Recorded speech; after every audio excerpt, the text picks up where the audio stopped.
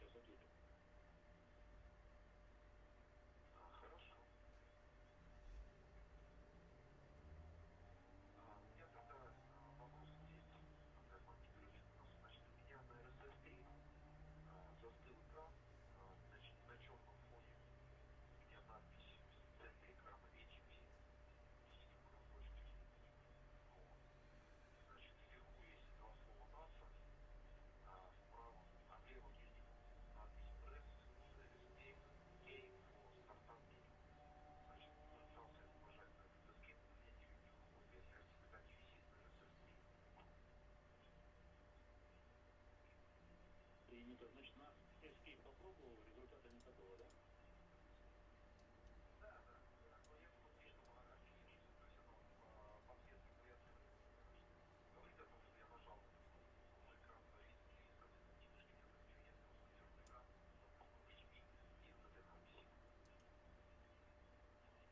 Принято. И значит, на мышь не реагирует тоже, да?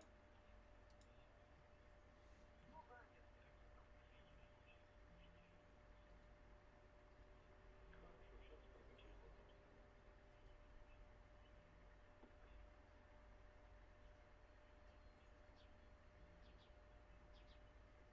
Андрей, готов послушать?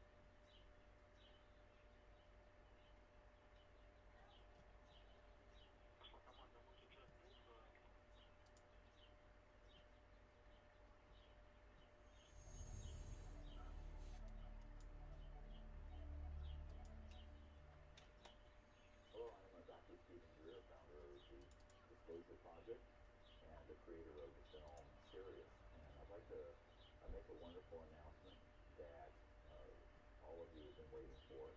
The film Sirius, which went to one of the most watched and top picks on Netflix in the past year and has been seen by millions of people around the world, we are now releasing on our YouTube channel, which is youtube.com/sdisclosure in its entirety, and it can be seen for free.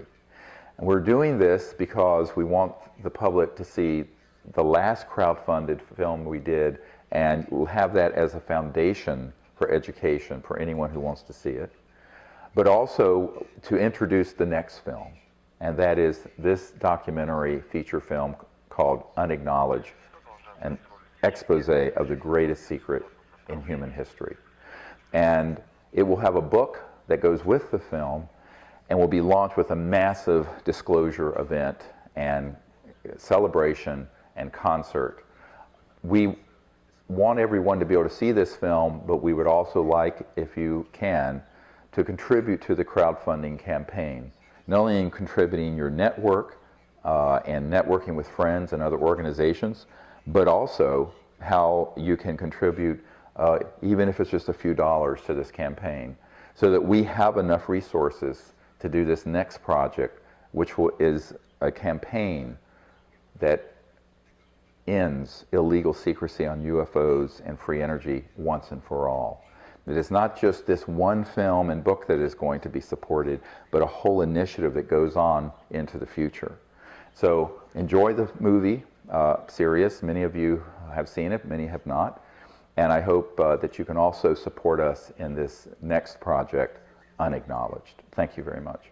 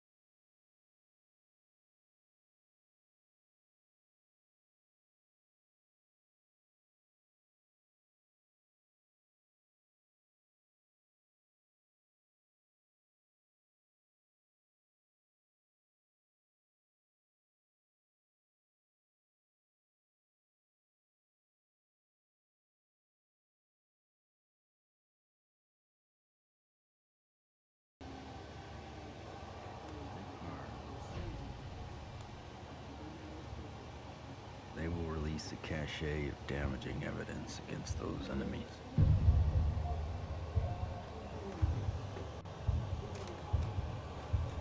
Given his situation, Dr. Stephen Greer is one of those rare men.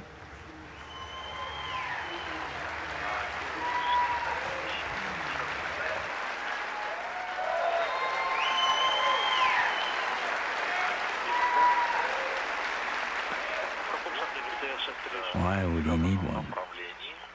He's not the first person to push the disclosure of a corrupt military-industrial agenda.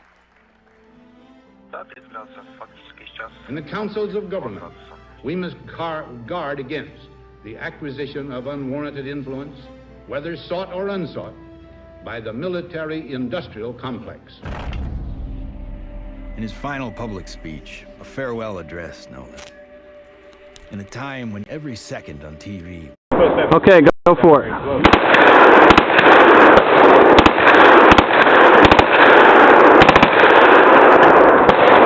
That is? Yep, all going. Yeah, thanks so much.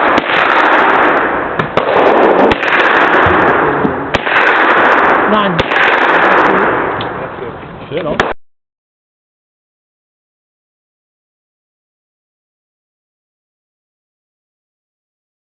Need for this development. Yet we must not fail to comprehend its grave implications. When I was with Lawrence Rockefeller at his ranch in 1993, he turned to me and he said, the implications of this are so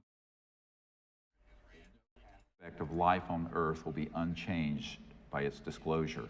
I said, yes, Lawrence, that's why it's been kept secret. It's not because it's trivial, it's because the implications are so profound. So there have been attempts to bring this information out for over 60 years. And here we sit in 2012 with the world still burning oil and gas and coal, when we have had technologies, sciences, and all the completely new civilization. What Eisenhower warned us about over 60 years ago, according to Steve Greer, has long become truth in Washington, D.C. The most music, Q107, driving home with the Spearman. Hello, what are people all over D.C. saying about all this money we are giving?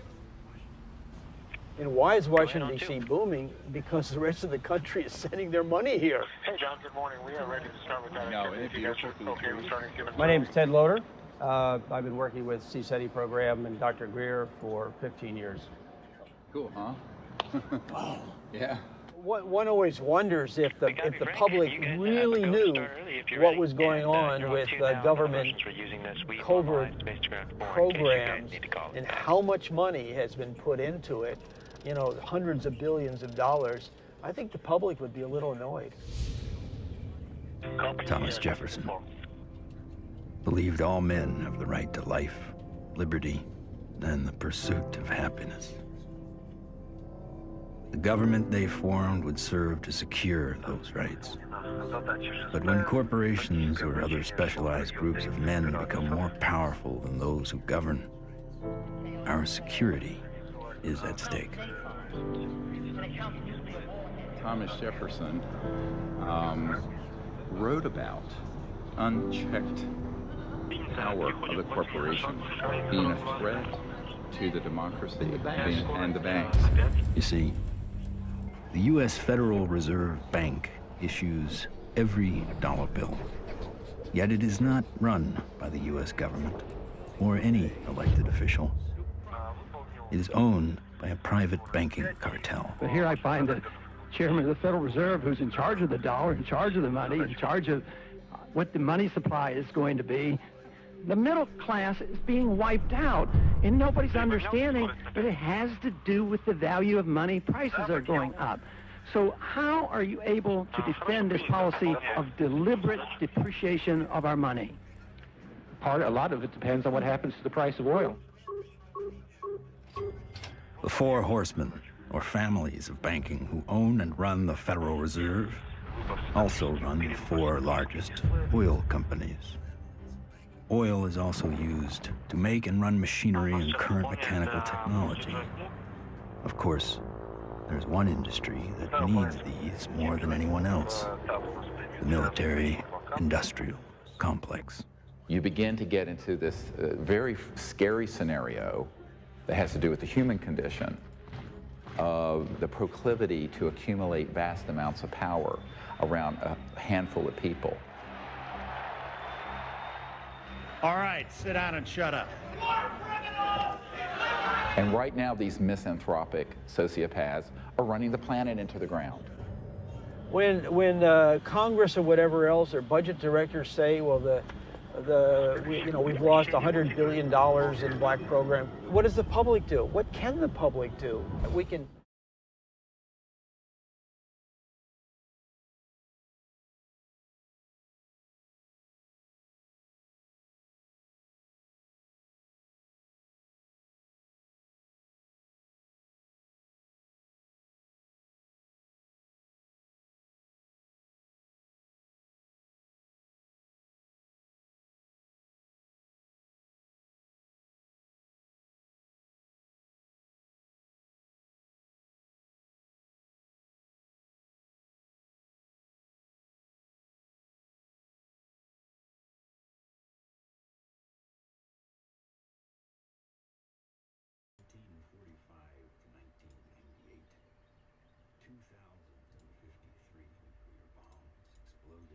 On this planet, the United States detonated over.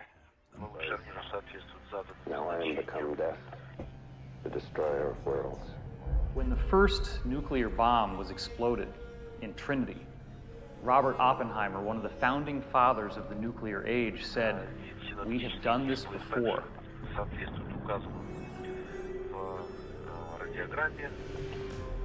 It could have been that Oppenheimer was speaking about weapons described in the ancient Sanskrit texts like the Mahabharata, in which they refer to a bolt of iron charged with the light of 1,000 suns. This bolt of iron was hurled in anger and led to an explosive event which is very graphically described in this religious scripture, specifically showing all the key indications of radiation sickness and the various problems with nuclear weaponry. Started detonating thermonuclear weapons, atomic weapons, and developing these sort of destructive technologies. The civilizations that have been watching this planet for millennia said, "Oh my God, these people are going way off the reservation. They are now an existential threat to themselves, but also to other planets potentially." All over the world, we see very conclusive evidence that ancient people were in contact with extraterrestrial life. The Japanese said that their civilization was given to them by a people they called the Dogu, who came from what they described as Anemono Torebune, which translates as bird boat universe, meaning flying boats from the universe. The ancient Sanskrit writings in India have elaborate descriptions of vimanas, or flying craft. These texts are thousands of years old. They predate any conception that we have of spacecraft or aircraft. But evidence is not just found in ancient texts. It is also captured in our ancestors' art, as if it was plainly obvious that ET vehicles appeared in ancient skies.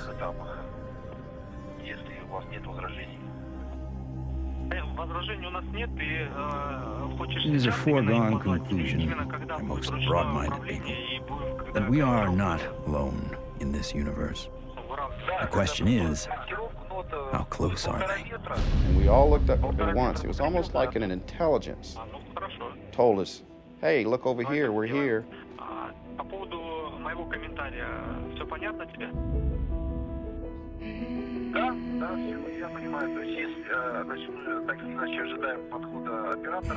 Saw three red lights in a triangle almost directly overhead.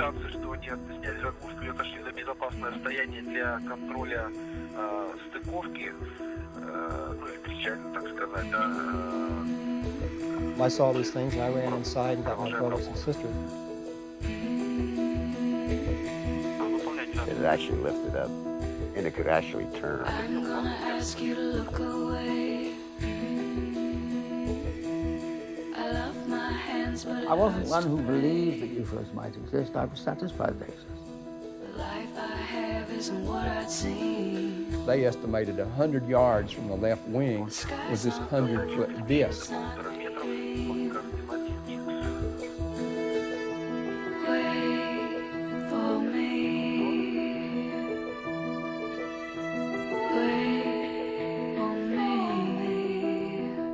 A lot of the astronauts are told to keep it quiet, and they're good Americans too. They develop the film from the moon, everything that's done by NASA.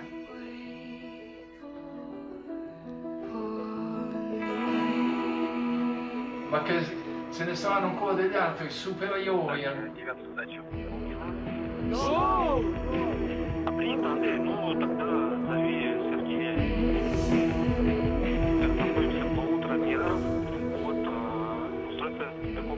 There's so much evidence out there that even if less than 1% is true, that would be enough to collapse the current paradigm and change the whole planet.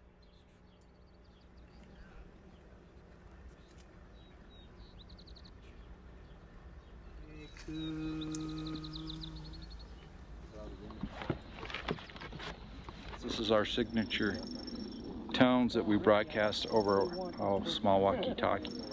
They were recorded in the crop circle. What happens is the extraterrestrials, they come into the area where we vector them in with the signature tones that we broadcast. Then it enables them to home in and get a real good fix on where the site is while we're setting up.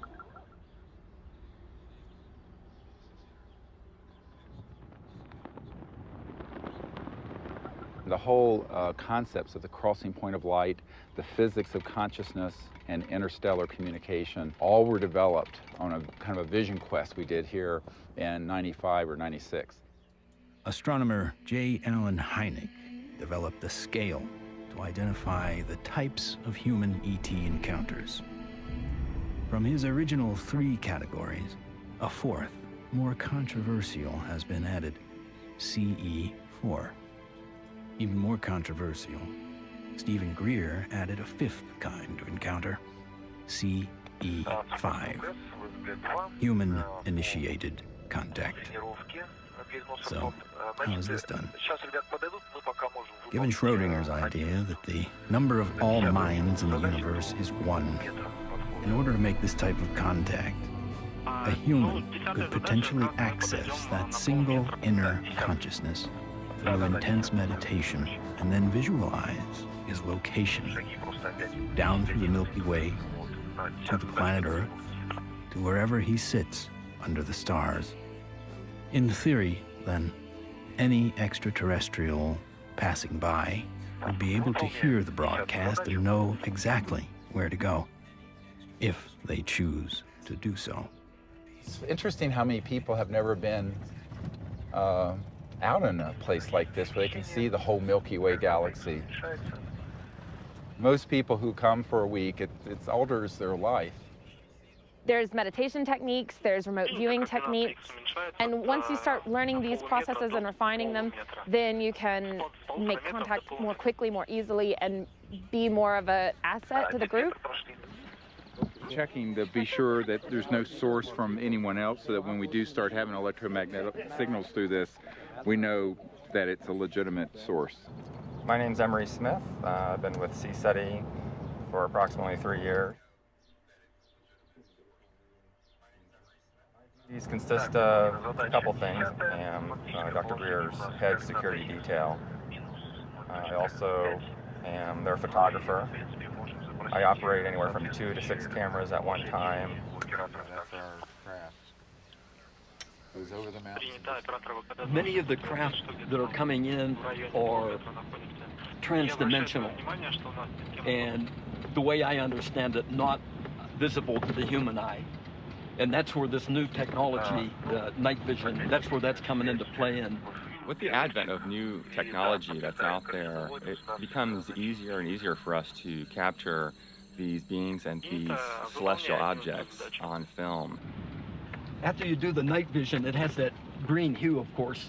And after a while, when you get back to real life, you're thinking, why isn't everything green? This can't be reality. I want to show an early one from Gulf Breeze from 1992. We went down there, and one of the fun things that happened is that I had about 40, 50 people. Let's go out on the beach.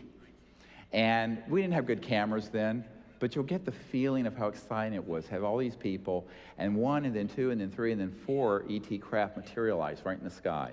There it goes, 1, 2, 3. And look, there's 4. There's 4. There's 4.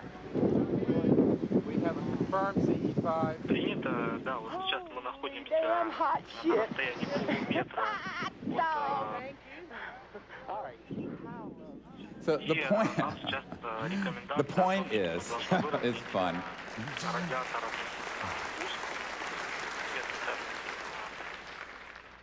It's your responsibility to go into meditation, find a little bit of time, 10, 15 minutes, and remote view who's up there and how many.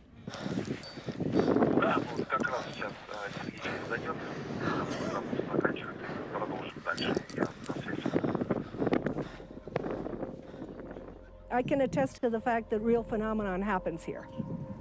I really feel that his CE5 protocols are based on a spiritual kind of positive contact, and I think that that is an excellent model for any kind of communication, whether it be on Earth, in the United Nations or wherever, but in this particular field it's with cosmic cultures. And we use consciousness, meditation, visualization, remote viewing, certain tones, and we do it in a group when we can, or even as individuals. It's just been this series of unbelievable events that are amplified by our meditation. It enforces this communication between us and the ETs, and it's so interactive. I could feel everything, I could hear all the sounds just right there. Perfect. And then this being, the little larval one comes up, and we had this hug, and I shared the joy in it, and I'm like just thanking it for this experience. Let's do what we can to feel as if it would feel that this is perfectly normal and natural. Oh, sure. And that, this is... Relax and get in that flow consciousness, exactly. So I was jarred by our group getting like tripped out and in that kind of, I was startled by some of the ways that our group was being, and I was going, and then there was moments where I was like, wow, I can only imagine how a visitor might feel. The ETs pick up on your intentions, and if you're really out there just to learn and really want to communicate with these extraterrestrials, well, it's going to happen. Avahanam Narayanam Padma Bhavam Vashishtam Shaktim Chatat Putra Parasharam Cha Yasam Shukam Golda Padam Mahantam Govinda Yogindra Matashashisha. And we ask these extraterrestrial civilizations to join us as they begin to learn of us, to help us, and to understand us, even as we endeavor to understand them and welcome them here to this beautiful planet.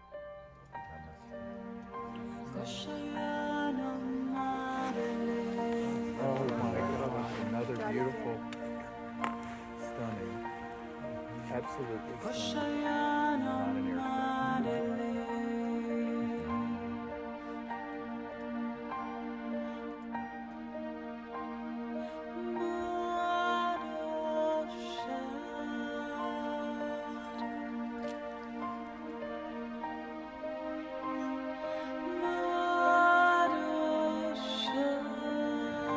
Oh, here comes a military plane very quick.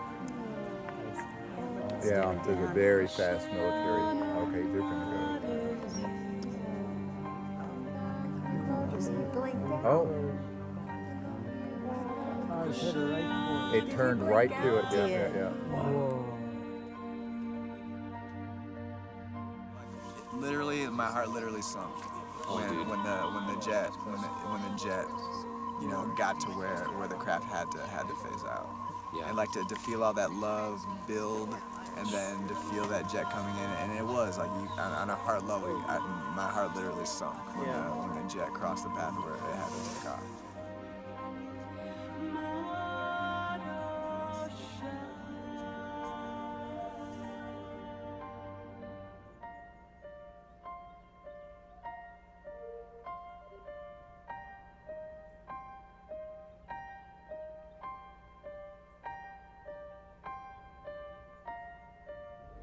So in the camera, that's what you got. You got like this light traveling, and you can see it's not like a satellite where it's got like a path.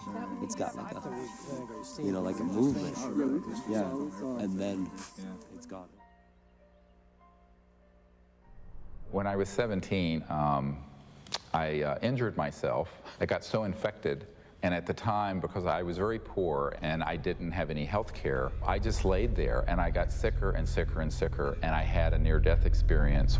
I found myself out in deep space, and it was this experience of complete oneness with the cosmos, not just with Earth and life on Earth, but with the stars and the infinity of creation.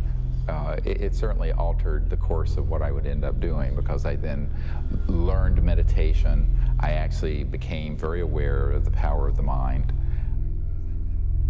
This experience helped guide the direction of his life. Though Greer went on to earn a medical degree and raise a family, he continued to study consciousness and contact. And decades later, it seems he would be the doctor called upon first to examine a very unusual body. This came to us in the last couple of years, and there's a man who runs an institute in another country that I cannot talk about. But he came into possession of a little creature. It is humanoid. It does not look human. We have acquired an EBE, an extraterrestrial biological entity. We're flying over to Europe soon to take some tissue samples and do some DNA testing. This was found in the Atacama Desert. We don't know how it came about. Here's the great view of the face and cheekbone, very complex. Now there is a fracture here, and behind this right ear is caved in, and that's how this ET being was killed. We have the best scientists in the US from Stanford that are going to be doing the testing itself to see what this really is, and also to rule out what it's not.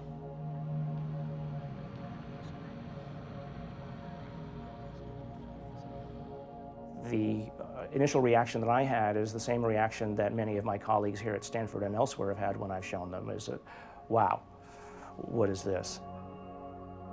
The question is important enough in at least two ways. The primary reason is that there's a lot of claims about specimens and claims about aliens. And of course, there's a lot of ridicule associated with that. So one of the best things that we should be doing, of course, then is bringing the best scientific techniques to bear. The techniques are available, the techniques are cheap, the answers are nearly absolute, so let's do it. And it's so exciting because it's not just... In setting up for this, I'm going to be giving Steve not only the tubes that this should be going into, but I'm also going to be sending across the microscope that I feel they should be using to do the analysis with. Before we even get started with some of the analysis, I think it's going to be important to rule out some of the obvious critiques that could come up. And one of those critiques is that this is a syndrome or a mutation. This is a bone dysplasia. And luckily, here at Stanford, we happen to have literally the world's expert, the man who wrote the book on bone dysplasias and syndromes, a gentleman by the name of Dr. Ralph Lockman, who has kindly agreed to look at the specimen, both the pictures as well as the CT scans and the x-rays, to help determine whether or not it's anything that he's ever seen before. I think that a dozen or even 15 years ago, answering the question of what is this would really not have been possible because the kinds of technologies were not available as are available today. But really the DNA tells the story. And because we have the computational techniques, that allows us to determine in very short order whether in fact this is human. So this will be basically an absolute level of proof as to what this actually is.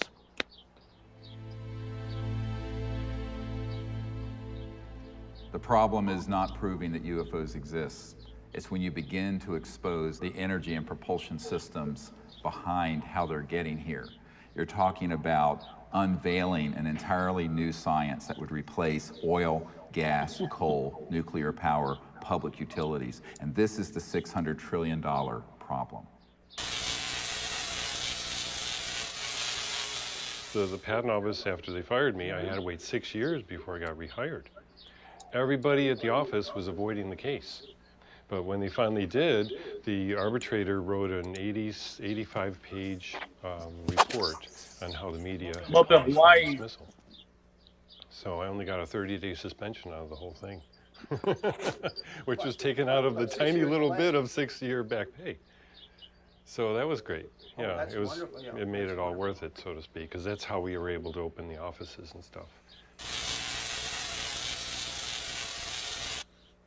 It was very comfortable. No feeling of being shocked or anything else, just a good feeling, comfortable. What scientists need to do and normal people need to do is they need to look at the hardcore evidence decide that, oh my gosh, ETs are real, and then get over that. And if that's the case, then you can start extrapolating, because they're getting here, which means they have solved the physics problem, if you will. That's an actual photograph that Mark Whitford took, a friend of mine. And you see the stars in the background. So this is a fixed camera. The craft was a triangular craft moving away from here, and all of a sudden it makes a right angle turn. Apparently it has what I would describe as inertial shielding. It's the only way something can make a right angle turn without having everybody killed inside of the craft. Though we experience inertial forces every day, their origins remain a mystery. However, there are theories that point to interactions between objects with mass and a quantum energy field. Inertia is due to zero-point energy interactions. You're interacting with a charged matrix, which is a zero-point field. If you try to change that, then you get a reaction.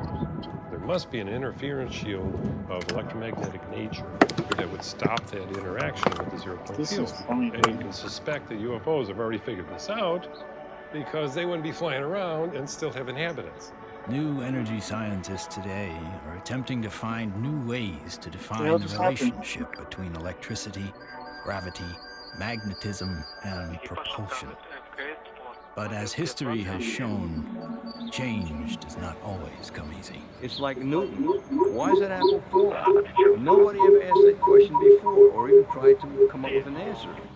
And Newton comes up with something called Newton bucket, or Newton's problem. The only guy that solves it 300 years later is Einstein. What's up? So, you know, how smart can we be? If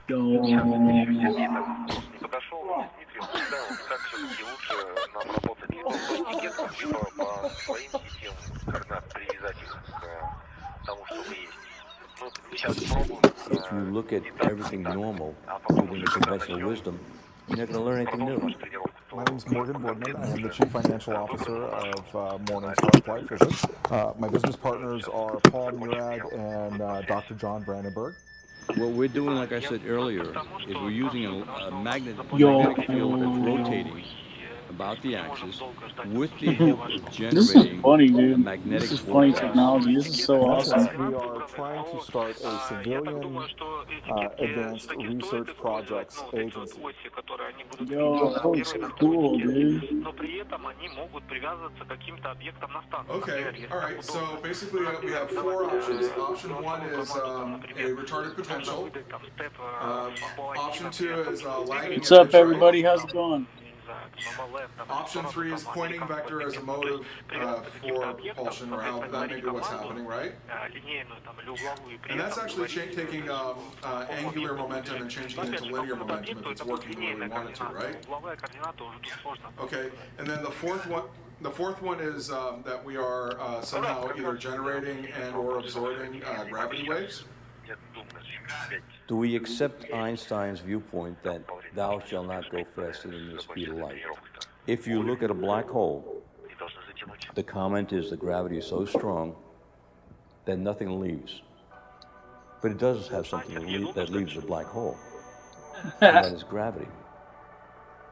So does that imply that gravity moves faster than the speed of light? Could be. Gravity is another one of those seemingly self-evident forces that has raised a number of questions. How does it really work? How can we use it to our advantage? In the mid-1920s, T. Townsend Brown discovered that electric charge and gravitational mass are coupled, and that by building devices that harness these interactive forces, we could create advanced propulsion. Dude, this stream is next level. About the same time, Nikola Tesla and Thomas Edison won the Nobel Prize in Physics, but both refused it. Tesla was at the end of a long career. This stream is next level, advanced dude. technology in the fields of X-ray, This is some radio next level waves, stuff, internal dude. combustion, and of course atmospheric electricity. When everything was said and done, he had earned 112 U.S. patents. He proved that electricity can travel wirelessly in the air, and ultimately Dude, died I'm on some penniless. next level streaming, dude. However, his work did influence many others, most notably Lester Hendershot Holy and moly, Dr. man. T. Look at the difference Henry in my Moray. stream already. Hendershot invented a magnetronic generator to energize an impossible flight, if fueled by gas, that took Charles Lindbergh in the Spirit of St. Louis from New York to Paris. Dr. T. Henry Moray developed the Moray I just valve, chose to get OBS a because I device wanted to for see what I could do extracting with it. It radiant looks really energy cool. I from a like it. zero-point field, and demonstrated this device hundreds of times and had dozens of signed affidavits supporting his science. Yet in the end, even these two notable scientists were ignored and bullied. Dr. Moray's device was hammered down and broken into pieces by a competitor, and before he could finish reconstruction, he passed away of natural causes. Hendershot fled to Mexico to continue work, but was found dead at 61 years of age, attributed to suicide. There's all kinds of skullduggery that happened there. I don't think T. Henry Moray ever got a decent chance to ever do anything with that. There is absolutely no question that T. Henry Moray had a system that produced about 50 kilowatts out of a 55-pound box. The conventional electrodynamics model does not allow this to happen. In other words, it doesn't allow you to extract excess energy from the vacuum and use that to power your load. It costs just as much to restore it as was used to destroy it. So we got to put in more than we can ever get out in a load with such a squirrely circuit. And that's the only kind of circuit we've used in power systems since day one. We're still building them. We're still making power systems that deliberately kill them. So we pay the power company to have a giant wrestling match inside his generator and lose. In the 1950s, there were some very provocative articles saying that, oh, electrogravitics is the best thing since sliced bread, how all the aviation companies are now backing electrogravitics, they're all doing experiments on it. Well, within a couple of years, there was no news at all. Once they figured out that they could really control gravity, 1954, it all went black. Do you think the boys in the black projects have solved that problem? Because it sure sounds like it from what the witnesses have told me. I wouldn't know. I wouldn't know. Sorry, but I can't even think about it. I see so many things in my life, it's just hard to say. A local inventor has discovered a way, hear this, to use water to run your car. What Stan shared with me was interesting. In order to run this engine off of water, we've also had to learn the ability to adjust the burn rate of hydrogen to co-equal the fossil fuels. So he applies for a patent, and then he gets a call from actually a visitation by two guys from the Pentagon. The Pentagon flew a lieutenant colonel in last week to look at Meyer's invention. There's talk of possibly using it in the Star Wars defense program and to run Army tanks. But he asked that this become a public patent so that the civilians could benefit from it. And he indicated that if we don't do that, overseas people will. In 1996, Meyer was sued by his investors, who claimed the device was not revolutionary, despite verification of the unique voltage intensifier circuit by the U.S. Patent Office. Meyer was brought to trial, but key evidence was not allowed. His oral testimony was not even recorded due to an audio recorder malfunction, and the judge recessed early for vacation. Later, Meyer made an appeal, but was denied. He was found guilty of fraud and ordered to repay his investors, putting an immediate dent on the idea of funding new technology. On March 20th, 1998, Stanley joined his brother and two NATO officials for a dinner meeting. Stan took a sip of cranberry juice, grabbed his neck, ran out of the restaurant, and fell to the ground, saying, "They poisoned me." He fell down after eating at a restaurant nearby where he lived, fell down the parking lot, said, "I've been poisoned," collapsed. And that's on the police report? The police report confirms his words. The cause of death was written to be an aneurysm, though he left behind just enough materials for others to piece together his process. The full secrets of his device died with him.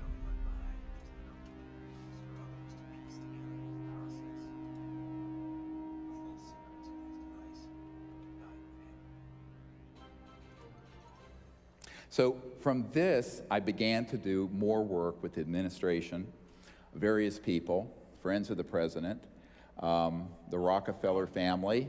Lawrence was the white hat in that crowd who wanted us to bring this information out, actually hosted us at the Rockefeller Ranch in the Tetons. One night he pulled me out on the deck and he said, well, you know, we really need you to do this. I said, Lawrence, you're old, you're rich, and you're a Rockefeller. What do you want me to do? I'm just a country doctor banging around in an ER in North Carolina. He says, no, we want you to do this. I went, okay.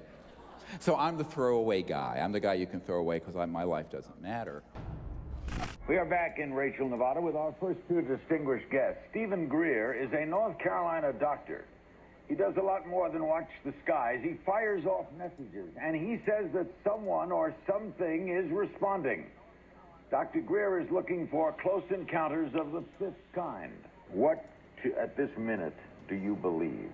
Our assessment at this point is that there is at least one extraterrestrial civilization which has managed to make its way to our corner of the universe.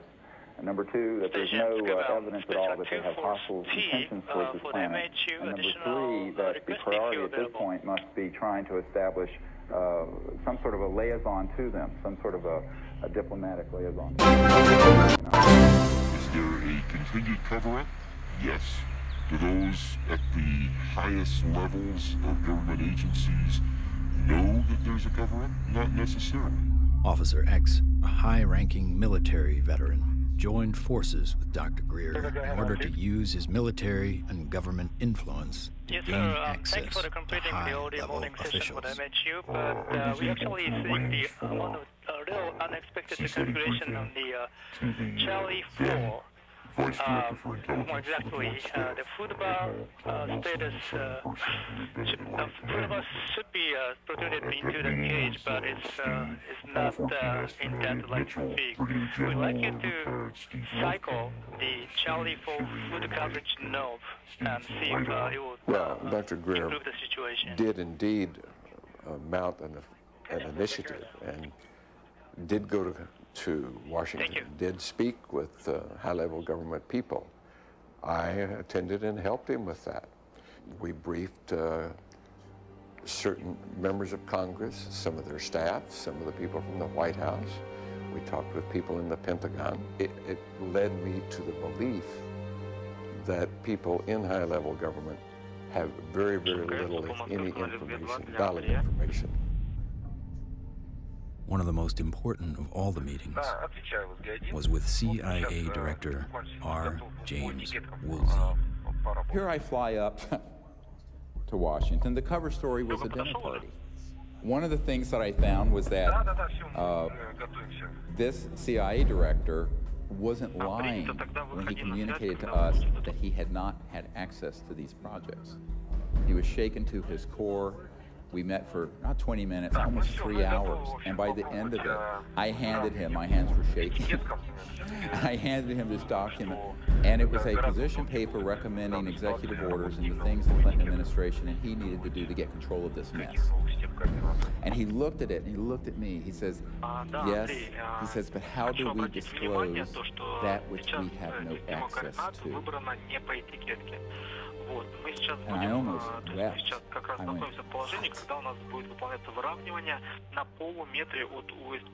Dr. Greer approached many D.C. officials in an attempt to gain an audience. One of the people who took him seriously was former CIA Director Bill Colby. If there's truth in it, there can be a danger in that situation. We've seen that happen in other cases. I said, you have to consider the possibility of some danger to not only your reputation, but to your person. I mean, there are people do react rather violently to some kinds of charges, or particularly if they're true.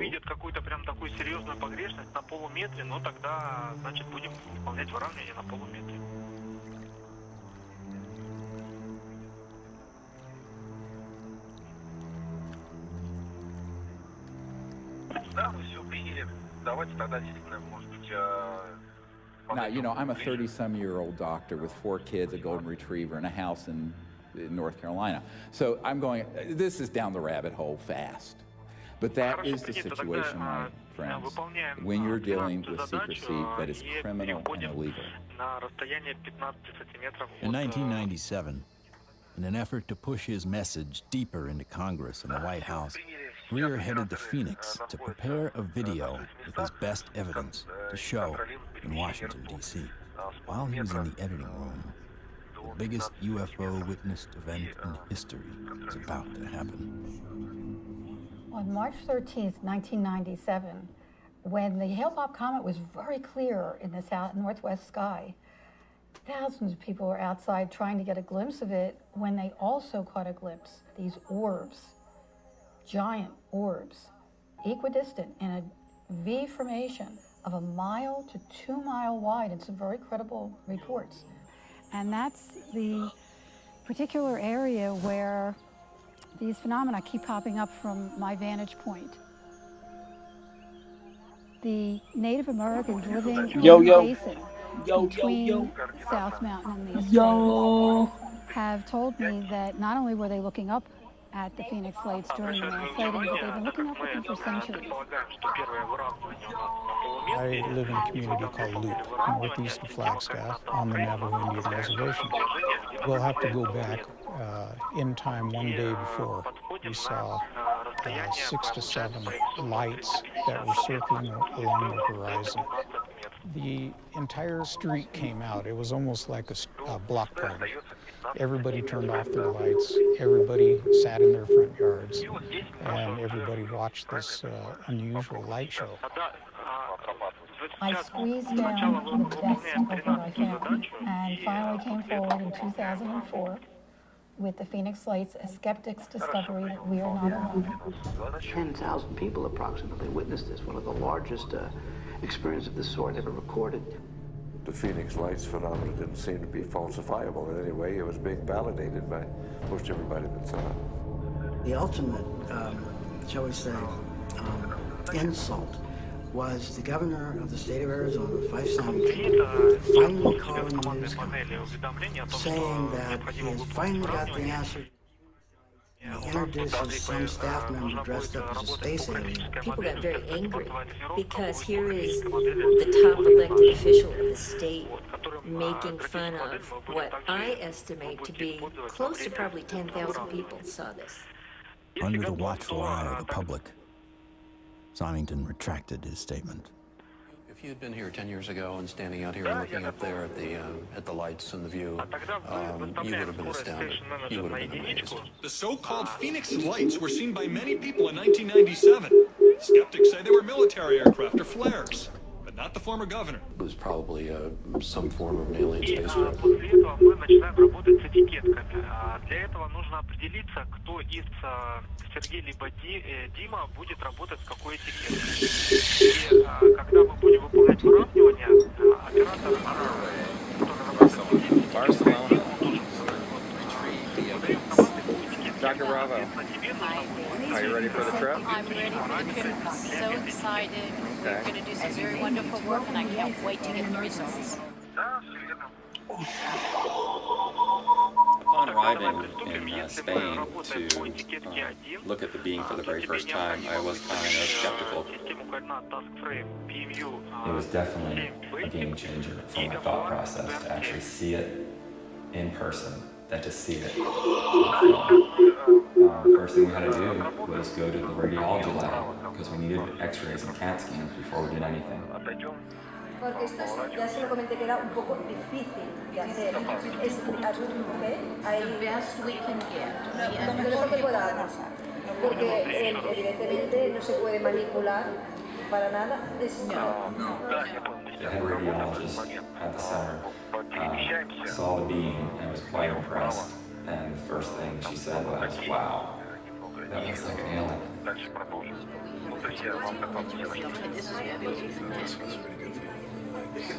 Так вы хотите сами там перемещаться, или вы, может, тоже должны с вами сейчас поработать? И тебе нужно докладывать нам именно координаты, которые ты будешь изменить. When the CAT scan images started coming up on the computer, it was just profound. And I saw inside the bone, Хорошо, давайте тогда сейчас начнем работать с этикеткой 1. И этикетку тебе необходимо выставить параметры. Если быть, тебе that this was actually some sort of living creature. Так, вот мы сейчас по этикетке 2. right? Well, if somebody made it, they have a future in microsurgery because they were smart enough then to create these millimeter-wide bone holes where the arteries go into feed the bone marrow.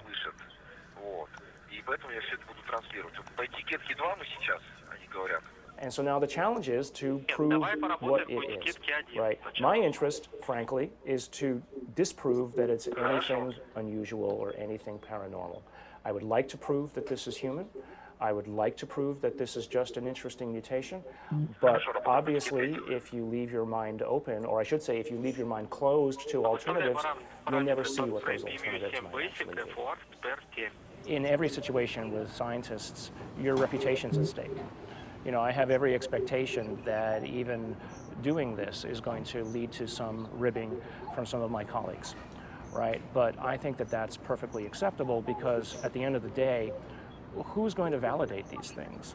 If someone isn't willing to step forward and do it right, then you're going to have it sitting out there forever, hanging in limbo, right? I mean, if you let other people and their opinions stop you from believing what you know to be true, then all you're doing is stopping the possibility of progress. Anytime anybody tries to study this subject seriously, we're subject to ridicule. I'm a full professor at a relatively major university, and I'm certain that my colleagues at the university laugh at me and hoot and holler behind my back when they hear that I have an interest in studying unidentified flying objects. There's really a subtle kind of suppression at play here. You don't worry about what the CEO of Enron thinks about what you say. You worry about what your friends think. You worry about what your parents would think if you posted whatever you care about on Facebook or something. We take the risk to appear to be a crackpot.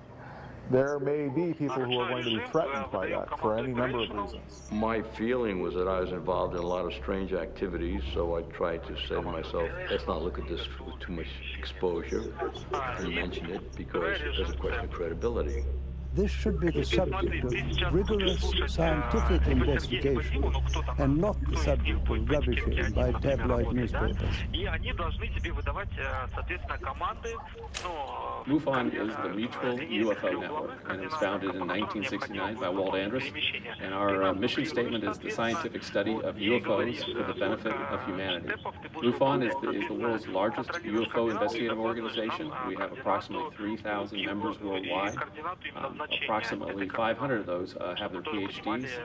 These are people who really would like to delve deep into the UFO phenomenon and try to figure out not only what it is, but how it's happening. Armed with what he thought was some of the best available evidence, including the Phoenix Lights, Steve Greer organized a Project Starlight briefing before several Congress, Pentagon, and White House staff members. Things seem to be on track for disclosure. Of the device and the internal, all of it, with a lot of detail, and this is a cutaway. This was done in state government control. Right. The Netwater's case took 22 years. So this is in our possession and not the Ministry of Defense. Or where it would go into the black hole. But then, the bad news came. Sherry Domiak, Steve's partner and longtime friend, along with Steve and another team member, were all suddenly diagnosed with a malignant cancer. I've had these experiences since I was a child or a young man, but to articulate them so other people understand them, I need someone with capacity to hear it. She was that person. I mean, it's been, you can't resolve it's things. been very hard for me. Oh, yeah, you know, I know. Get up I know every day, you know, but.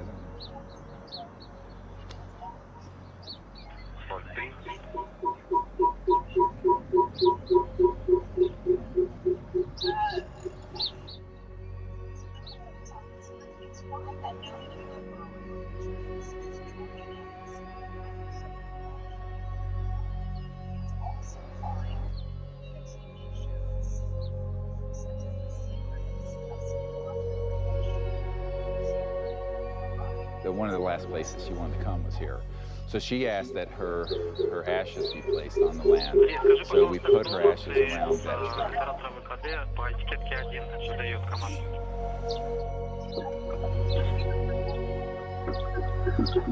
I don't take anything for granted, frankly, and so each time that I do a presentation or lead a group, I think this may be the last time.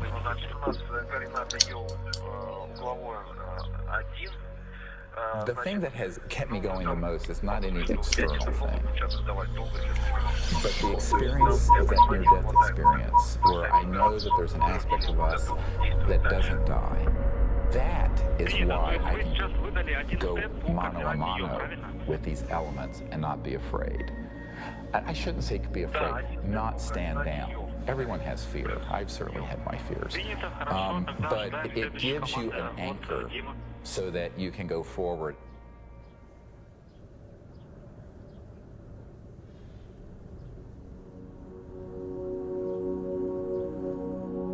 More than ever, Dr. Greer understood what he had always sensed. It was not the power of a cosmic field or quantum vacuum that would propel us into a new world. It was the mind. This really is the opening to an entirely new science of consciousness. You can maybe think of consciousness as a television set. On the TV screen, you see pictures and sounds and so forth. And if you tried to find out where that was coming from and you looked inside the television, you're not going to find it. It's not there. The signal is in the radio waves around it, invisible to us, that's being interpreted by the television as pictures and sounds. So this is very much like the state of how we understand the mind and consciousness. Dr. John at Princeton proved that putting your awareness on a device that was a random number generator would affect it. So you have this random number generator and it's producing 50-50 ones and zeros. And then you introduce a person into the picture and you tell them, try to affect it with your mind. Think more ones or more zeros. You measure that, and sure enough what they found was that there are more ones or more zeros being produced that correlate to that person's intention. So we can see effects being produced forwards and backwards in time, which is really strange. Distance doesn't seem to matter as much. You can get the same strength of effects if you're right in front of the RG or if you're on the other side of the planet. Consciousness is a non-local field, and it isn't limited to your brain waves and body. Dr. John once had the opportunity to ask the Dalai Lama if he thought the random number generators themselves were conscious. And the Dalai Lama thought about it, and his reply was that if you think they're conscious, then they're conscious.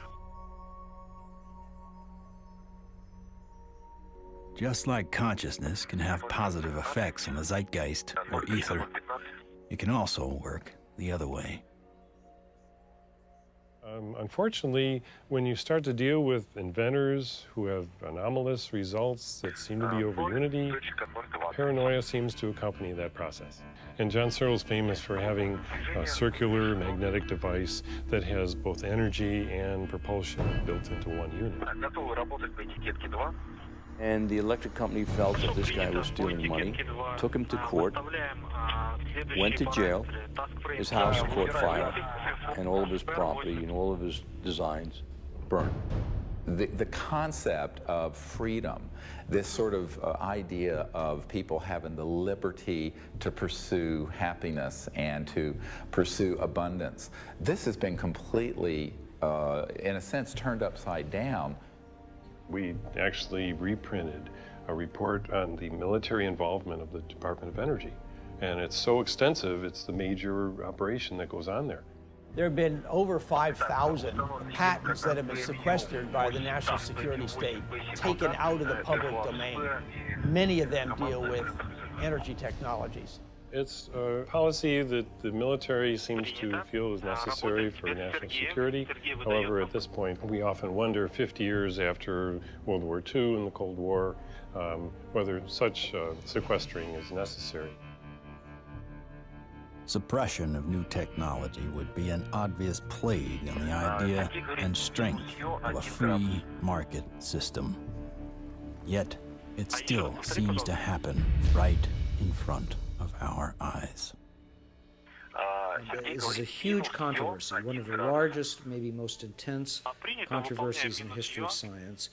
There's nothing worse, I found, than suggesting to academic physicists in particular, and academics in general, that they are not only wrong, but disastrously wrong, catastrophically wrong.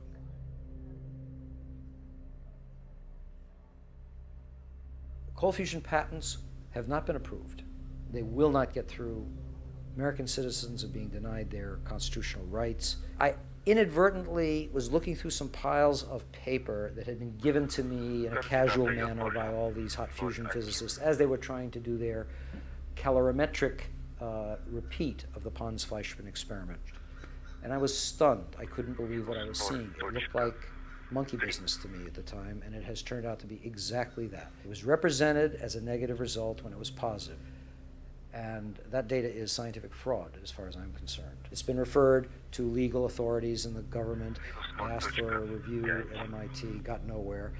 If this type of manipulation had occurred in any legitimate research area, such as cancer research, AIDS research, global warming research, anything that's accepted as reasonable to be researching, the people would lose their jobs, they wouldn't be in science. And yet, these people today, their data is used today, to year 2000, and all before, to reject patents.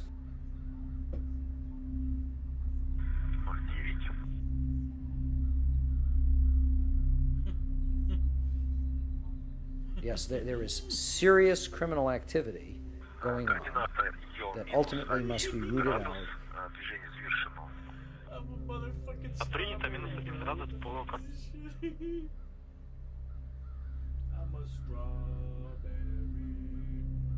It became very clear to me that, you know, you kind of had a tiger by the tail here, and that this was serious.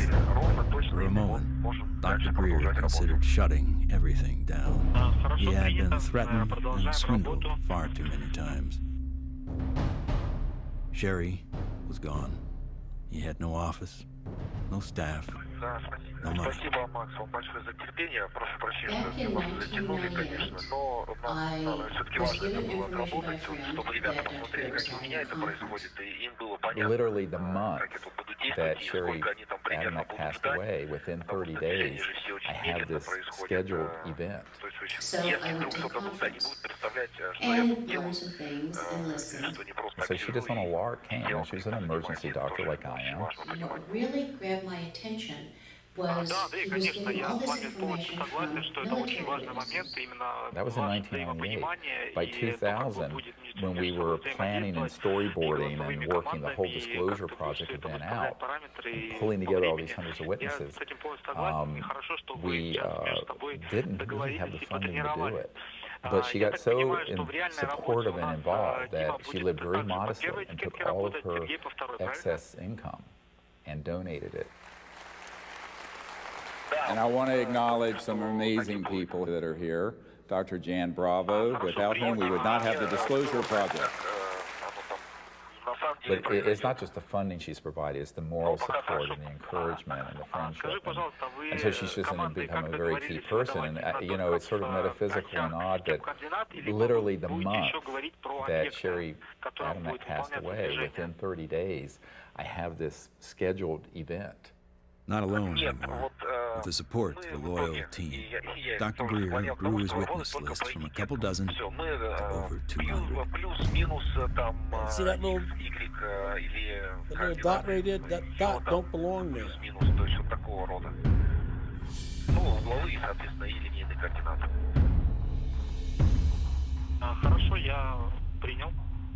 He said, I'm one of those, what you would call the high government official in the FAA. I was a division chief. I was only 3 or 4 down from the admiral.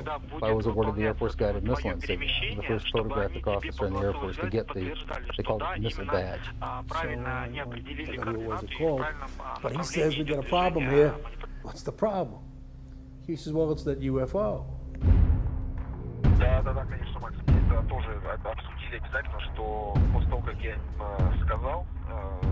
We weren't launching real nuclear weapons, we were launching dummy warheads. They were the exact size, shape, and dimension and weight.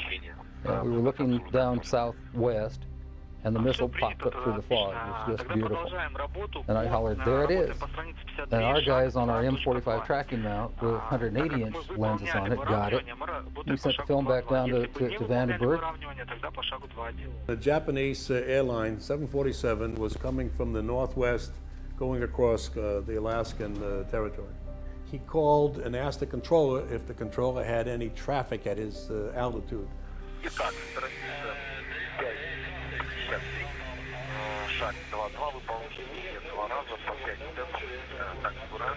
His radar is picking up a target. He sees this target with his eye, and the target, the way he described it,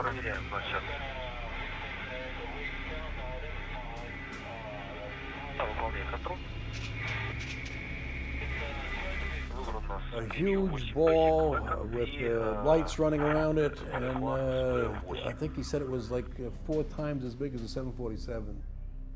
I was called into Major Mansman's office at the 1st Strategic Aerospace Division headquarters. And Major Mansman said, watch this. There was the launch from the day or two before it at Big Sur. We watched that stage burn out, we watched the second stage burn out, we watched the third stage burn out, and it's going like this. And into the frame came something else. It flew into the frame like this, and it shot a beam of light at the warhead. Fires another beam of light, goes around like this, we're going like this, fires another beam of light, goes down like this, fires another beam of light, and then flies out the way it came in. And the warhead tumbles out of space. They brought in 3 people from the FBI, 3 people from the CIA, and 3 people from Reagan's scientific study team, and I don't know who the rest of the people were. When they got done, I am the earth, my brother. This never took place. This was one of the guys from the CIA. Now, I saw that. I don't give a goddamn what anybody else says about it. I saw that on film. Phil Klass can kiss my ass. He wasn't there. I was. He said this is the first time they ever had 30 minutes of radar data on a UFO. He said, you are never to speak of this again. As far as you're concerned, this never happened. So I said, yes, sir, and walked out, and that was the last I talked about it for 18 years.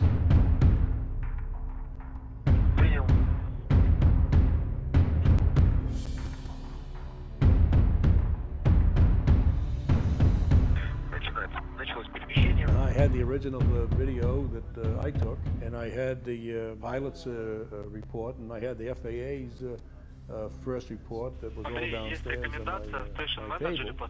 They didn't ask for that, so I didn't give it to them.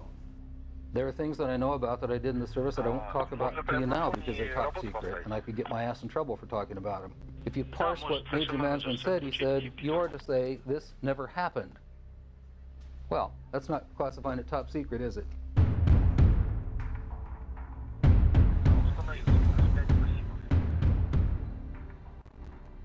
And I was a part of a United States Air Force cover-up for 18 years.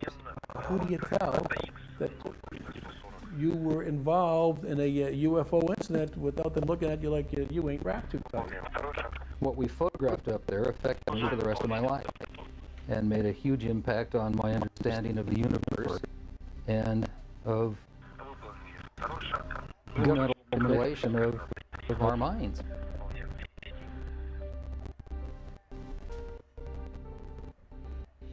Now, with the witnesses on his side, Dr. Greer had the firepower to attack Washington again.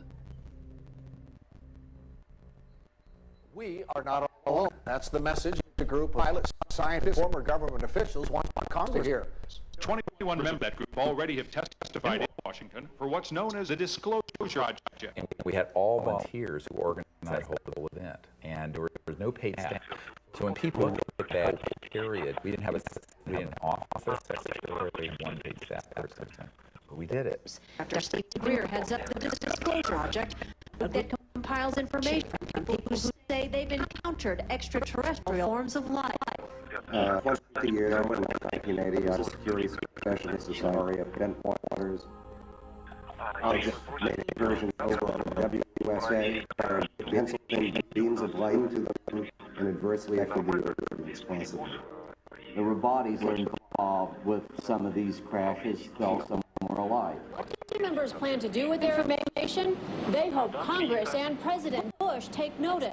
You're asking for the U.S. Congress and for President Bush to move towards an official inquiry and disclosure on this subject. Those that don't want to believe you, they will never believe you anyway, so it doesn't matter, it doesn't change the truth. A spokesperson for the Senate Science, Technology, and Space Committee says no congressional hearings are planned right now. Elaine Quijano, CNN Headline News. I stand before you today in my almighty God, and I tell you this. If Congress calls me in and says, will you testify in detail what you know, I stand here today prepared and ready to do just that. Governments must never lie to the people. Thank you.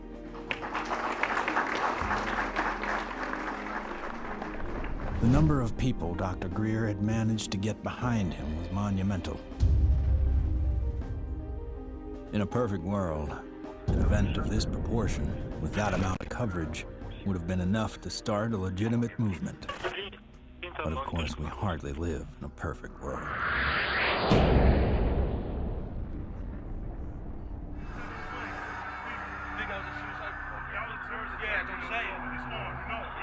I don't know, guy. 9/11 became the mother of all news stories and completely changed the game for everyone. Fear, panic, and strife were imprinted in the public consciousness. To what end? Not to go after Al-Qaeda, but rather to invade the sovereign nation of Iraq. Given such a drastically overt misstep on the part of a U.S. government led by an oil family, the question on some people's minds is whether or not this disaster was exploited, or worse, engineered. The Gulf of Tonkin in the Vietnam War, Chiang Kai-shek in the Korean War. False flag operations are nothing new. However, according to some, the ultimate card to play might be yet to come. How do you grow the trillion-dollar military-industrial complex that Eisenhower warned about into a $2 or $3 trillion program? You got to have a bigger enemy out there. Von Braun's purpose in life during the last years of his life, his dying years, was to educate the public and decision makers about space-based weapons. First, the Russians were the enemy against whom we're going to build space-based weapons. Then terrorists would be identified, and that was soon to follow. In 1977, I was at a meeting in Fairchild Industries, and in that room were a lot of charts on the walls with enemies, identified enemies, names that people had never heard of, names like Saddam Hussein and Gaddafi. But we were talking then about terrorists, the potential terrorists. No one had ever talked about this before. And they continued the conversation about how they were going to antagonize these enemies, and that at some point there was going to be a war in the Gulf. According to these theorists, after the military-industrial complex had its war against terrorism, the next enemy that Dr. von Braun identified on Earth would be third-world countries' fanatics. But with no more enemies left, the people would soon be taught to look to space. The next enemy was asteroids. Now, at this point, he kind of chuckled the first time he said it. Asteroids, against asteroids, we're going to build space-based weapons. So it was funny then. And the funniest one of all was against what he called aliens, extraterrestrials. That would be the final card. And over and over and over, during the 4 years that I knew him and was giving his speeches for him, he would bring up that last card and remember all of it is a lie. 99% of all the information out in the public on this subject is well-crafted disinformation designed to scare people to support the next phase in global warfare. And this kind of corruption is why the only things that are being made on this subject are things that redound to paranoia and fear in the military-industrial complex. I occasionally think how quickly our differences worldwide would vanish if we were facing an alien threat from outside this world. I don't think we're moving forward if we trade, you know, factional and ideological war from one ethnic or religious or economic system into an interplanetary conflict, because that's A, not survivable, and B, would be even worse in terms of galvanizing the world around a military structure. That has been the central organizing principle of our society for a few thousand years, actually. It is hard to concretely prove that 9/11 was a false flag attack because the people behind it are so good at covering their tracks, especially with compliance of mainstream media. If you had trillions of dollars, you'd be pretty good at it too. The adversary is closer to home. It's the Pentagon bureaucracy. According to some estimates, we cannot track $2.3 trillion in transactions. $2.3 trillion in transactions.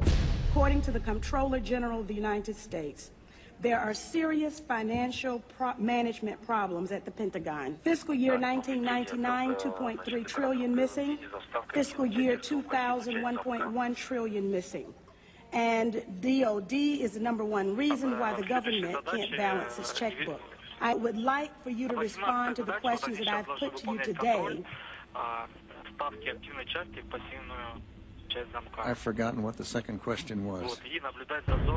How does one carve out $1 billion unacknowledged or $10 billion unacknowledged taxpayer dollars? In many cases, at the end of the fiscal year, when there is so-called leftover money, they may or may not know that money may in fact go to a special access program. There are two main types of special access programs, acknowledged and unacknowledged, or USAPs. Those programs are basically totally off the books, and they are able to actually vacuum up money to be a self-protection mechanism. Certain USAPs are waived and also completely managed and controlled by private contractors, so they enjoy the secrecy protections only afforded private corporations. There is virtually no high-level government oversight for these types of USAPs. In many cases, no elected official, including even the president, have knowledge a particular USAP even exists. Between 1947 and 1949, the government passed the National Security Act and the CIA Act. These laws allowed the intelligence community to withdraw money from any agency without disclosure. Essentially, money could be stolen from any program, and no elected official would ever know about it. Great view of the eye socket. Very different eye socket from, and that's another thing that the scientists who've looked at this at Stanford. You look at this creature and you look at the cranial vault, how large it is. The size from the eyes up is at least 3 times that of a human. One of the first things that Dr. Lockman immediately remarked upon was the shape of the head and the skull. It was not something that he was accustomed to seeing, and it was quite interesting and in some ways exciting that the associated features that you would expect from a syndrome of that nature were not found.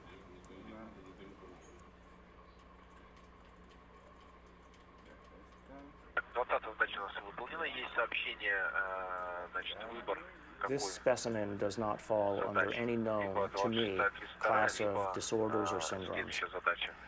In many respects, the proportions of the spine and extremities are normal. The major abnormalities appear to be 1, the size of the specimen, mid-face hypoplasia and underdevelopment of the jaw, and that the specimen has only 10 ribs. Humans normally have 12, rarely 11.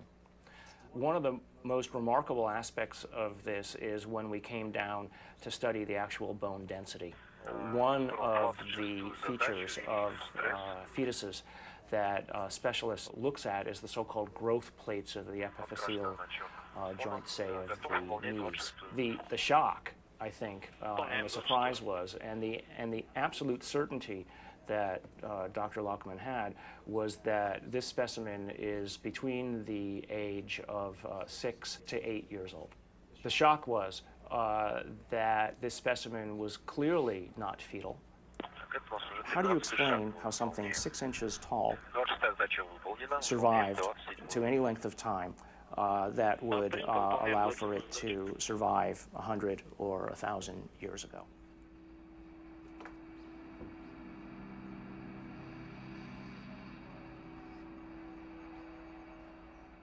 And what amazes me is the media. Well, they're so compromised in this, they don't dare do anything but follow the company line on it. The company line being a series of lies. This is a document talking about the current program at the CIA. And it says that PAO, Public Affairs Office, has relationships with reporters from every underlying major wire service, newspaper, news weekly, and television network in the nation. In many instances, we have persuaded reporters to postpone, change, hold, or even scrap stories that could have adversely affected national security. Now, what's the purpose of this? The CIA has no mandate for anything domestic. The FBI is domestic. What the hell is this? Where are we now? We are in a bread and circus. This is a phrase used to describe the creation of public approval, not through excellent public policy, but rather through diversion and distraction. No, I'm not doing that. I'm sorry. You are driving me nuts. That's free chicken. Keep people fat, keep them happy, keep them diverted, and keep them entertained with drivel and shock and nonsense. That's, unfortunately, the sort of thing that has taken the place of news and information. So that what we're seeing today is a world in which perception is being managed by as little as 5 major media corporations who collectively control magazines, newspapers, corporate news websites, television stations, movies, documentaries. Who are these people? Who could be behind the curtain? Who could possibly be controlling us so effectively? A shadowy government with its own Air Force, its own Navy, its own fundraising mechanism, and the ability to pursue its own ideas of the national interest, free from all checks and balances, and free from the law itself. Majestic 12 is real.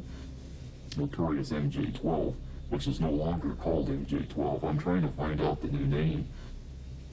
Basically, it's an oversight group intermingled with the National Security Council and the National Security Planning Group. They have full control. They have no congressional oversight whatsoever. They answer to nobody. Whatever activity is going on, to the extent that it is a clandestine group, a quasi-government group, a quasi-private group, it is without any type, as far as I can tell, of high-level government oversight.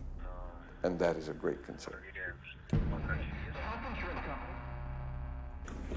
Ladies and gentlemen, the very word secrecy is repugnant in a free and open society. And there is very grave danger, for we are opposed around the world by a monolithic and ruthless conspiracy that relies primarily on infiltration instead of invasion, on subversion instead of elections. Its preparations are concealed, not published. Its mistakes are buried, not headlined. Its dissenters are silenced, not praised. It is a system which has conscripted vast human and material resources into the building of a tightly knit, highly efficient machine that combines military, diplomatic, intelligence, economic, scientific, and political operations. And we are, as a people, inherently and historically opposed to secret societies, to secret oaths, and to secret proceedings. It's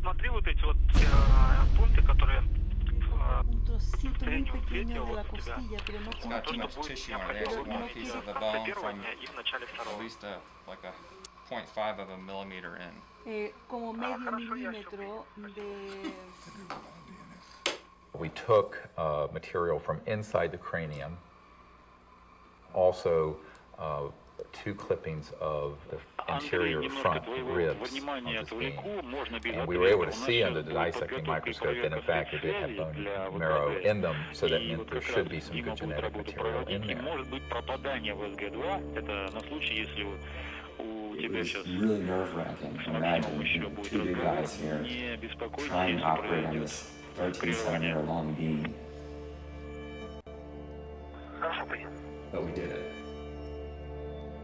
Андрей, если готов продолжить, то тогда мы можем продолжить по странице 69, по пункту 7.7 загрузка.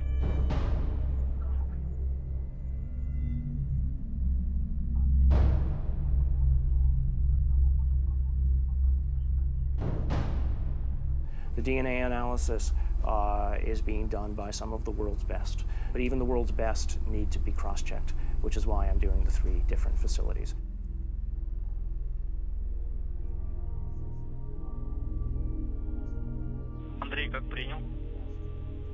So I actually ran 4 samples. I ran a sample of my own blood, a very small amount, just 100 microliters. I ran 2 blanks, things that just had water in them, because that would be essentially a contamination control. And then, of course, the sample itself. Really, the all-important first result was whether or not there was, in fact, any DNA which was isolated.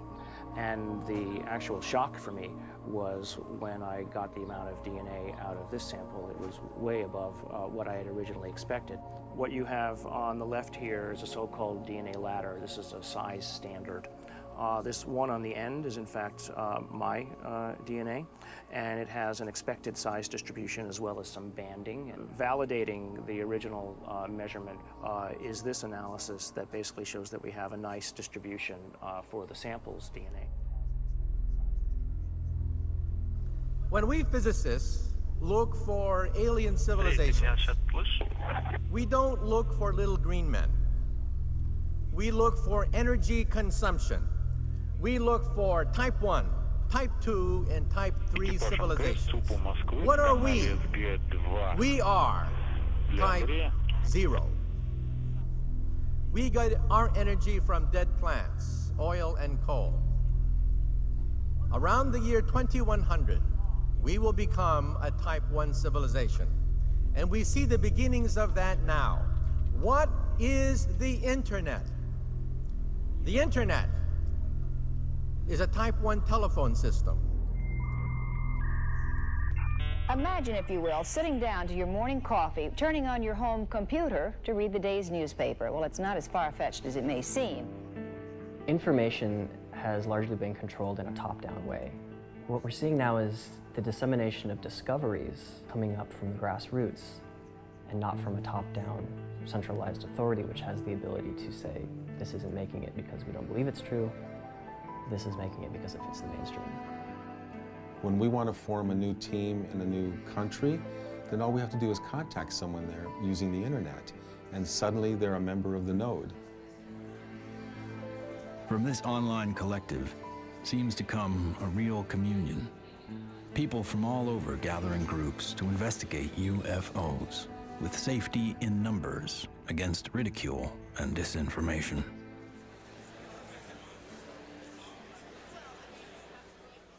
What we found in the past is we had a lot of anecdotal stories, but we didn't have a whole lot of data. With the advent of computers, personal computers, and the internet, we've been able to collect the data and analyze it through some 200 plus data points to allow us to be able to compare cases and to see exactly what's happening and what the trends are. Nick Pope is our guest. He made this information public. He's also the former head of the Ministry of Defense's UFO project. So if anybody knows, we think it's you, Nick. The Ministry of Defense is in the process of declassifying and releasing its entire archive of UFO files going back decades. It's interesting and worth pointing out that while the British government is releasing their files and their documents, President Obama, who promised to do the same during the campaign, he still has not. 15 years. 15 years, that's spring. But I figured that, you know, after the disclosure project, we'd get this information out and we could go on with life. How do we keep battering the ram at this door? Where do we find the strength to keep going forward? When you think that you're the only person that has the knowledge, you become marginalized. Steve was instrumental in bringing together a large group who had been involved in this subject and who for the first time realized that they were not alone in trying to come forward on the subject. Governments, we've discovered, have not gone far enough, so we've decided that as people, using the CE5 protocols, form our own movement and do what governments have not been doing. We think of this as the People's Disclosure Movement. And so we feel it's important to create an effort that's a global effort, which this has become. My name is Mark Benz, and this is Rex, and we're in Bodega, California, and we're doing CE5.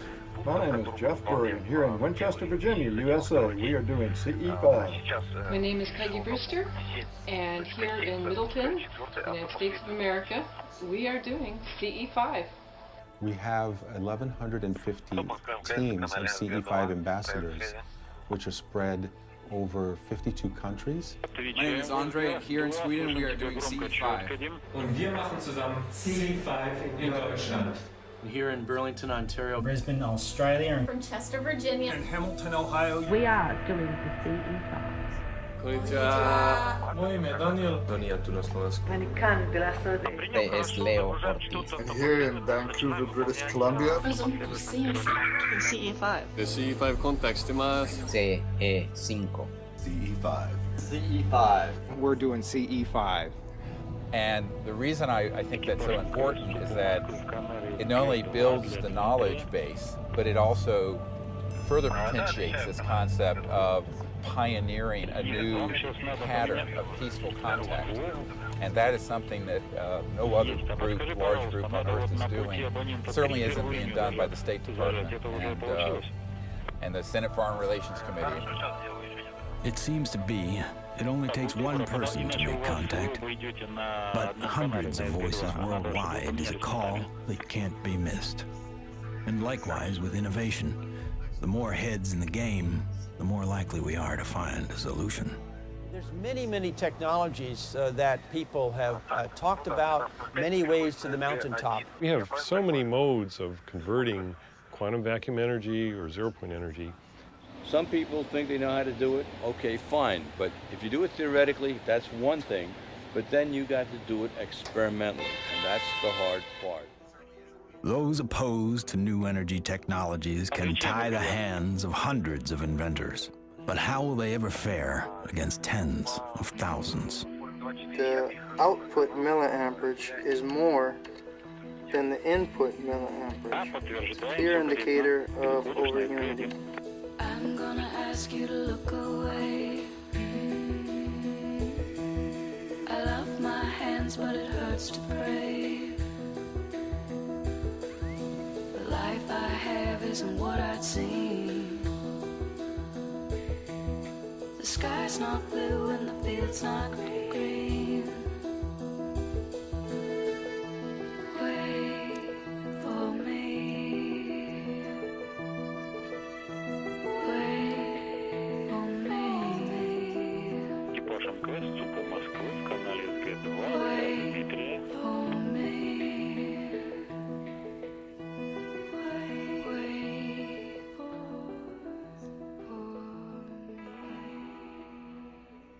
When you oscillate or vibrate magnetic fields, there's an effect in the gravity field. And how to do that linkage is what you're trying to get at, as I understand it. Maxwell's equations are in that term right there. And what happens is if you're going to have a gravitational effect, it's going to happen over there.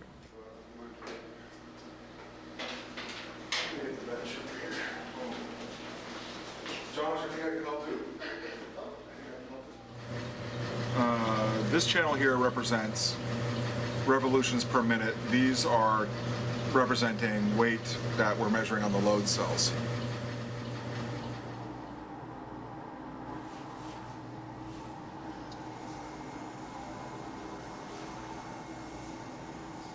Full steam ahead.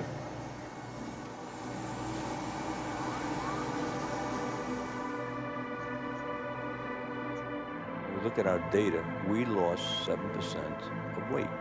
If we move this thing and it loses weight, I must be generating gravity waves. Though the device maintains its shape and size in terms of dimension, it is losing mass. That's a possibility. If it is losing mass, then certainly it would also be affecting time in a very localized manner. By looking at new technology, you could break through new commercial aspects to improve our society. We should be looking for a disruptive breakthrough in this technology within the next 10 years. We're on the brink of developing any number of potential propulsion systems which would take us out of the solar system. I think we're going to beat NASA to the mark. So I graduated from the UCLA School of Engineering in 1976. I got a flyer from the School of Engineering inviting me to a lecture by Ben Rich. Ben Rich was the director of Lockheed's Skunk Works for 16 years. He oversaw a number of USAPs that were secretly managed at the Skunk Works, including, most notably, the development of the F-117 stealth fighter. Ben shared a slide set of about 40 slides of different things, starting with the U-2 spy plane, going all the way up to the stealth fighter at that time, mentioning that he couldn't talk about the other secret stuff. But when he ended his talk, he had a slide of a black disc zipping off into outer space. And he ended his talk with these words: "We now have the technology to take ET home." So you have to have vision, and you have to have the guts and the courage to go out past the steps and do something of any value, and we have to go past our grasp. And we asked him questions about it. What did you mean when you said we have the technology to take ET home? Ben shared three major things that I think are worthy of research by researchers worldwide at this point in time. The first was we've somehow figured out how to do interstellar travel already. It's known. The second point he made was that there was an error in the equations. My suspicion is it's probably Maxwell's equations for electromagnetic theory. The third thing he said was, how does ESP work? I was really going to start with it because I didn't know what to say, but I blurted out, I don't know, all points in time and space are connected. And he looked me back in the eye and he said, that's how it works.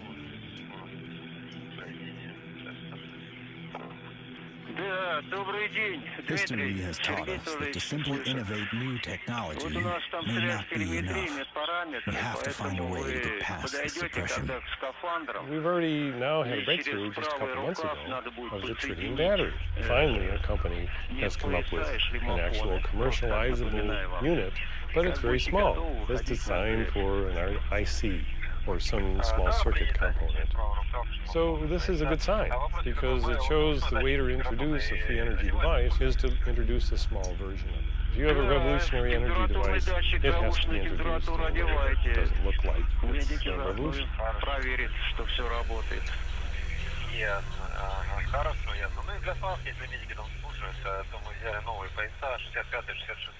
Science is always changing. I mean, even back in the 1960s, they thought that biofeedback, for example, was impossible. But now, of course, we know that that itself is an absurd statement. We have even toys on the market that allow people to play with biofeedback. These sciences have been around for decades. They have been ruthlessly kept secret because of the kleptocracy of what I call the petrofascists, the people who are hell-bent on maintaining the power of a centralized petrodollar, oil, gas, coal system. So that does create scarcity because that is a zero-sum game. But when you take us off that system onto this new system, it's an entirely new macroeconomic order, and scarcity becomes non-existent. After years of disappointments, Dr. Greer and his team are now attempting to build an energy research lab in Virginia, where scientists and inventors with working prototypes will have a safe haven to build. So this is an example of how the analysis is done using what's called a genome browser. And it's more or less a schematic representation of the chromosomes and at a very high level of resolution. So the sequence that we got from the mitochondria tells us with extremely high confidence that the mother was an indigenous Indian from the Chilean area, and the haplotype is called B2A. Now, the other thing that immediately fell out of the analysis is that it's male. It has so-called Y chromosome material. In fact, it's got a full Y chromosome. It probably died in the last century, if I were to make a guess. I can say with absolute certainty that it is not a monkey, right? It is human, or as close to human, closer to human than chimpanzees would be. But when you count up the number of mutations that we're observing, what we're seeing is more than what we would expect to be caused by simple cell division. When the sequencer is creating or making these reads, it's doing it more or less at random. So what does the computer program do that people have written and designed? It takes every one of the little sequences and tries to match it against the known. And then anything that doesn't match, it puts in a little side file and says this is unknown. At a certain point, when enough knowns are matched, I can feel comfortable saying, this is human, right? But if I'm not careful, and I don't pay attention to what's in the garbage can, right, what the computer program is throwing away, I could literally be throwing the baby out with the bathwater. What we've done is we've scaled back, and we're seeing several chromosomes and pieces of chromosomes across the top, which basically leaves us with a very strange conundrum, right? Here you've got this 6-inch tall, let's call it human, right, because the DNA says that so far it's human, at least the way that we're looking at it. This gene, PCNT, which is known to be associated with primordial dwarfism, we don't have any mutations here. It lived to the age of 6 to 8. Obviously, it was breathing, it was eating, it was metabolizing, and it wasn't living in an environment where there was a lot of advanced medical attention that was given to it to allow it to live to that age. Calls into question how big the thing might have been when it was born. So genetically, you might explain that by saying that there's some advanced aging mutation, something that caused the bone to age anomalously quickly. A gene that's known to be associated with progeria, that also no changes there. So the next problem, of course, is the ribs and the number of ribs in the specimen. Only 10, whereas there's supposed to be 12. So there are no mutations which are specifically associated with that kind of phenomenon because it's rarely, if ever, seen. The digits are all correct. The hands are all correct. There are problems with the face. So there's a mid-face hypoplasia, and then there's the larger skull. So again, I think in summary, there are genes associated with any one or two of the anomalies that we see in the specimen. But there is no mutation which is known to accommodate or call for all of the mutations. Even with the things that we know could be assigned to one or more of the anomalies, we don't find them in the genetics of this specimen. That leaves open the question, what genetics is causing the anomalies that we are observing? So, although I entered this thinking DNA was the answer, it made me realize that in the context of the bigger biology questions, there are other levels of control that need to be understood and answered. The non-coding RNA, epigenetics, etc. And things that we probably haven't even thought of yet. So if I just look at, this is base pair 19,800,000 or so at this edge of the open region. I can go all the way over here, and now I'm at 21,000 or 22,000. So the answer's not finished, and it's not as easy as actually, frankly, I thought it was going to be at the beginning. So that's basically 2 million base pairs of DNA where nothing seems to sit. It's just like the way societies do things. They try to fit things in boxes. We have literally written a computer program that does exactly that, tries to fit it in the box. Doesn't seem very efficient, so on that basis, people would call it junk. But I think we now know that there's any of a number of other features of what DNA is doing in there. It is expressed. And so we need to be careful, obviously, that we don't let our instincts or the programs that we write to match our instincts make the decisions for us. No matter what, for me, this has been a fascinating, more than an exercise. As soon as I've collated this information into a form that other people can take advantage of and it's accepted for publication, I'm just going to put it out on the web. I don't have the resources to study and follow down every single angle that this opens up. But, maybe there is a listener out there who will be sufficiently intrigued by this to do the analyses themselves, and maybe they'll find something that I missed. Great. If additional samples or examples are seen of this, I'll be the first in line to want to sequence it, because then all bets are off. I want to say other things here, but I also don't want to open myself up for, attack. This search may have uncovered a major finding about life in the universe and its origins. What is this being? Could it be a missing link in evolution? Could it be an entirely new species? Or simply a disease we have never seen before? Or could this be an extraterrestrial being from another world?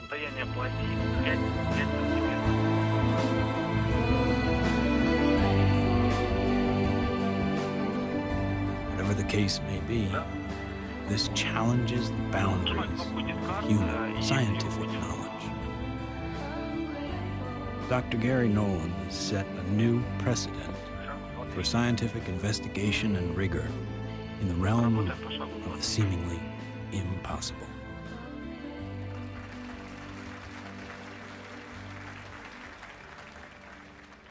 Now, we have now over 4,000 cases of extraterrestrial vehicles that have landed. 3,500 pilot cases, over 5,000 documents from the US government, and hundreds of thousands of pages of documents from 14 countries that have opened their files since the Disclosure Project was launched 11 years ago. And yet, this isn't on CNN every night. And this is probably the most important thing going on this planet today, and yet nobody talks about it. If we don't explore what to do, we're going to miss the boat. And that could be why Eisenhower's final message wasn't just doom and gloom. It was a charge to the people to spit out the bread, look away from the circus, and take some responsibility. Only an alert and knowledgeable citizenry can compel the proper meshing of the huge industrial and military machinery of defense with our peaceful methods and goals. The dam is in fact breaking, and you're beginning to see countries all over the world begin to come forward with what they know to be absolute fact. Since 2001, 24 countries have opened their UFO files to the public, including Australia, the UK, Vatican City, Germany, Russia, and Canada. The United States was not yet among them. What we have to do is pave the way for these leaders. Because if the people will lead, the leaders will follow. They'll have to. And it isn't about overthrowing the Pentagon, it's about leaving us behind.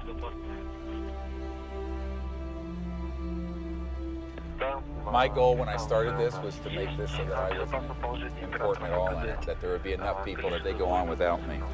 And that way, it doesn't matter if I drop dead. The future is here already. The technologies are here, contact is happening. And if we come together as a people, what we're going to find is that all of us working together are going to be able to create a world that is amazing. If every single one of us told everyone we know that we're being visited by intelligent life, that the sciences are here to give us a new civilization, economic slavery, but this is the destiny of humanity. Thank you very much. God bless you all.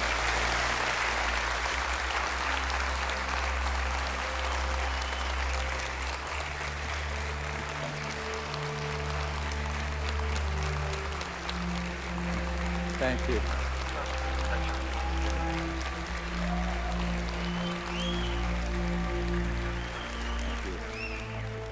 What we've come to learn is this. We are standing at the precipice of a new age. There is power in the many, but only when they're acting as one. That's when resonance happens. Whether joining together as a responsible citizenry against the forces standing to divide us, or joining consciousness to unite with the beings who are prepared to communicate with us.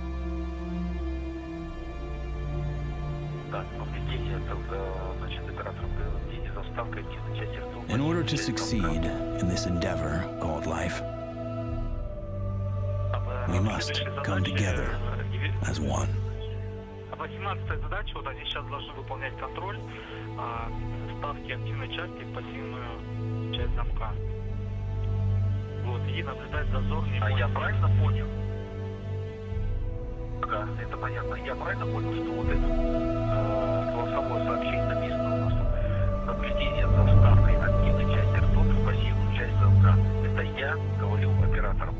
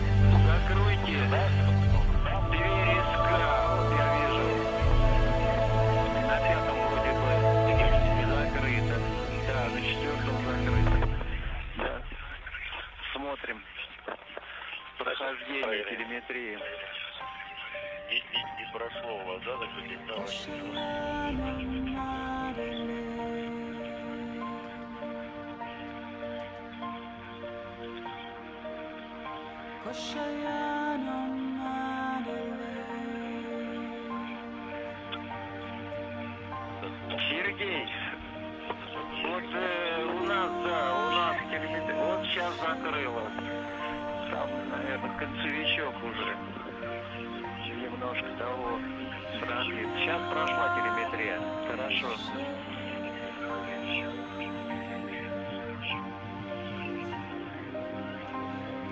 Дмитрий, у тебя заушный датчик одет?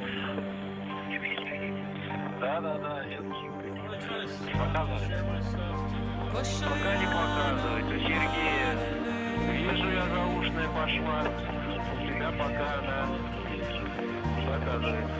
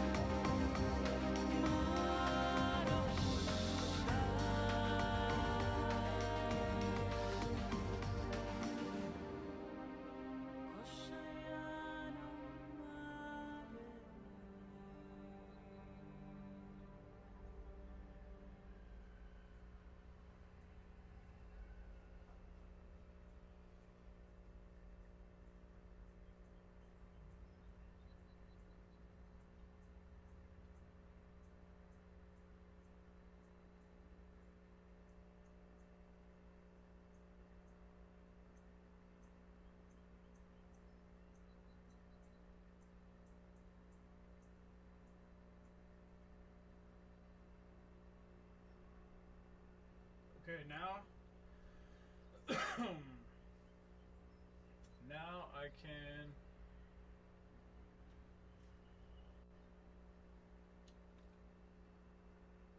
where is this weird stuff? We can watch some new stuff. Let's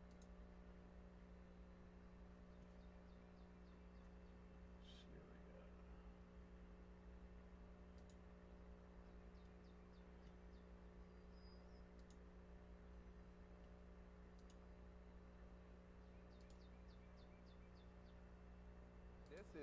Now let's talk about what this is really about. It's really about the renewal of democracy, because everyone says, oh, we're in a free country and a democracy. But how free and how democratic can it be if the most important technologies, the most important discoveries are kept from the media and the public and our policymakers?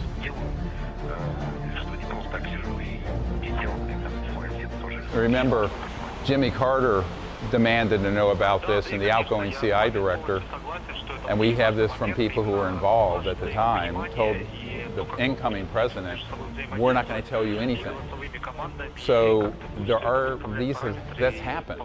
Bill Clinton explicitly made inquiries and was denied information. So, I'm not speculating when I say that, when you do that, this is why in a court of law, you can prove that these projects are being run illegally and unconstitutionally. So that's a matter of fact. And that's happened to presidents since Eisenhower. I remember Eisenhower lost control of these projects in the late 50s.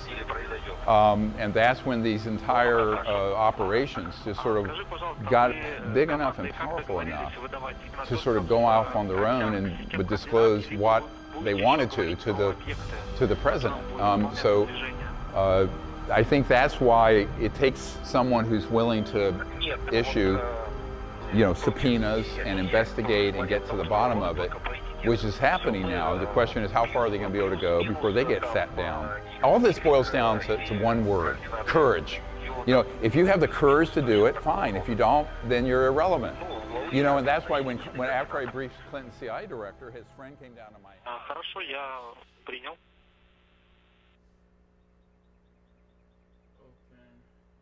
Андрей, только единственная рекомендация вам, и ты потом ребятам тоже сообщи, что когда будет выполняться твое перемещение, чтобы они тебе по голосовой связи подтверждали, что да, именно правильно они определили координату и в правильном направлении идет движение манипуляции. Да, конечно, Макс. Мы это тоже обсудили обязательно, что после того, как я им сказал, что команда там выдана, они будут подтверждать, что в том или ином направлении идет перемещение. Да, мы об этом обсуждали тоже. Все принято, тогда отлично. Тогда продолжаем работу работаем по странице 53, шаг 2.2. Так как мы выполняли выравнивание, мы работаем по шагу 2.2. Если бы не выполняли выравнивание, тогда по шагу 2.1.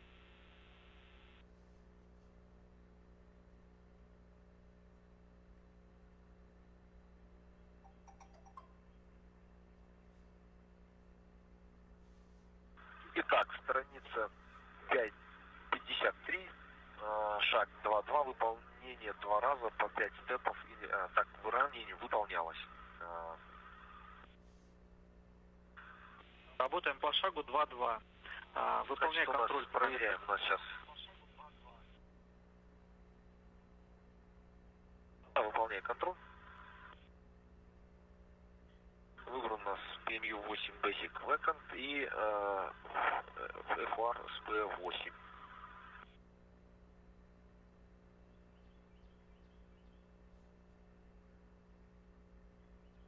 Андрей, вот у нас здесь по шагу 2.2 написано, мы должны сделать два раза по 5 степов, и, соответственно, когда мы сделаем первые 5 степов, нужно будет выйти на связь с операторами ВКД и получить от них квитанцию, что у нас все идет хорошо, все что штатно, что никаких перекосов нет. Потому что если будут какие-то перекосы, может быть, придется еще выполнить какое-то необходимое выравнивание. Да, понял. Да, мы тут это, конечно, как-то не смотрели туда вперед, вот поэтому. Но я думаю, тут уже все понятно. Нам самое главное было отработать взаимодействие, как мы будем, то есть они будут давать команды, как их будут выполнять, то есть определить этот момент. Мы это сделали, в принципе, этого достаточно сейчас. Хорошо, выполняем тогда. Выбрал я ручной режим, выбраны у меня степы. Выбираю минус X. Принято, выполнять. Oh, this is a short video. И выполняю 5 шагов по минус X. Первый шаг.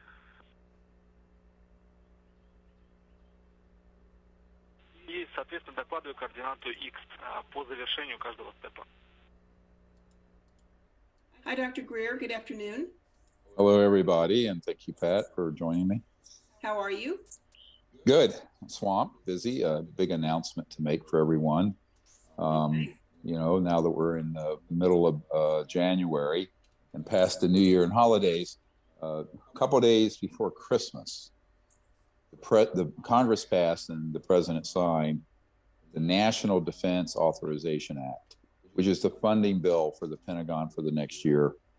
In it is a clear provision for UFO whistleblowers and witnesses to come forward through a protected mechanism where they can legally share everything they know and any materials, documents, anything they have. And that is an enormous breakthrough. And so this whole YouTube today is about making a call and an appeal for courageous people to come forward, because now they're protected. They have a legal mechanism. There's no gray area. And it includes, importantly, which was not originally in the draft, which we wanted in, are contractors. So people who work for Lockheed Skunk Works, people who work for other defense contractors or tech contractors who are in the private sector. If it came through any government funding or contractor for the military intelligence community, as well as government military and intelligence employees or former employees, retired or current, they can now come forward fully protected for their non-disclosure agreements through this specific provision. So that is the first time in history that's been authorized. And I think that door is wide open right now, and we should walk through it with everything we can. So what I'd like for everyone listening to listen very carefully. The process for doing this, we have at our website, you can go to info@SiriusDisclosure.com, SIRIUS disclosure.com. So info@SiriusDisclosure.com, that will get to me. We will handle you very confidentially, as we have hundreds of these whistleblowers in the past 25 years. And what we're doing is taking people like that, we're going to do it soon with one, taking them over to the top people that are cleared word code word clearance, TSSA, top secret special compartmented information, to take them into a secure place and get their information so that the constitutional government of the United States that has been deceived on this and not been given information can find out and get to the bottom of the entire issue. So this is a major initiative. We want people to contact us soon, and I will handle those folks with very high level of confidentiality. Great. Now, is this this is permanent, right? They can't walk this back at all, can they? Well, of course, every Congress can write a bill that supersedes another one. Happens every day. Which, like I said, the door is open, wide open. Now, who knows in a year or two? So I think we should seize the day. Right. Okay? It's very momentous. It is. And a little history here. Over the last 30 years, from briefing the director of the CIA to meeting with members of the Senate and House, Pentagon, others, here and abroad, there was never a legal mechanism for any government to get to the bottom of this for people who had this level of clearance. And the people who courageously came forward with the Disclosure Project and the National Press Club event in 2001 did it based on a different mechanism. Now, both are in play. What was the first mechanism? The first mechanism is that we wrote in 1997, 25 years ago, what's called a UNOD letter, unless otherwise directed. And my military advisor said, hey, Dr. Greer, here's something that's done all the time. You write an assessment to the key agencies and the heads of various departments of the government that says, unless otherwise directed, this is our assessment of a situation. And our assessment was, by then, we could prove legally that these deep black projects running the UFO issue were unconstitutional and illegal, and were outside the oversight of the president, the CIA director I briefed, and senior members of the Congress I had met with, including back then members of the Senate Intelligence Committee, who oversee all this, allegedly, but it worked. And we had also, through meetings, proven that the head of the Defense Intelligence Agency and Admiral Wilson, the head of Intelligence Joint Staff, were also being denied access, being deceived, and threatened by this rogue, thuggish group. Based on that, we said, because of this, all national security oaths and non-disclosure agreements are null and void, because the underlying program that they've been in, even though they didn't know it, is being run outside the law, against the law itself. Now, from 1997 to now, no one in the US government has contradicted that assessment. And the way this works is once it's sent and it was signed and receipted and sent back to us, if they don't intervene, I think we put 90 days on it, which would have been 25 years ago, early 1998, then you can proceed. This mechanism is very nicely done. And that's how I got the first group of disclosure witnesses, about 100 of them that you see in the disclosure book and at the National Press Club, 20 of them were there. Well, those men and women were convinced that that was true, so they courageously came forward. Now we have that in place, plus an officially sanctioned law for people to come forward. So now there's no excuse. We have a door wide open. I've been working with the people who have been central to creating that. And I personally hand off the information and the personnel. So if someone comes to me, I will meet with them and then bring them to where they're then taken into a secure compartmented information facility, SCIF, or the vault. It's called the vault. And they can share everything. And the people they're speaking to have the highest clearance to receive everything. And these guys, a year on working with them, they're the real thing. They're honest, they're courageous, they're in the constitutional government, they respect the rule of law, and they're wanting to go the whole distance on it. So both key members of the government, Congress, elected, but these people who are really the main investigators, they're all the real thing. Now, there's an office called AARO, A-A-R-O, that is also receiving testimony, but that would be after these key people are sure that they've documented the information so that that office, the AARO office from the Pentagon, doesn't just bury their testimony. So we have a check and balance in place, watchdog. So that's what we want people to understand. And I will personally handle folks who have that information. Now, what we don't want, please don't slam us with conspiracy theories or rumors or fourth hand, I heard, ba-da-da.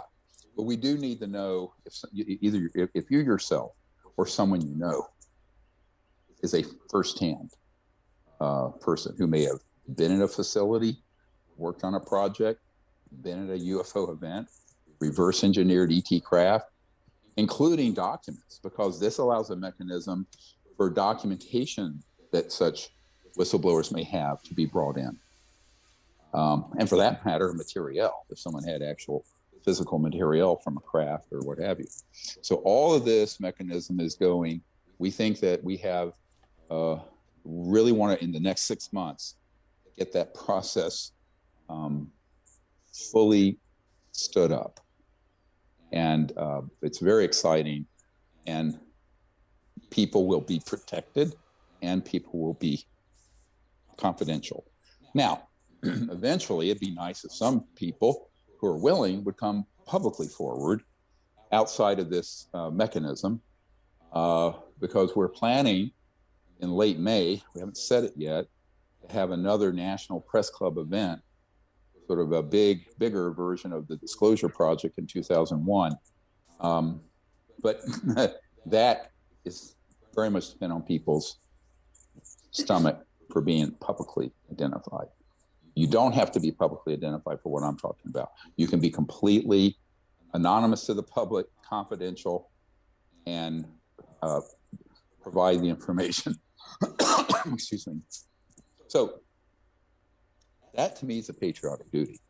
I mean, if you have worked as a contractor or a government, military, or intelligence person, and you now know, as do some key people in the government, that there's been an extra legal, illegal, unconstitutional project managing this issue, well, since at least the late 50s, that you now have a patriotic duty to come forward. Why? Because if we don't have the rule of law and we don't have people coming forward with the courage to let the people we do elect and appoint, then we're back to the jungle. We're ceding this entire issue and really the future of the planet to thugs and criminals. I'll be very blunt. That's what those groups are. And they know it, by the way. These guys in those groups know that they have been operating outside the law. And since I've been able to prove that since the late 90s, that took me about 10 years to prove it. From early 90s to late 90s, I spent a lot of time meeting with people who, if this was being overseen properly, definitely would have known about it. The president's people, CI director, people I named. Those people, you cannot say that you're running a project legally when you are deceiving, lying to, and also embezzling over the years trillions of dollars that have gone into these reverse engineering programs and UFO-related research projects without the knowledge and consent of the legally appointed and elected government of the United States. You cannot have it both ways. So that's the case. Now, most people, men and women who've been in these projects, they sort of are, involved in one little area. They're not in the top of the management. They assume that it's being overseen. Every single disclosure witness I've had assumed when they were working the issue that through the chain of command and the legal constitutional system, that was being run properly. It was not. And that was the big discovery we made in the 90s. Now, interestingly, key people in the government now have discovered that is absolutely true. And so this is why we have, I think, a moral and ethical obligation to come forward, at least through this confidential mechanism, so that the people who are sincere, trying to get to the bottom of this on behalf of the U.S. government and the people of the United States, do so. And I think that in the best case scenario, some of these that will come forward will actually come forward publicly for the public and the media. But that is not a requirement. I want to emphasize that's the ideal, but it's not required. No one needs to feel like they have to be publicly out there in order to contact us. So again, it's info@seriousdisclosure.com. So everyone, please post that on all your social media, link to this YouTube, and let people know that this is literally in 70 years, probably, well, not probably, definitely, the biggest, has the most potential for ending this illegal secrecy and moving the subject forward and solving the problem. Because ultimately, if it isn't solved at a large level, peace in the world, the technologies that need to come out. Everyone knows we're doing the Lost Century documentary about the technologies that have been kept secret for 100 years. And you can help support the crowdfunding there at thelostcenturyfilm.com. And that's planned. We're planning to have that come out in late May now. So I think that if all goes well, the tech platforms are now requiring like 120 days from the time you deliver it to the time it comes out. They've extended it by almost double recently. So, but we're looking at late May, hopefully. But the reason that's important is that then the public will be aware of what the stakes are. Because it's not just the rule of law, which is big enough. It's what are they keeping secret? What's so important that they would do these illegal, unconstitutional actions? Well, it's the collusion and corruption between big industrial and financial interests and covert programs to protect financial interests and cartels. Because, hey, I always say, look at the Tic Tac. Look at how that UFO's there's no oil on board, there's no rockets, there's no solid rockets, there's no nuclear power plant. It's an electromagnetic field propulsion. It's pulling energy from the fabric of the space-time around at 0 point, and it's moving. Now, those technologies applied to peaceful energy use would completely save the biosphere and end poverty on the planet within 20 years, maybe less. So this is a great consequence to the future of humanity and to our planet. And then on top of it, once this issue can get disclosed properly, there's a chance that leaders around the world will figure, whoa, we're not alone. Who's mining that store? Who's taking care of that relationship? Now, the CE5 contact community is doing this as citizen diplomats. But ultimately, leaders of the world need to look at this and realize that the worst case scenario is what's happening now. And that is criminally minded thugs who are in this military industrial illegal group are the ones firing at and damaging the potential relationship between humans and extraterrestrial civilizations. That's ultimately the biggest threat of all of this, even probably more dangerous immediately than the biosphere and the environment being damaged. Not all those issues have to be addressed. It's why we've been doing both the CE5 contact effort and the disclosure project and the work on these technologies for 30 years.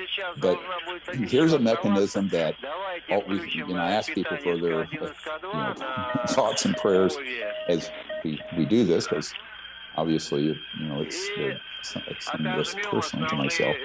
But I think that we have to move forward. Like I said, maybe in a year or two, they close that door. Somebody changes that law and closes it. You cannot guarantee it when you're dealing with politics. And in politics, it can often be corrupting influences. So right now, this is a huge achievement, big breakthrough, and we're asking for everyone's support. Do you feel like more and more people in the American government are, more and more of the lawmakers and politicians, do you feel like they're beginning to understand this and learn about it? I mean, it's been a small group that you're working with, but do you feel like that's growing? Oh, definitely. I mean, what I know, it's not what I think, it's what I know, is that enough information that we put together in the last year has been provided to key people.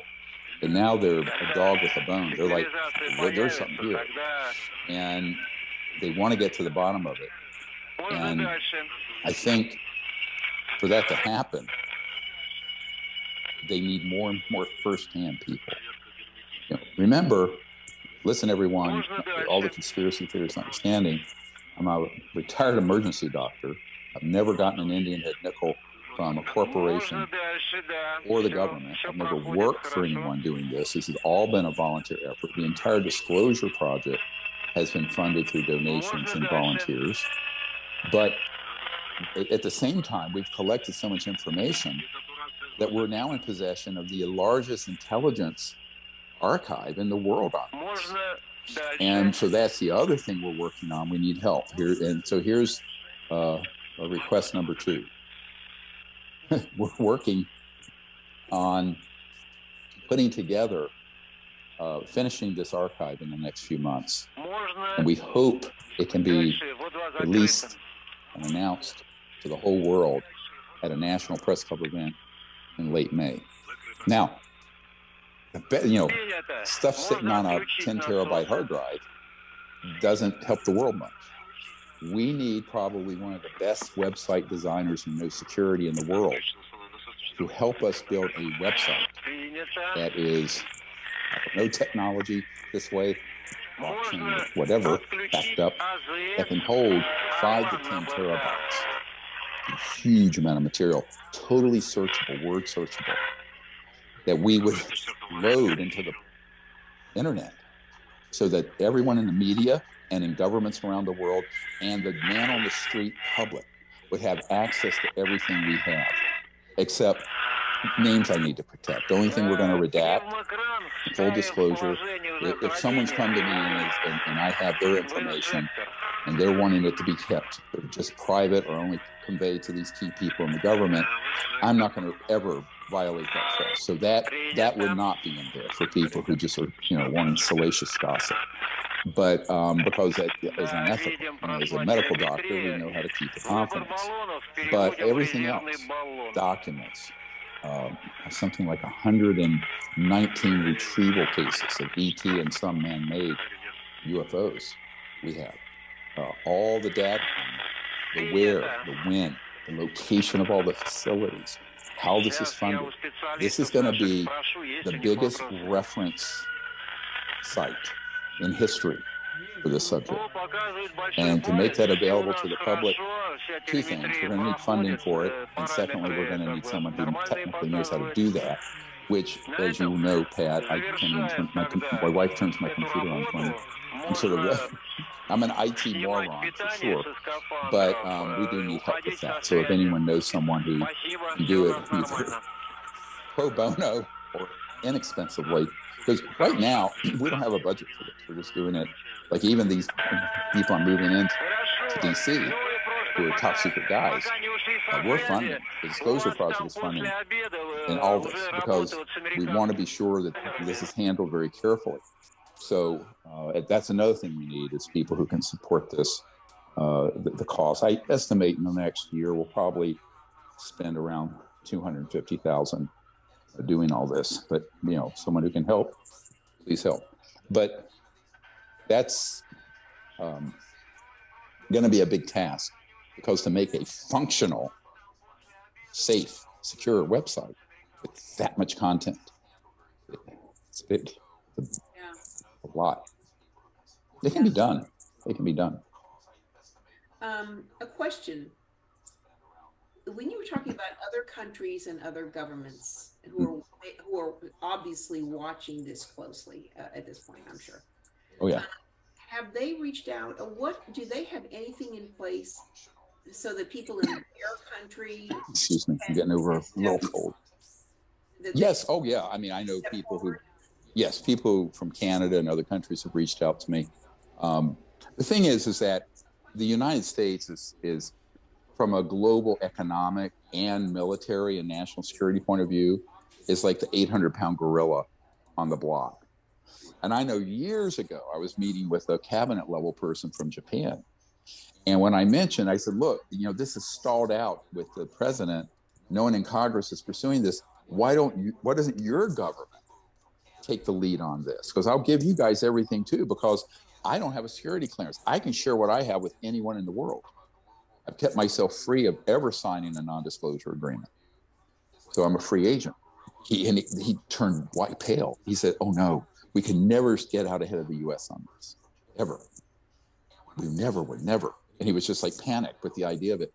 So I think that in reality, I mean, most Americans don't realize that, you know, the center of gravity on military, intelligence, economic, financial is in the United States, whether we like it or not.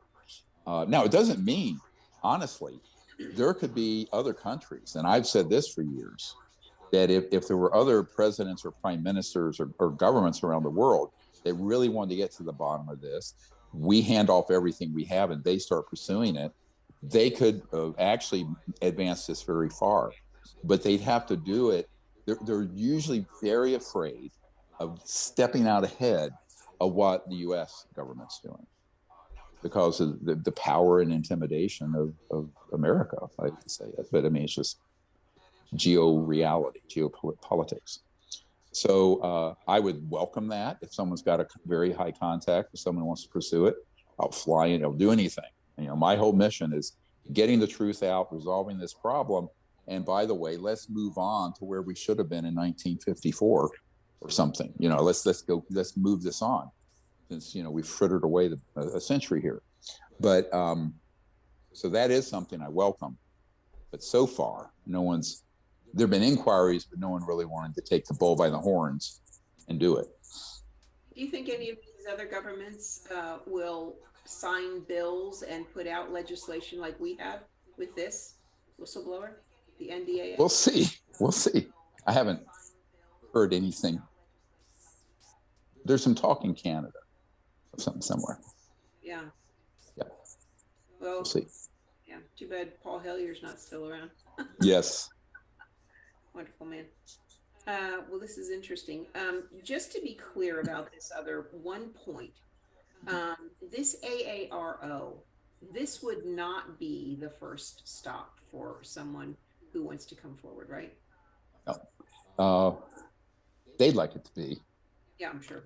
But we have a system in place above that and more, let's just say I think that has much more credibility and power and dedication to the truth. I've worked with those people for a year, giving them a huge amount of information. Now, I think there are some good people in Aero who would like to, but most of them have only been involved maybe 6 months. They know nothing about the subject. As you saw last spring during those hearings, there were Congress people who knew about the cases we had brought forward about the UFOs concern about our nuclear, like mine of North Dakota, in the disclosure book. And the guys in that office knew nothing about it. I mean, this was Office of Naval Intelligence guy, Bray, and his guys. So they really need help and guidance. But we're also concerned about the politics of those folks who are in the military end of it to get pressure, to get information and then bury it. I'm not saying that's what they're going to do, but these are facts, not in evidence, as a lawyer would say. So we have this system to be sure that can't happen, because these key people in the U.S. government will know everything these whistleblowers are sharing just before they're handed over and given information over to Aero. So and that's a very important check and balance, because we know what has happened in the past, where you set up an office, it becomes a storefront, sort of a dog and pony show, and stuff goes in, nothing ever comes out. So we want to be sure that doesn't happen this time. Right. I think a lot of people who watched the televised, those hearings, most of them, I think, thought that the men who were answering really knew, but were keeping it a secret. But what you're saying is really most of them don't know at all. They didn't. They don't. It's sad. So one of the saddest things I learned 30 years ago in 93 was that some of these people, you think, oh, it's this person and that person, and they have an all access pass. They have top secret clearances and a very high position. They're not given any information. And unfortunately, that's the structure of this secrecy. It keeps them in the dark. So I have sympathy for that. But at the same time, I know historically, once someone starts going down this path, there's intimidation, there's threats, there's corruption, there's career threats, and things go sideways. Over the past year, I've found that this team that's really leading this and trying to get all this done have the most incredible integrity.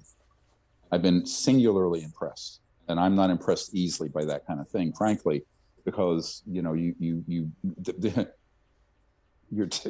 the fire test, and they've been under fire, and they're still fighting the good fight. So it's a very important initiative. Certainly in my 33 years of doing it, I have seen nothing this promising. And now that this law is enshrined, I recently had a man contact me who had been watching what we've been doing for over 20 years. Very code level, word code level, TSSCI, top secret special compartment intelligence, dealing with this issue. And he says, I was waiting for this moment, been waiting for a mechanism, a law that lets me do this. And that's happening. And actually, this is soon going to be handed off, all that information to this person. So it's I think people out there need to share this information and our info at seriousdisclosure.com with everyone, because you never know. It's 6 degrees of separation, right? Someone you know that knows someone else that knows someone else. Boom, there's someone who worked at Raytheon, or someone who worked at, or Wright-Patterson, Edwards. They're all over the place. Right. Now it's time for them to come together. Come together. What happens after these groups gather this intelligence that's about these covert operations? What happens then? Excuse me. Here's what I think. It's impossible to predict. Great question. Ultimately, what will the National Security Council, the president, and the leaders in the Congress do? Because that's where the buck stops, right there. Right? It stops there because that's the constitutional elected and appointed government. And that has to do with their understanding and their courage and vision. So they need to understand the issues, which they don't fully yet. And they have to have the courage to do the right thing in the face of enormous pressure not to. So this gets into the whole question, the issue, I said this decades ago, this all comes down to someone's courage to do the right thing, whether it benefits you selfishly and personally or politically or financially or not. And that's a tough thing for humans, obviously, but it has to do with values and integrity and courage. And so that's hard to predict. Now, the backstop is what we're doing, the Disclosure Project, because I know who everyone is and I know what everyone knows. And we'll see at the end of May who's been naughty and nice, and depending on how things go, that will drive how much I disclose and don't disclose. If there's no forward momentum or some corrupt interest stops this, the world's going to be in for an enormous shock. Yeah, yeah. Then the whole, the full Monty happens. But my hope is that now, I think this is a process of a year or two. I mean, that first of all, if you're starting with almost no information, except what you Googled on the internet, 90% of which is rubbish, what are you going to do? So what if you're the chairman of a key committee? If you've been denied information, you have been not read into or briefed on it, then you've got to learn all the way back from the 40s to now. You have to learn what they have, where they have it, why it's been kept secret, how it's been kept secret, how have they gotten the money. And we're doing all that in this intelligence archive that we're handing off, because without that, it makes no sense. How could a clandestine operation be running off the radar since the 50s? But it has. But see, that statement right there takes months when I've worked with these folks for them to get their mind around that level of manipulation, machinations, corruption. Most people, unfortunately, don't think that level of corruption could exist in covert programs, either corporate or government, but it does. And that is very disappointing and very heartbreaking, but also scary. And I coined the term disclosure PTSD.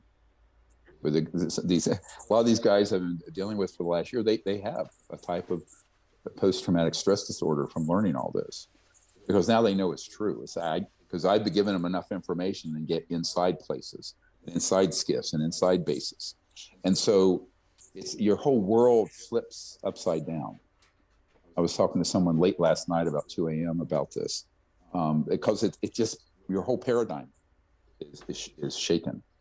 And that's hard. I mean, if you're a conventional politician or bureaucrat or whatever, or president even, that is just shocking to the system. So we also have to be patient about the process. Right.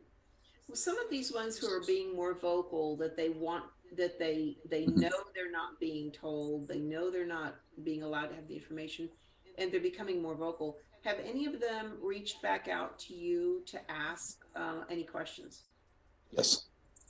Okay.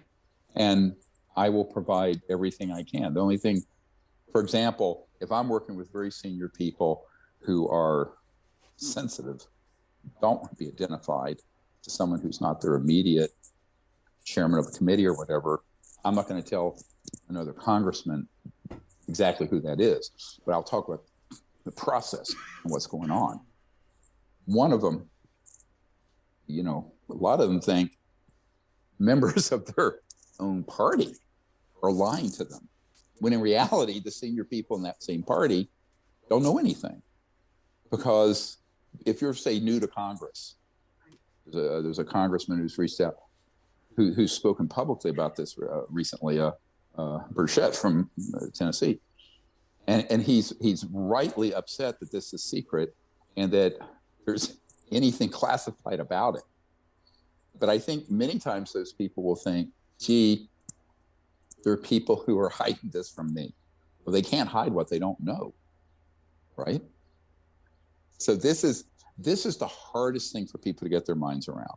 I think in my 30 years doing this, understanding the nature of the secrecy, that it's so deep and so secret that everyone, if you asked 1,000 people on the street, do you think this person, the CI director, or this person, the chairman of a key oversight committee in the Senate, would be read into and know all this? Most people say, oh yeah, of course. They don't. And that, when I discovered that in 1993, that flipped my world upside down, honestly, because I went, what? This is through the looking glass. This cannot be. And so I'm very compassionate. I know what kind of, how upsetting that was to me, because it wasn't like, you know, people sit on the computers and endless nonsense conspiracy theories. But when you're actually sitting there briefing a CI director or a member of the Senate Intelligence Committee, who, by the way, one of them I briefed was the senator for Nevada, where Nellis is, and Area 51. And he had never been told anything. And he was on the Intelligence Committee of the Senate back then, Brian.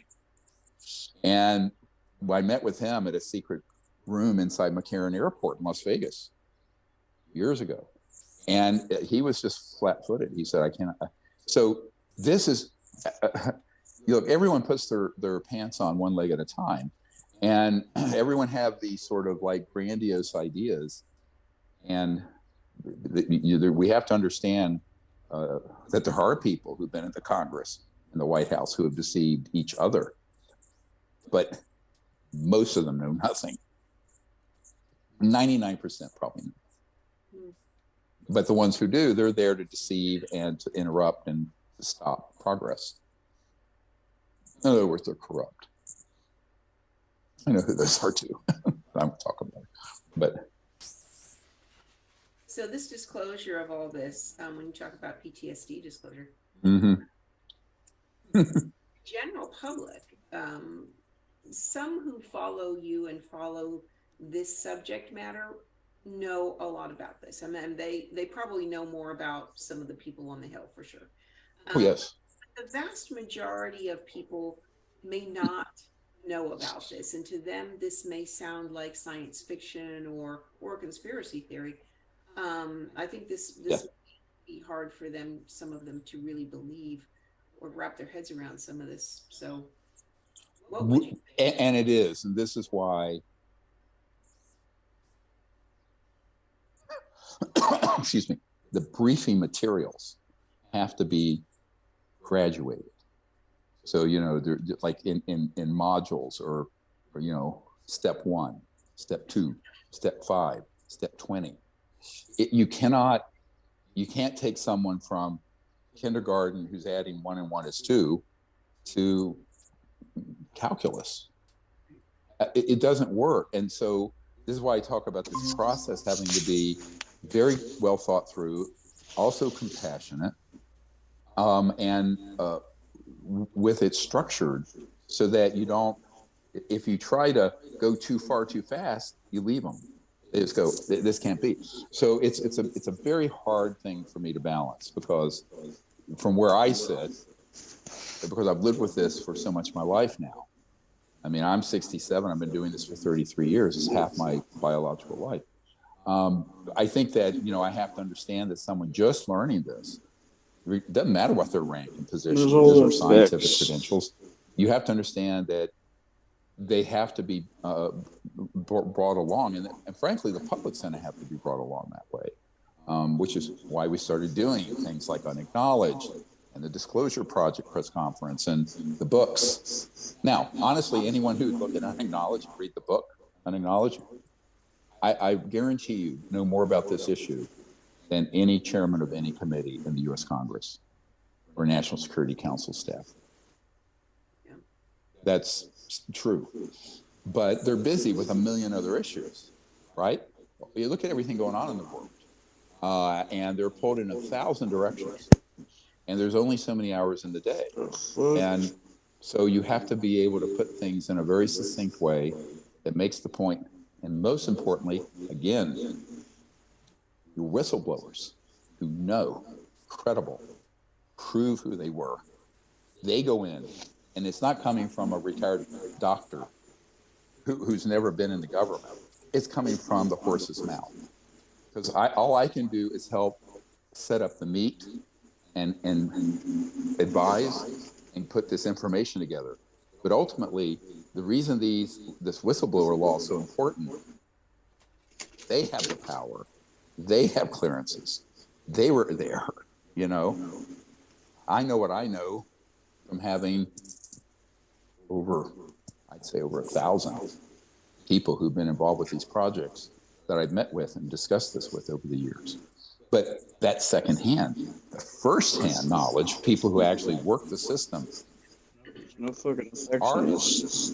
in the system, even if they were in the system 40 years ago. Very important. So we want them to come forward. It's very important.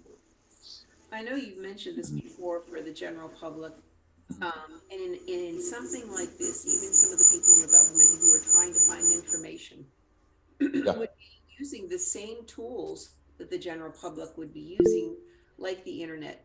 And we've talked about this before, the black hole of disinformation. It is so easy to get diverted right into that. I mean, how do you caution people about this? You inoculate them in advance.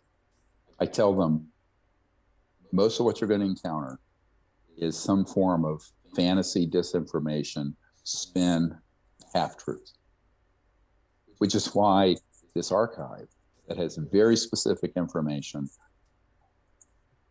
documents, testimony of people who have come forward, etc., scientific information, that is going to be important for the public, for our leaders, and for policymakers. So it sort of needs to become the reference material. And by the way, anyone out there who's got material like that they want us to review, be part of this, please get hold of us, because Michael Schratt is working with me to create that vast intelligence and information archive. And every month or so, we get another whole group of documents or information that we're getting through networking. So, you know, don't assume that anything you have is unimportant. If it's a legitimate case, witness, government document, corporate document, all this is very, very important. And they're all being scanned in a word searchable PDF. Right. You've said before that some people may think that their part of the story is a very small one, but you've tried to make this clear that, you know, these are all little pieces of the puzzle. Well, this is why I tell people, I started out having had contact, and I started out with, excuse me, a little bit of information, and then more, and another, and another, and another. It's like a million pieces of a puzzle that we're assembling. And each piece has come from this source, that source, what have you. Now, the hard part of this is really what's called intelligence analysis, which is really what my kind of specialty in this is. And that's connecting all those dots so you know where that puzzle piece fits. But just because someone has some little part of the puzzle, it may be something that then lights up a whole part of that picture. Does this make sense? Mm-hmm. Very important. So people should not think, we're not, it's very unlikely that someone at the very top of this organization, this covert organization, is going to come in with the holy grail of everything. The way we've assembled it so far is bit by bit by bit by bit by bit, painstakingly, which is 30 years of work. But that's why people should not undersell themselves, because whatever bit you know or experienced or saw, or this document or this information you had about this place, that may, I will be able to plug that in and go, that fills in this missing blank. See what I'm saying? Yeah. And that's really the hard work of this. You know, it's not, you don't wave a magic wand and get this entire, because you're really pulling back layer after layer after layer after layer of the secrecy over 70 years of it. Yeah, it goes back quite a way. Oh, well, it's World War II. Yeah. More than 70 years. So, well, this is... So it's exciting. We need help. So we need help with people building this site, internet site, that would be the reference of all reference Bibles, as it were, for this issue. We need people to help fund these disclosure events in 2023. We need top secret and other corporate military witnesses to come forward. So put the word out. Thank you guys. I mean, you know, Pat, you've done a great job helping get the word out, but we need everyone, you know, take this YouTube interview. I'm out at my farm in Virginia, and just put it everywhere you can, link it everywhere, everyone who's listening. And you know, we have almost 500,000 subscribers now on our YouTube channel, but we need that to be, you know, 10 million or something in terms of the reach of this message, because now is the door opened. It's an opportunity we don't want to squander. It's a great opportunity. So I thank everyone for your help, and Pat, for your help. Thank you. And they will put links in this at the bottom of this YouTube interview so people can follow the links. Great.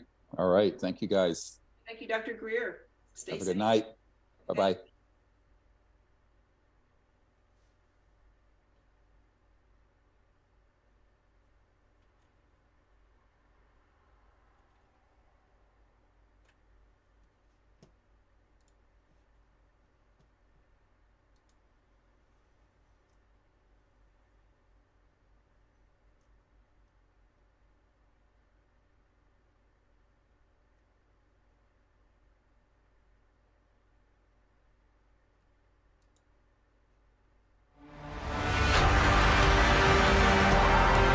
For almost a decade, Inspire has been the standard on film sets around the world. Today, we're setting a new standard for aerial cinematography. Introducing Inspire 3, a full-frame 8K cinema drone that was built to master the unseen. Inspire 3's entire appearance is modern, concise, and compact, with streamlined integration of every body module. It starts with improved vision for pilots, a large aperture, super wide-angle FPV camera with enhanced low-light capability. The FPV camera on the Inspire 3 is absolutely phenomenal. The picture quality is exceptional with a very low latency in the video, which allows the pilot to fly very precisely through small areas. The powerful propulsion system enables max horizontal flight speeds of up to 94 kilometers per hour, and the dive speed has even been increased to 10 meters per second. The lightweight and compact new TB51 batteries provide a 28-minute max flight time and support for fast charging and hot swapping. In order to safely fly in tight spaces with a drone of this size, we've given Inspire 3 our most advanced omnidirectional obstacle sensing technology.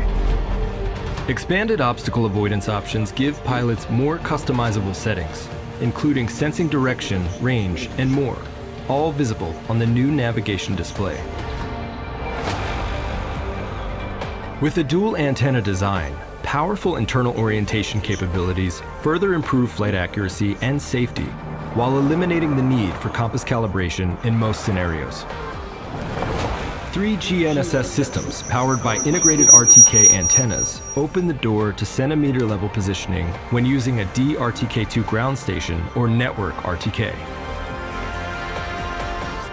The Inspire, where we're flying today, has the new RTK that has centimeter accuracy that you could fly paths and go through obstacles that were just impossible to do before.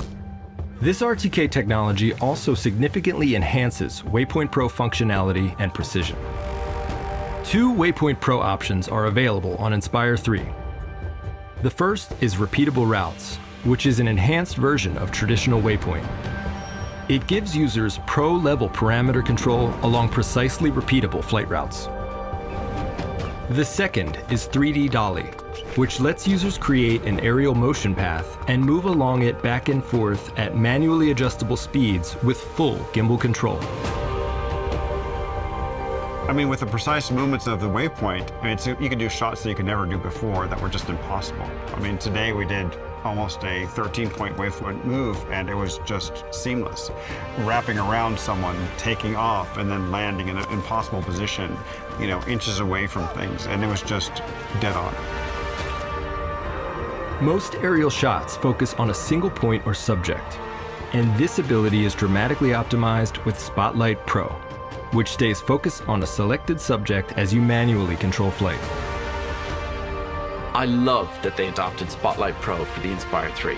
It lets me focus entirely on the flight, while the gimbal just stays locked on the subject, so I can get these really complex shots, even if I'm just shooting solo. Inspire 3 features a cinema-grade imaging system.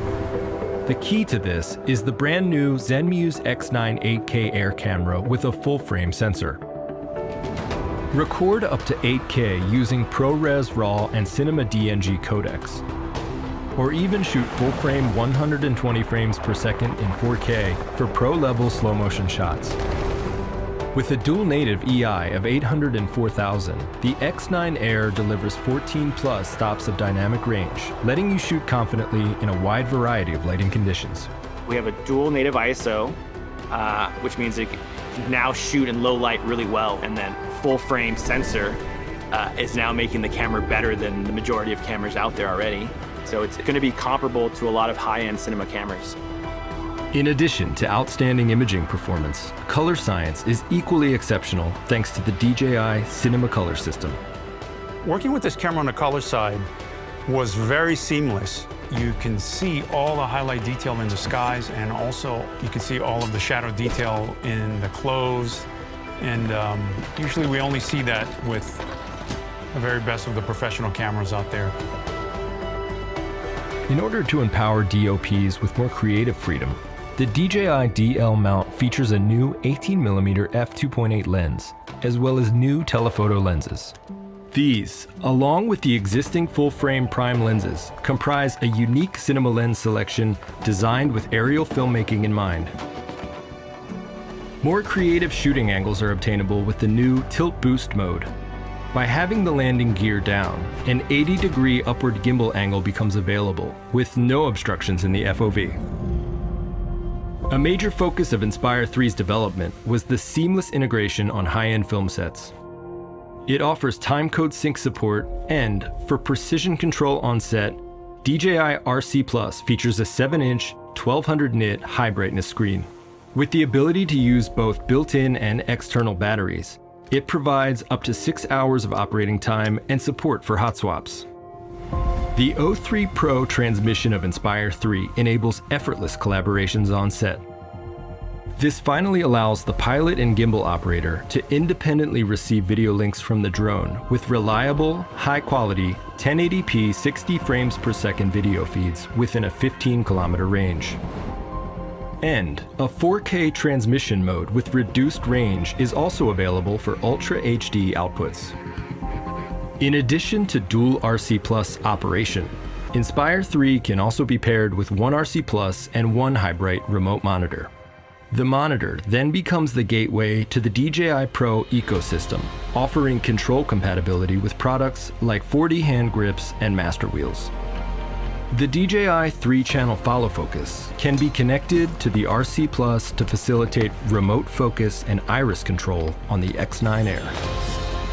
With so many groundbreaking features, the future of intelligent aerial cinematography is just getting started. Yeah, we've been waiting for the Inspire 3 for a long time. It's finally here, and it's as good as you wished it could be. After today and just seeing what it could do, I have, great confidence I can show any of the directors I'm working with new possibilities of new shots that we haven't been able to do before. I feel with this new precision that I can get shots that are supremely accurate. This drone will improve our daily work in ways it's hard to even understand yet. And maybe the most important part, the image quality is unlike anything we've ever seen on a fully integrated drone. I have a feature coming up, and there's some shots that I'm pretty excited about that I can get with this new i3. We created the Inspire 3 to unlock a universe of potential for any pilot, cinematographer, or filmmaker. Shoot the timeless work of tomorrow and master the unseen.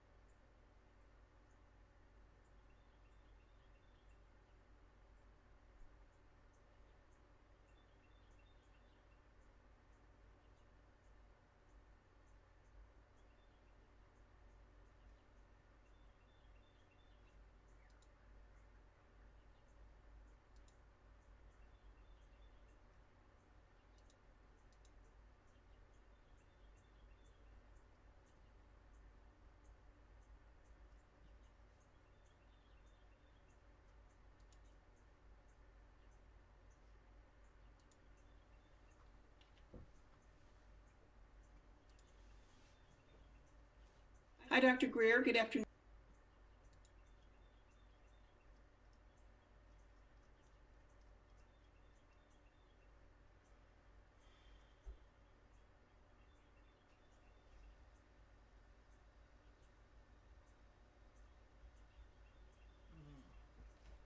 I'm getting tired.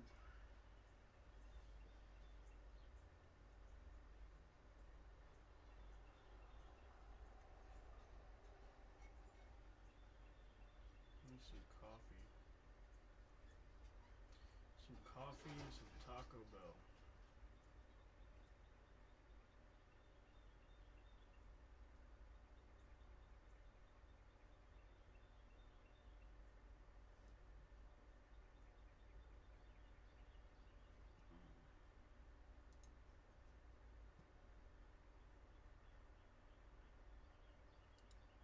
Kim's background in OBS without a green screen. So if you want to use the same custom backgrounds as you would in Zoom or Google Meet, in this tutorial I'll show you how to easily do this in OBS Studio for free. And you can even use your current scenes, so you won't really have to build anything new. We just add from your device, add the device, And then in the devices drop-down, just select your correct webcam that you want to use for your recording or your streaming. Once you've added your camera, all we need to do is right-click that source, then go up to Filters. Under Audio and Video Filters, select the little plus symbol, and go to Background Removal. You can rename it if you want to, but I'm just going to select OK. And then as you can see, it very quickly starts removing the background of your web.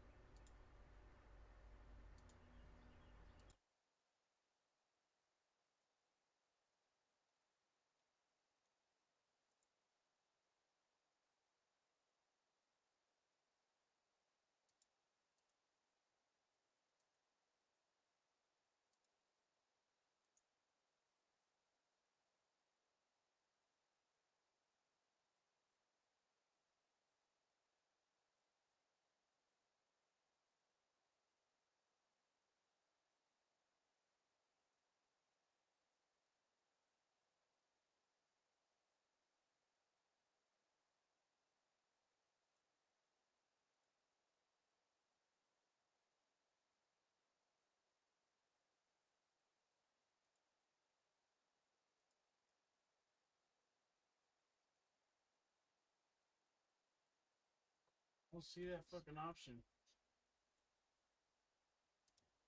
Webcam. Now we have some settings in here that we can use to recording or your streaming. Once you've added your camera, all we need to do is right click that source, then go up to Filters.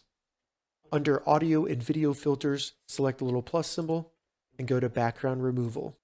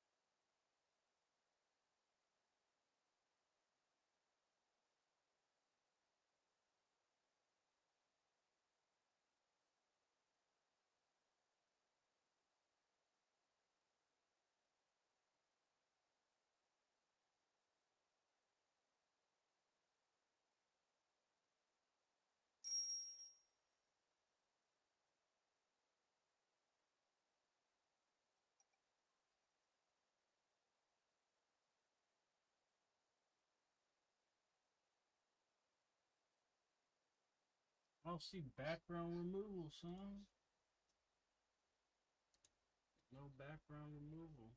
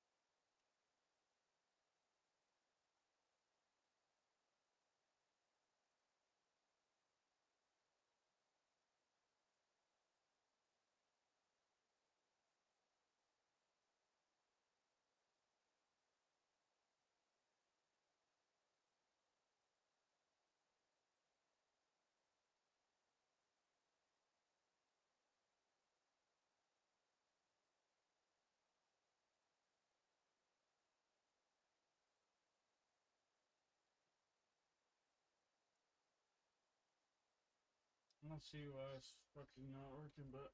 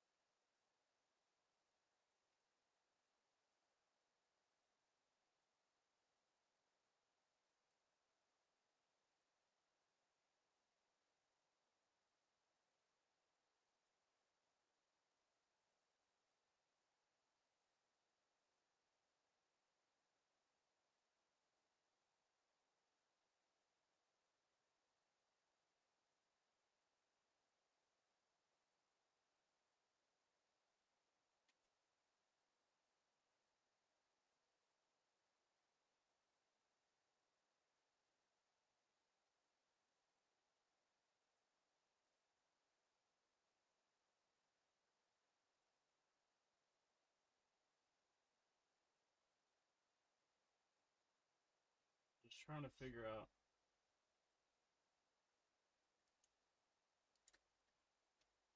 how to remove the background, but it doesn't seem to be here.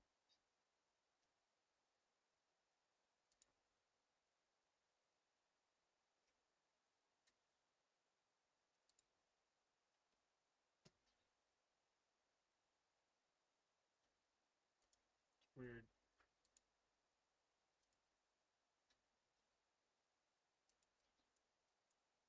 I only see fucking filters for video stuff.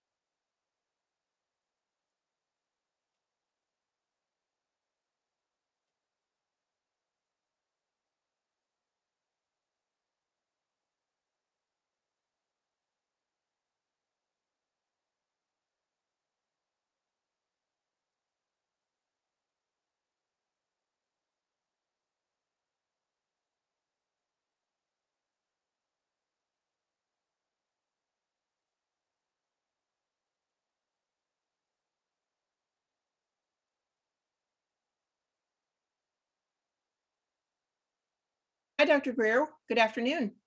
Good afternoon. Good to see you. Good to see you. So, Dr. Greer, it appears that you have some really amazing breaking news to share with people. Can you tell us what this is? I can, and I have to be circumspect, but I'll be as direct as I am allowed to be. The biggest development, I think, in getting the cover-up of the UFO issue changed has been happening in the last month or so. And I'm working with some folks and have been in Washington, as you know, for a number of years. There's been a sea change. There's been a realization that these beyond black, unacknowledged special access projects are in fact being run outside of supervision and constitutional oversight. And that's happening at a very high level in the US government. I'm here in Washington today. Of course, I leave to come out to Scottsdale tomorrow, and then our conference starts on Friday, April 8th. And there's been a change to the schedule because of this development, so that on a Saturday at 2 p.m. during the initial part of my presentation, as 2 p.m. Pacific, those of you who want to join the conference, of course, it's already sold out, oversold, whatever. But you can join my webinar. The link is below in the write-up here when you see the posting for this. And the reason this is going to be very, very important, first, a little bit of background. Many people, I think a few years back, 2 or 3, 4 years ago, were shocked when the memo leaked about Admiral Wilson, Tom Wilson, who I had briefed back in the late 90s. And I had said for a number of years after he retired and left that command, that even though he was the head of intelligence for the Joint Chiefs of Staff, he had been denied access and in fact had been threatened directly when he made inquiries into the ET and UFO related unacknowledged special access projects. And an overview of those, the very good one is you can see it on Amazon Prime or Tubi. It's a big documentary called Unacknowledged.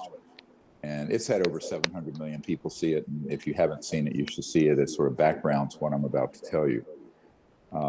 I think at the time, when that memo leaked from Dr. Davis, people were shocked, even though I had already warned people that the folks that we had met with to provide information on the subject, such as the director of the CIA, head of the Defense Intelligence Agency, members of Congress, people in the White House, et cetera, had in fact made directed inquiries and had been blocked at every turn. Now, most people think this cannot be the case, but it is. Now, it's taken a few years since the last wave of disclosure attempts since the Unacknowledged movie came out 4 or 5 years ago. And we just released today another one. It was not done by me, but I cooperated with it. It's called Above Top Secret, and I recommend people see it as soon as they can. It gives more background on this. But this particular breakthrough in government investigation, while I cannot refer to what agency or group is doing this, is the most serious one since 1945. And so in light of that, we've made some appeals for whistleblowers to come forward. As you know, in the 2001 press conference, we had a couple dozen there, but we had over 100 we had already interviewed. Many of them are in various sites. Our YouTube channel that you're on now, if you look through it, you'll see several dozen of them. One of the most significant and recent whistleblowers contacted us a couple of weeks ago. And this man in the early 2000s, not very long ago, had been assigned to a retrieval team out of the Nellis Range, the Nellis Air Force Base, so-called Area 51, but way north on the range at a remote base, the drawings of which we have and we will be showing on Saturday at that 2 p.m. presentation. And he had been selected to be on this team, basically to gather up debris or retrieve objects that had downed. And there were two types that he was involved with. The first were the man-made UFOs, the things that unfortunately 99% of ufologists and everyone in the US Congress and White House think are alien, quote unquote. They're not. And he saw that immediately. This was broad daylight. The first one was a downed or disabled one that had some problem, totally electromagnetic, roughly triangular. And we have the schematics and drawings of that from the whistleblower himself that have then been made into very accurate drawings by Michael Schratt and his team, and we'll be showing those on Saturday. The other thing that happened is that he was deployed to a couple other incidents like that. And then, of course, the major one was when a extraterrestrial vehicle, interstellar craft, about 65 feet in diameter, we'll show people the drawing of that as well, was somehow forced down way far north in the Nevada test range, way north of the actual Nellis Air Force Base in Nevada.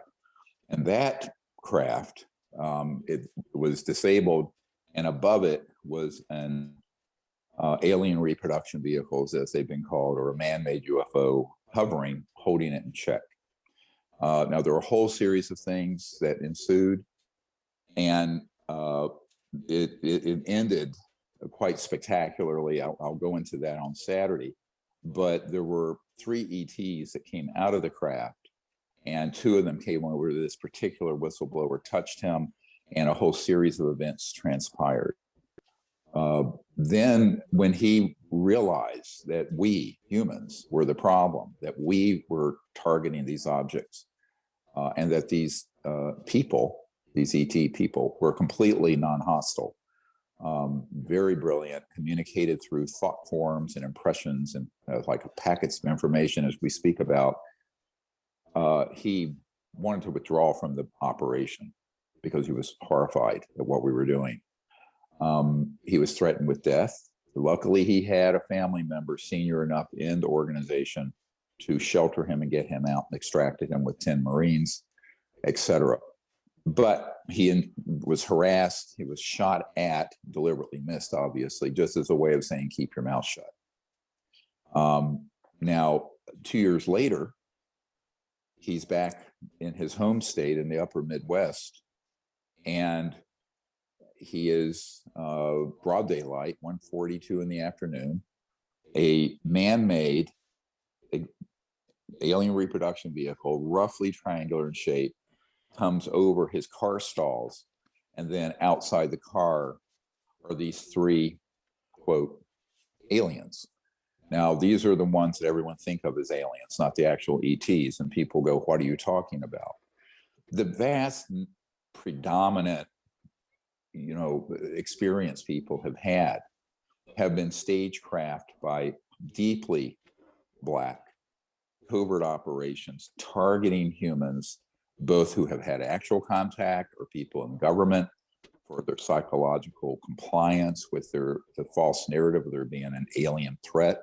And that happened to this man, to the point that we have very clear drawings now of these PLFs, and also because he actually knocked one down and kicked it, the outer covering, it looks like skin, came off, and you can see the internal wires and tubes and what have you.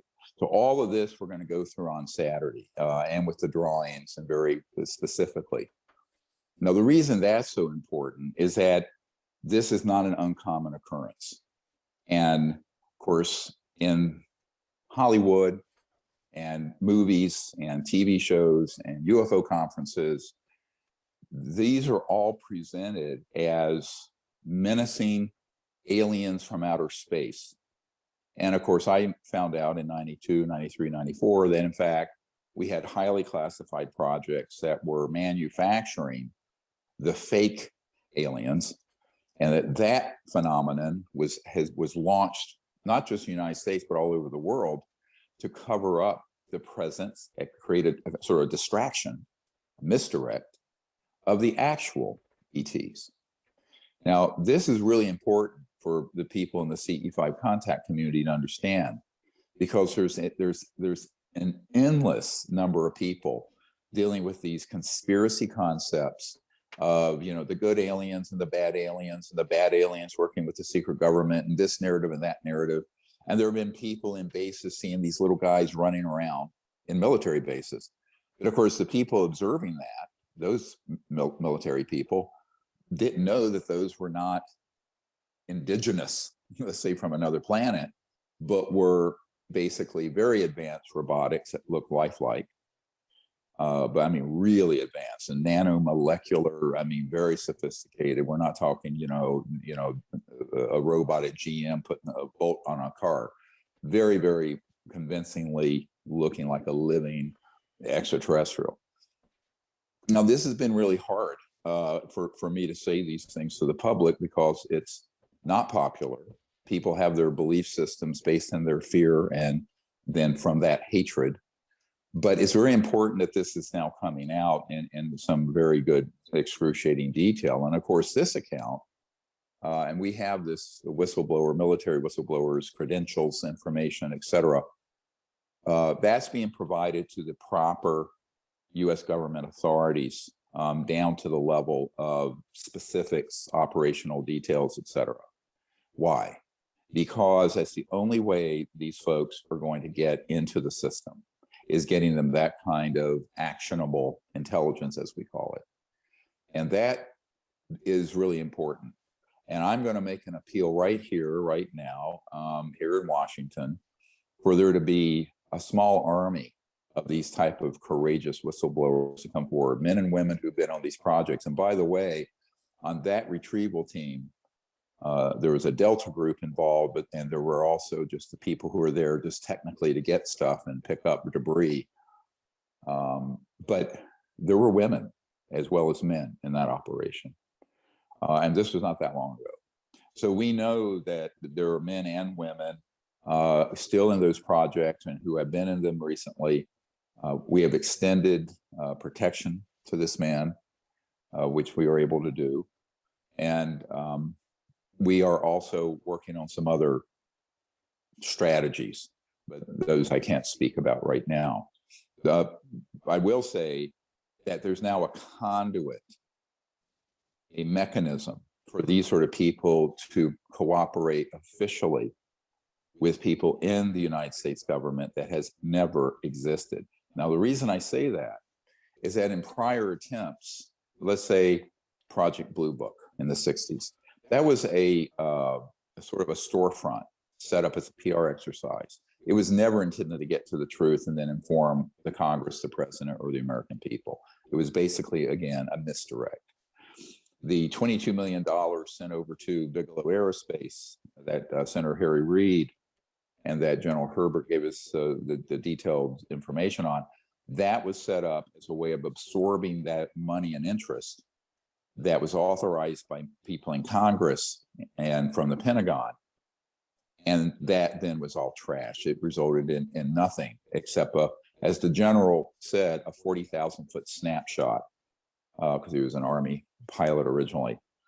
And there have been others. And over the last few years, of course, it's all been in the news, the New York Times, 60 Minutes, about various investigatory efforts. Now, what changed in the last couple of months?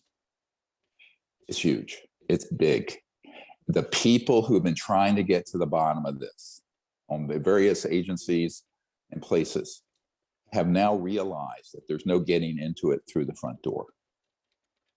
What do I mean? If you try to get to this through the chain of command, it doesn't matter if you're the president, doesn't matter if you're the CIA director, doesn't matter if you're a senator, doesn't matter if you're a 3- or 4-star general, unless you have been read into these projects, and you've been read into them because you're willing to go along with a criminal enterprise, an unconstitutional, unlawful, murderous, kidnapping cell, you're not going to be told anything, nothing. So by definition, and of course we came to this assessment by 1993 and 94, that if you know about it, you are perforce someone who's been turned and is part of this corruption. And everyone else It doesn't matter what your rank is, doesn't matter what your position is. I mean, this is the case when I have met with ministers of defense in Canada, United Kingdom, Australia. It doesn't matter what your rank is, I mean, your position in the traditional government. You're not going to be shown anything or told anything. You go out to the Lockheed Skunk Works, you'll be shown a bunch of antique planes, a bunch of old stuff that run on fossil fuels. I know this for a fact, which is what they told me. Now, what does that mean? It means that now they sort of have come to a traumatic, and it is traumatic. I sometimes break up talking about the trauma of 1993, 94, finding out that in fact this was all true. It was not some wild conspiracy theory, although it's pilloried as that. Of course, I tell people, you ever heard of the mafia? There are criminal conspiracies. That's why there are all the conspiracy laws. But the way you defame something is called a conspiracy theory. These are facts. Everything I'm sharing with you are absolute, in court, provable facts. Now, what that means is, since the sort of curtain has been pulled away, this sort of titanium ceiling they couldn't get through, what we're doing now is putting together the most dispositive proof, evidence, and actionable details for everyone who is let's call them the white hats in the government, who are really trying to solve this problem and fix this problem. We need the help of the public. And I am making an appeal now, and I will go into more detail this weekend at the conference of why we need it and how it needs to be conveyed. So our website, SiriusDisclosure.com, SIRIUS disclosure, all one word.com, there is a contact bar, and under that are witnesses. If you are a direct firsthand or someone secondhand but have documentation of, say, your father or somebody who've been involved excuse me, in these unacknowledged special access projects, please contact us. We keep things very confidential unless the person wants to be known publicly.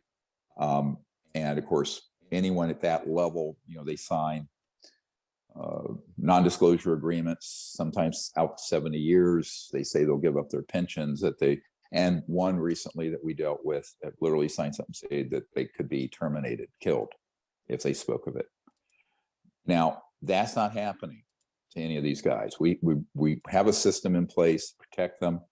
And I won't go into that any further, except that I extend what we have had under our protection and what's kept our team going to anyone who reaches out and anyone who helps to get this fascist covert group under control before we end up in a real debacle on this planet. Now, that is something that everyone can network, because it's 6 degrees of separation, as the old saying goes. There are people, every person knows somebody who knows somebody who may know somebody who, in fact, dealt with this issue. And that may have been peripherally, it may have been for a short amount of time, or it may have been for a very prolonged amount of time, who are now ready to come out of the cold and come out of those shadows. And now more than ever, we have a mechanism to do that, because that did not exist in the 90s with the Clinton administration, because the president got intimidated and stood down that inquiry. It did not happen after him with Bush and Cheney. And of course, Cheney's been a key member of this committee running this, and he pretty much just sort of ran the intelligence shop for the Bush White House.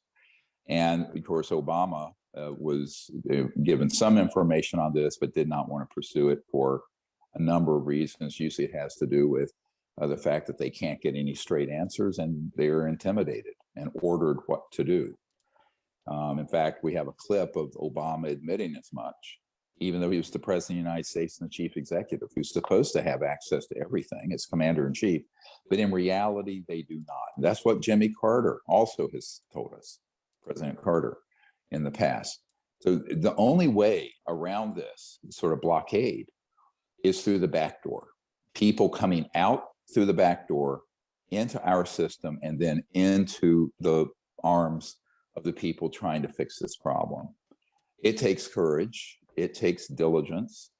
It's an enormous undertaking, and it needs to be global, by the way. This is not just pertaining to the United States.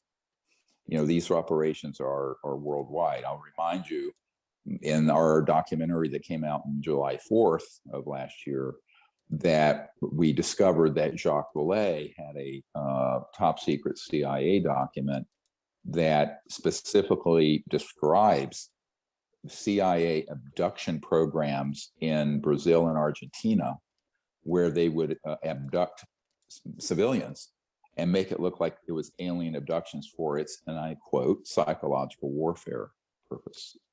And that's word for word what's in a 1953 document describing the psychological warfare value of how they could use the UFO subject to enrich the war machine and eventually do what Werner von Braun, who invented the rocket for Adolf Hitler, warned about on his deathbed, to hoax an alien threat. So all of these operations are extremely well organized, well funded. Remember that the federal budget, United States, 5 trillion or plus or minus, most of those are entitlements. The rest is the Pentagon. And there's a little bit that's discretionary, not that much. The discretionary budget that the United States government in its totality has is dwarfed by an orders of magnitude by the resources of this group. The technologies that the US government has, as Admiral Wilson said to us, the best thing I know about is a B-2 stealth bomber. And I have learned that there are aircraft under the control of this clandestine group that can do circles around my B-2 stealth bombers. And this is head of intelligence for the Joint Chiefs of Staff. This is to me personally, when I had Edgar Mitchell at the meeting with me at the Pentagon. So I think people need to understand that there is a great opportunity that's opened, a door has opened, and we all need to walk through it together. And the more that do it, the stronger that move will be.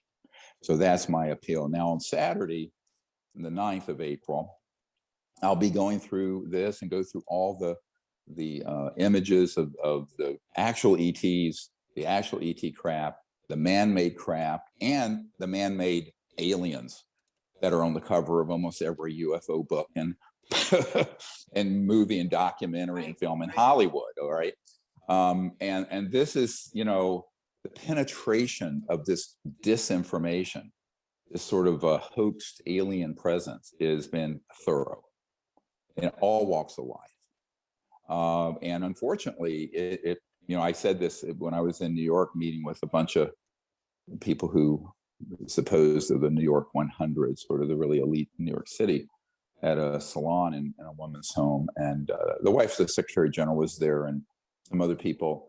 And this woman said, I've read 26 books about alien abductions. And I said, yes, ma'am.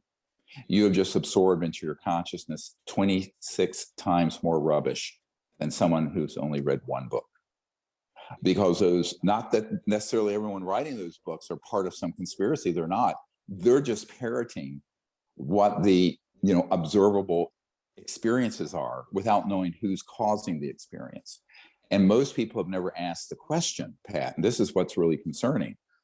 Is it ours, man-made, or is it something extraterrestrial? Most people don't even know to ask that question. Well, every single case that happens, you have to ask that question, because the technologies are extraordinary that they have to, as the word has been used in a document, we have stagecraft, these false interactions and abductions and mutilations with aliens. Now, you know, to what purpose? It's obvious. It's psychological warfare. It's conditioning the public, the media, through movies, what have you, to assess that one or more of these extraterrestrial civilizations are hostile and a threat.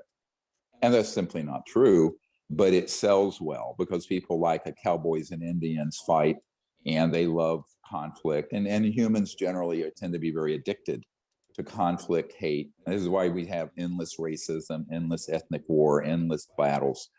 And this is, you know, the original sin of humanity, is not being able to see the oneness of all of us in all life. And then every time there's a difference, you know, then we take up arms. The difference is you know, if you had a club and hit someone in the head, not great. Now we have thermonuclear weapons, and the secret government have weapons 1,000 times more deadly than a thermonuclear weapon that they have weaponized by studying extraterrestrial technologies. So this is an existential threat to the Earth, is what we're talking about.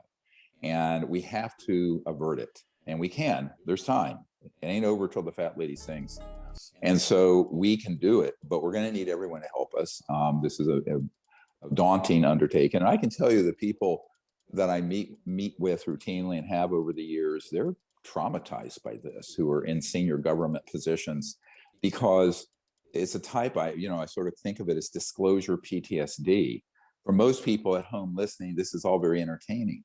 But if you're in charge, like General Hughes, who was head of the Defense Intelligence Agency, just like the intelligence entity for the military, like the CIA is civilian, and you're being shoved aside and don't know any of this, and you're flying blind through a fog about ready to hit a mountain.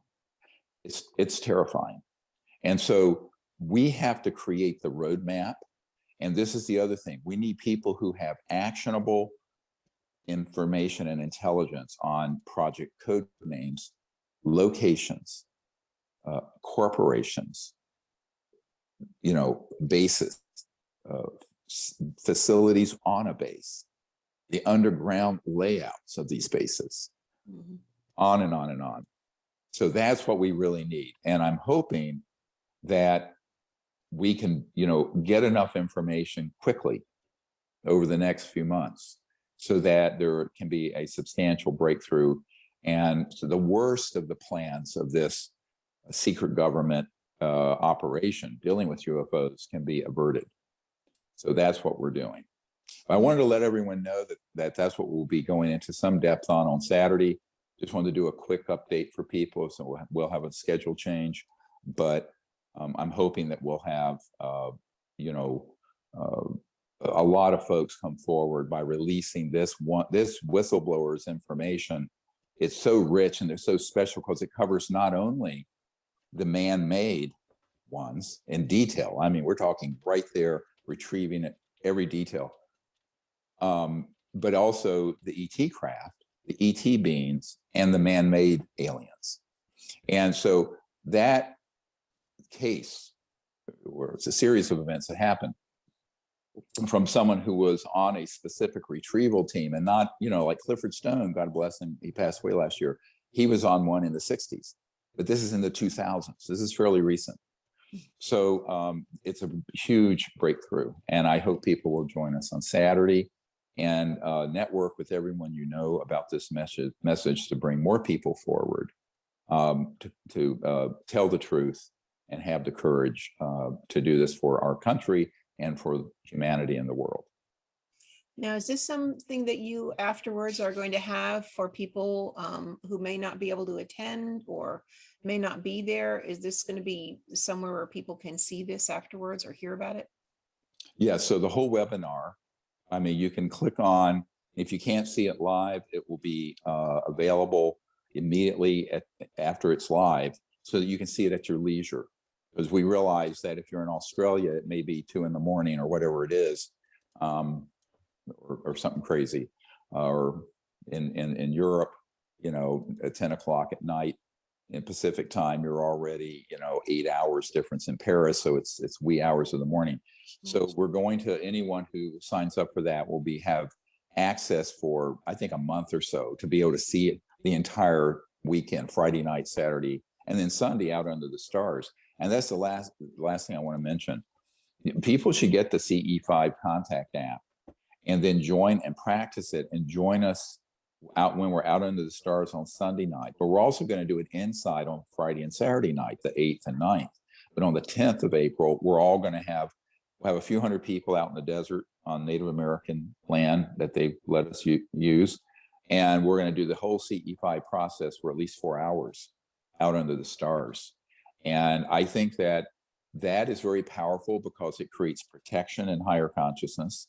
It shifts the world's way of thinking away from war towards universal peace and higher consciousness. And ultimately, that is the most powerful force. And if you combine right action and courageous action with higher consciousness and spirit, what the Shambhala kingdom, I think they used to call it, a Shambhala warrior, not violent at all, but in consciousness and spirit.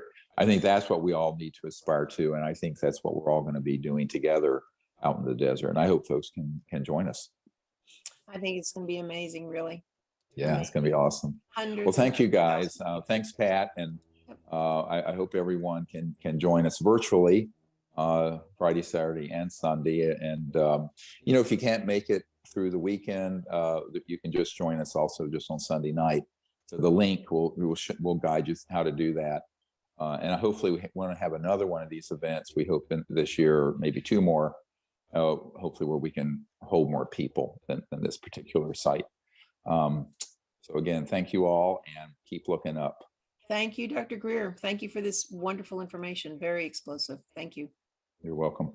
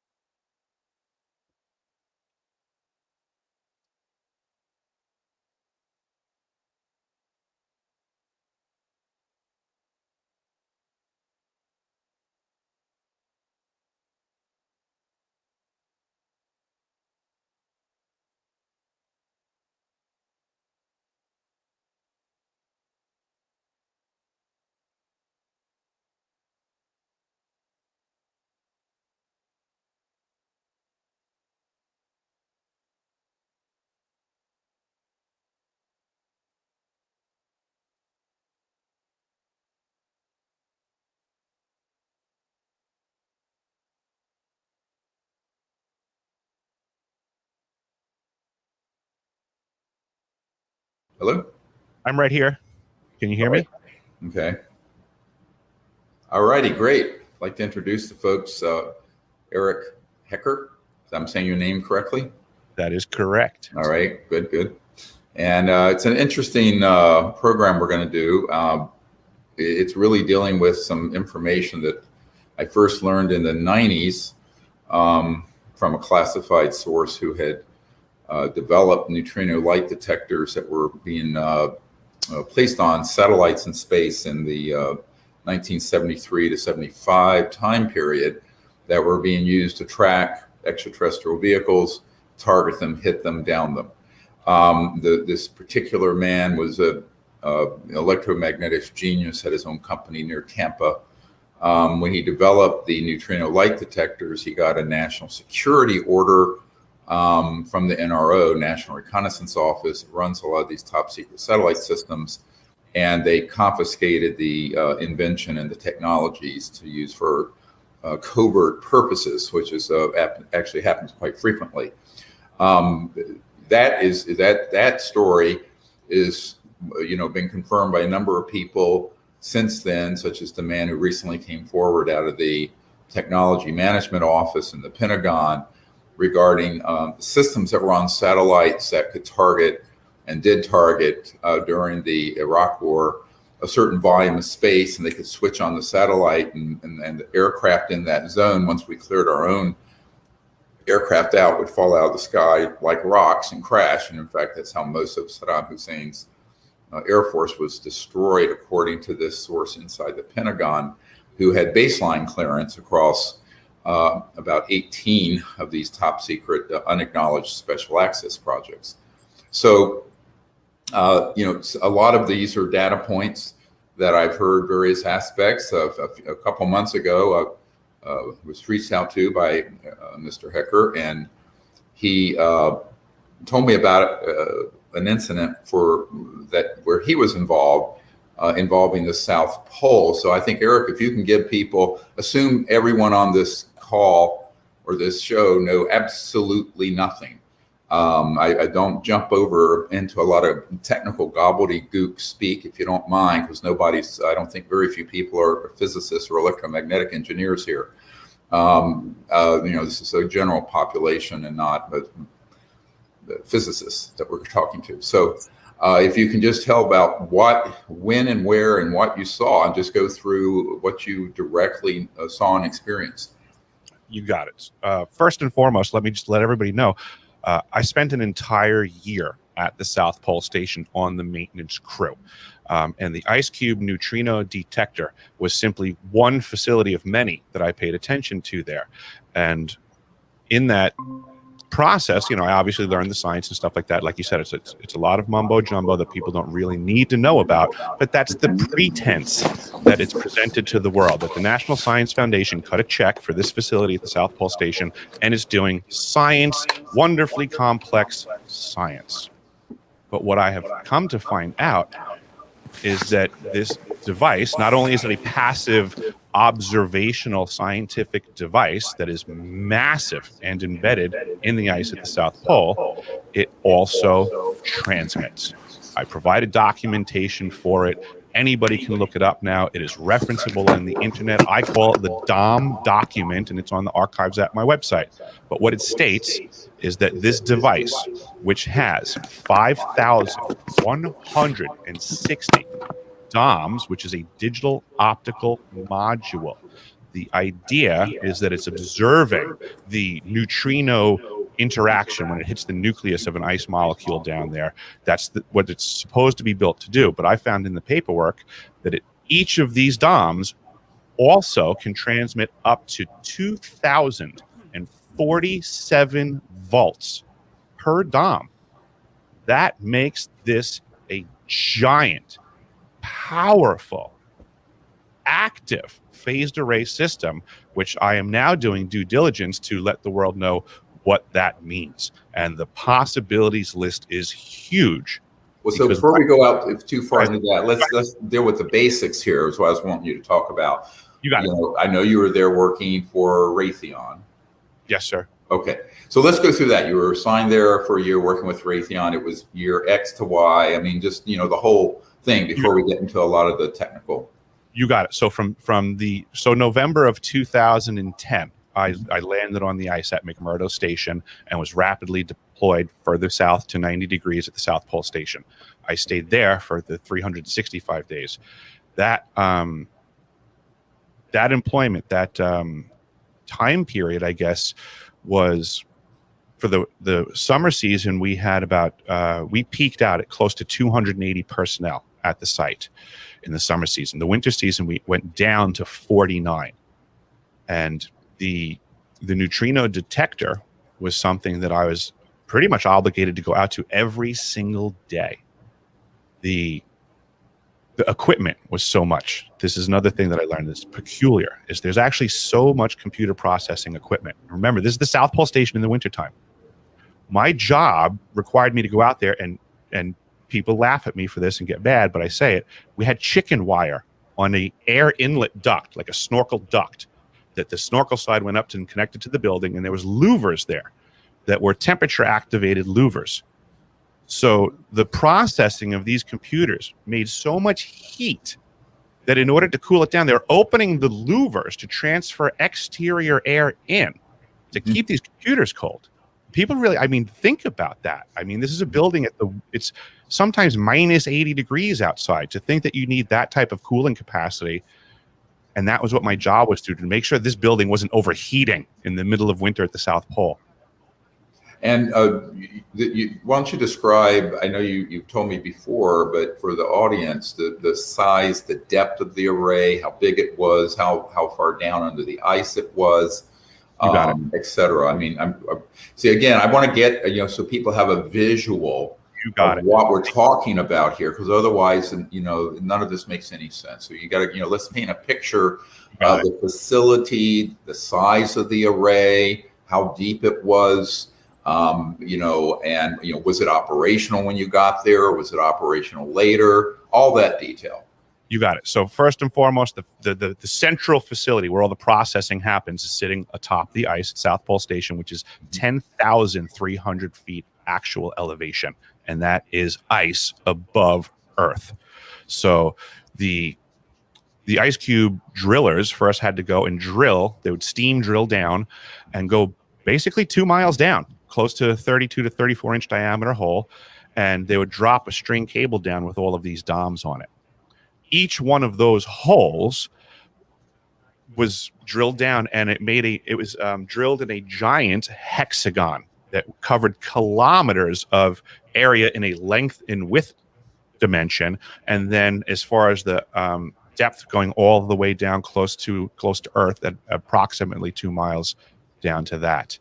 And everything was cabled and went back to the central building where all the processing computer server towers were and all that stuff. And that was the facility that was being accessed every day and made to be chilled. Now, apparently this was being built and developed by Raytheon. Is that right? Yes, that's correct. In the season that I was there, which was so fall 2010 was when I arrived. We transitioned. It was right around, I think, January or February that IceCube officially transitioned from from construction to operations and maintenance. Same thing with the elevated station itself. Okay, and the system. What were the people there told about why it was there and what it was doing, allegedly? The intended purpose for the IceCube neutrino detector was to detect neutrinos through the muon creation, which was when a neutrino coming from anywhere in any direction, it could be from the other side of the planet, from off planet, through the planet, it doesn't matter. But when any of those neutrinos smashes into the nucleus of the water molecule, which is in the extremely pure ice. There's nothing else in there. So that's kind of why they're doing it, because they know it's a concentration of something specific, which is just pure water. Great product. When it hits the nucleus, there's two things that occur. A blue flash of light, and the neutrino and the nucleus are destroyed, and a new product called a muon is created. The detector is searching for the blue flash of light. So whatever direction it comes from, it would make like a blast through the array, that when it would hit the nucleus, it would be like a reaction through all of the different DOMs, because they're optical modules and they're receiving at that point. On the receiving end, there's just a bloom that shows up in the array. And from that bloom and the amount of light that hits each DOM, they can triangulate the direction from which the neutrino came from. Mm-hmm. I was told that they would then take that information, transmit it to all the different telescopes in the world, and then that would allow them to then look, because they're so curious as to what neutrinos are and where they come from. Mm-hmm. And so that was what they were telling you, is that this was a observation technology related to astrophysics or astronomy somehow. Absolutely, that's correct. Yeah. And what did you discover it actually is used for? Quite much more. The ability to transmit is a big deal, and I know a lot of people may not necessarily understand what that means. So I want to paint a picture for them. It's one thing to say that, and the government does this all the time. They sidestep stuff. Mm-hmm. It would be like if somebody walked up to you and they had something you had never ever seen before in your life, and they were just simply calling it a bullet carrier. It's a bullet carrier. It carries bullets. But if they never told you it's a pistol or a handgun, they're being rather deceptive in what that thing does. Mm-hmm. And that's the way I now look at the IceCube neutrino detector, is that this is a savagely different device from what I was presented. And I'm trying to express to the world what that means, because it is absolutely a very big deal. So you're convinced it was also had not only data gathering, but also offensive weapon capability? I'm absolutely suggesting that is still on the list of things to check into. Mm-hmm. I'm a firm advocate of Occam's razor, that every possibility is left on the table, and I have to assess each one. And the split second I can negate something as a possibility, I will apply Occam's razor, cut it off, and remove it. But so far, everything that's left on the table is still possible. No, there's a lot. Yes, there is. Yeah, and we can get into that in a moment. But I'm trying to stick with the things that are factually happened and observed, and then we can talk about implications and our assessment in a moment.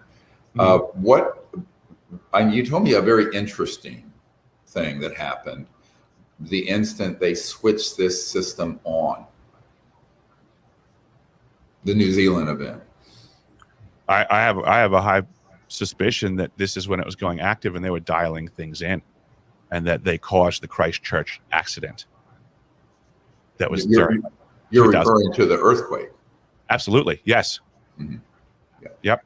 I believe that they were dialing it in, and there was a high probability that that was just misfire.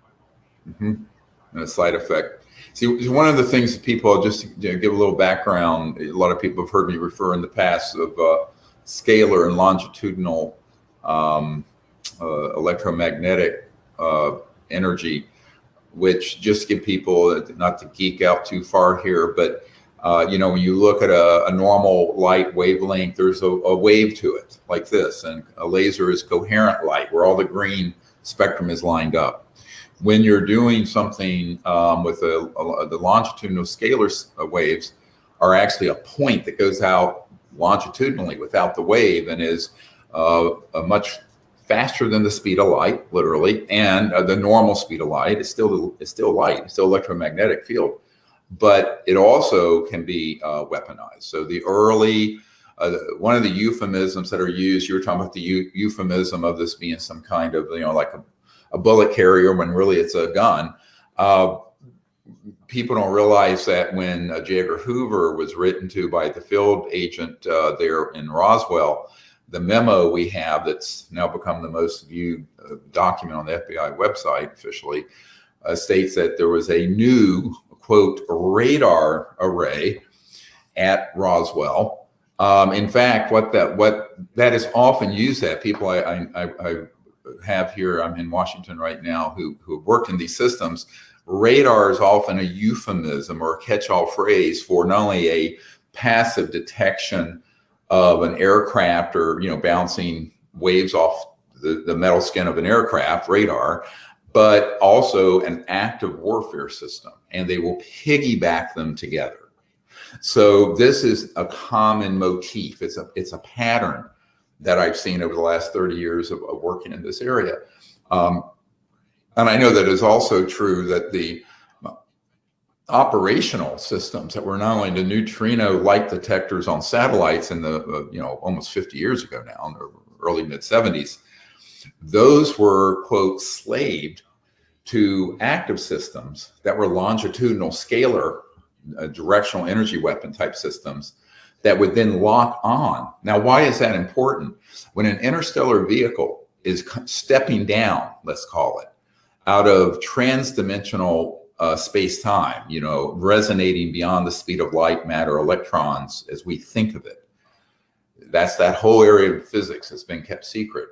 When they are going from that into this dimension full on, the very first thing that happens is a big burst of neutrino light.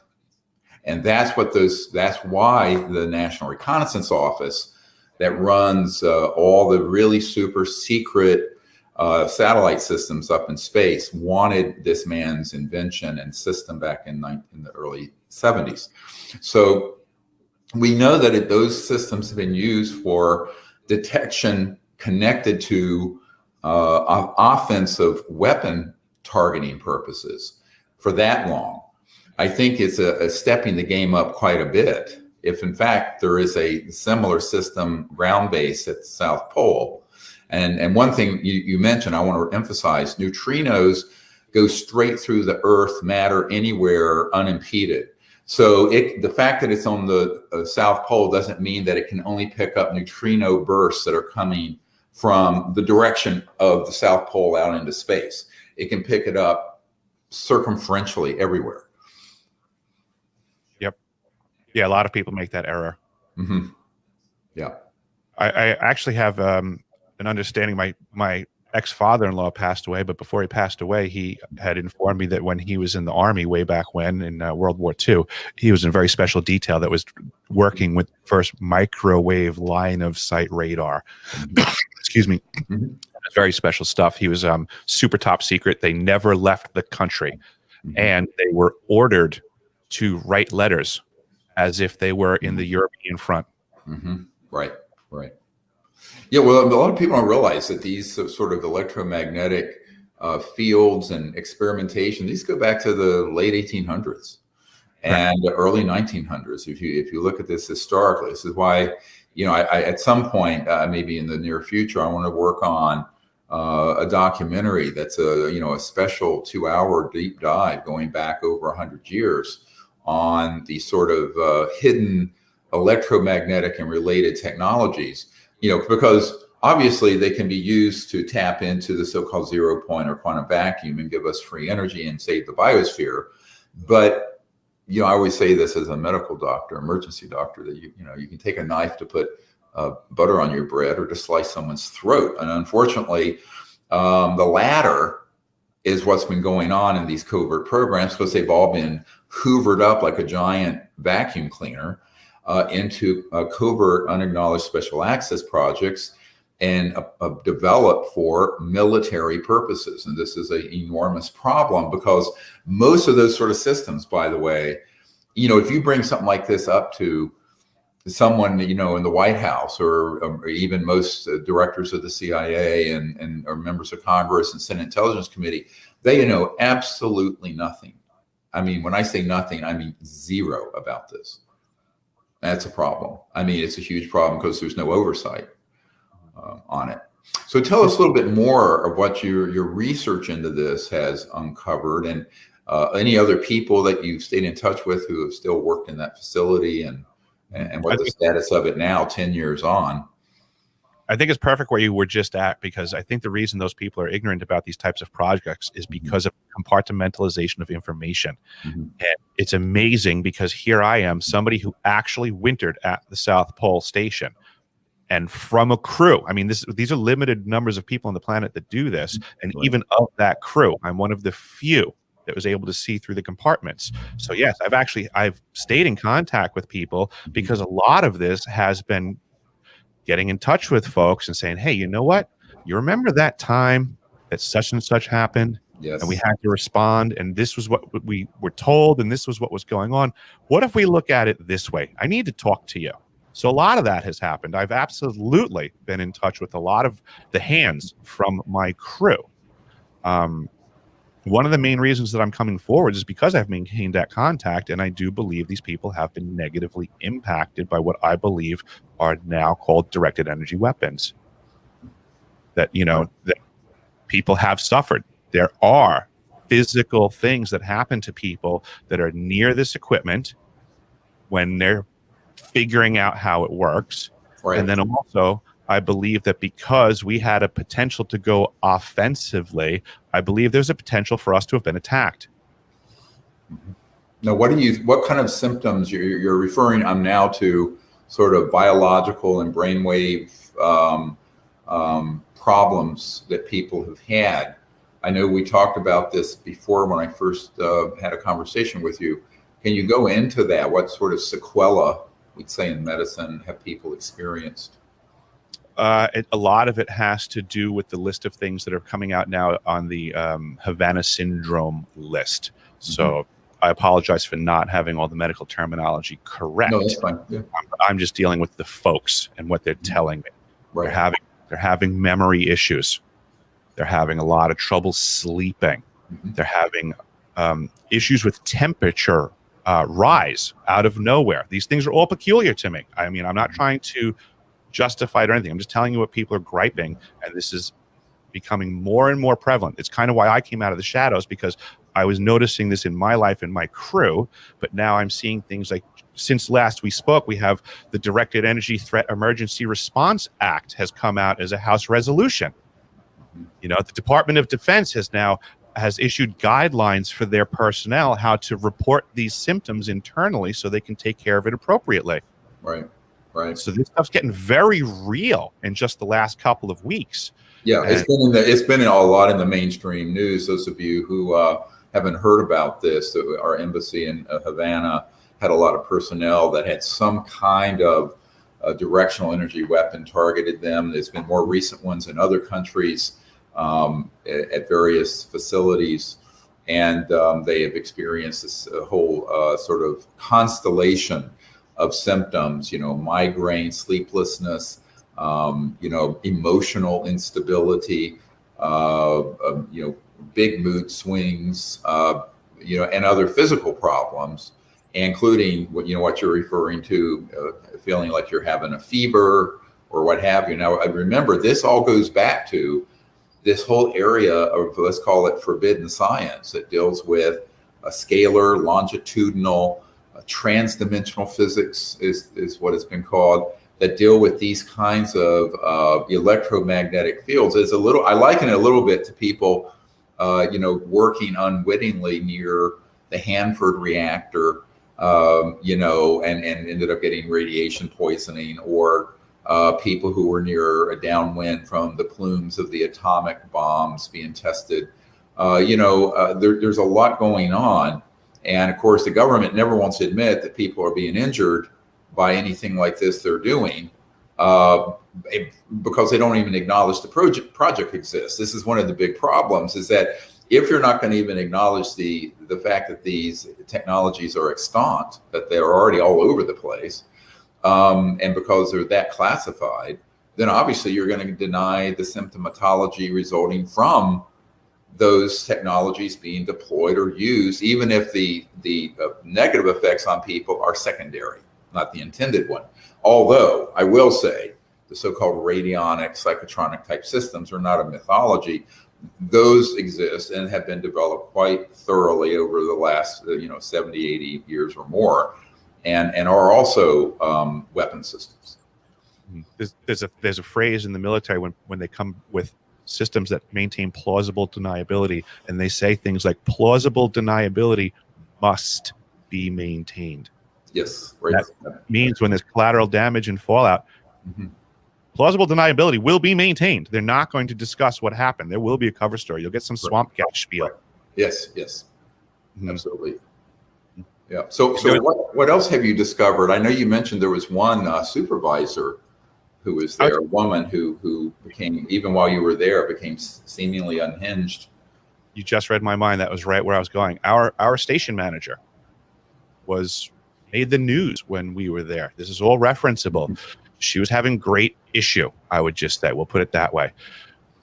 I'm certainly not a doctor, but I'm a winter rover South Pole expert, and from my knowledge and experience of being a winter rover at the South Pole, she seemed to be in the throes of what is medically called winter rover syndrome. They've done studies. There's a certain mechanism of failure to the psyche that occurs typically when you go down the wrong path there, I guess to say. And she seemed to be in that situation.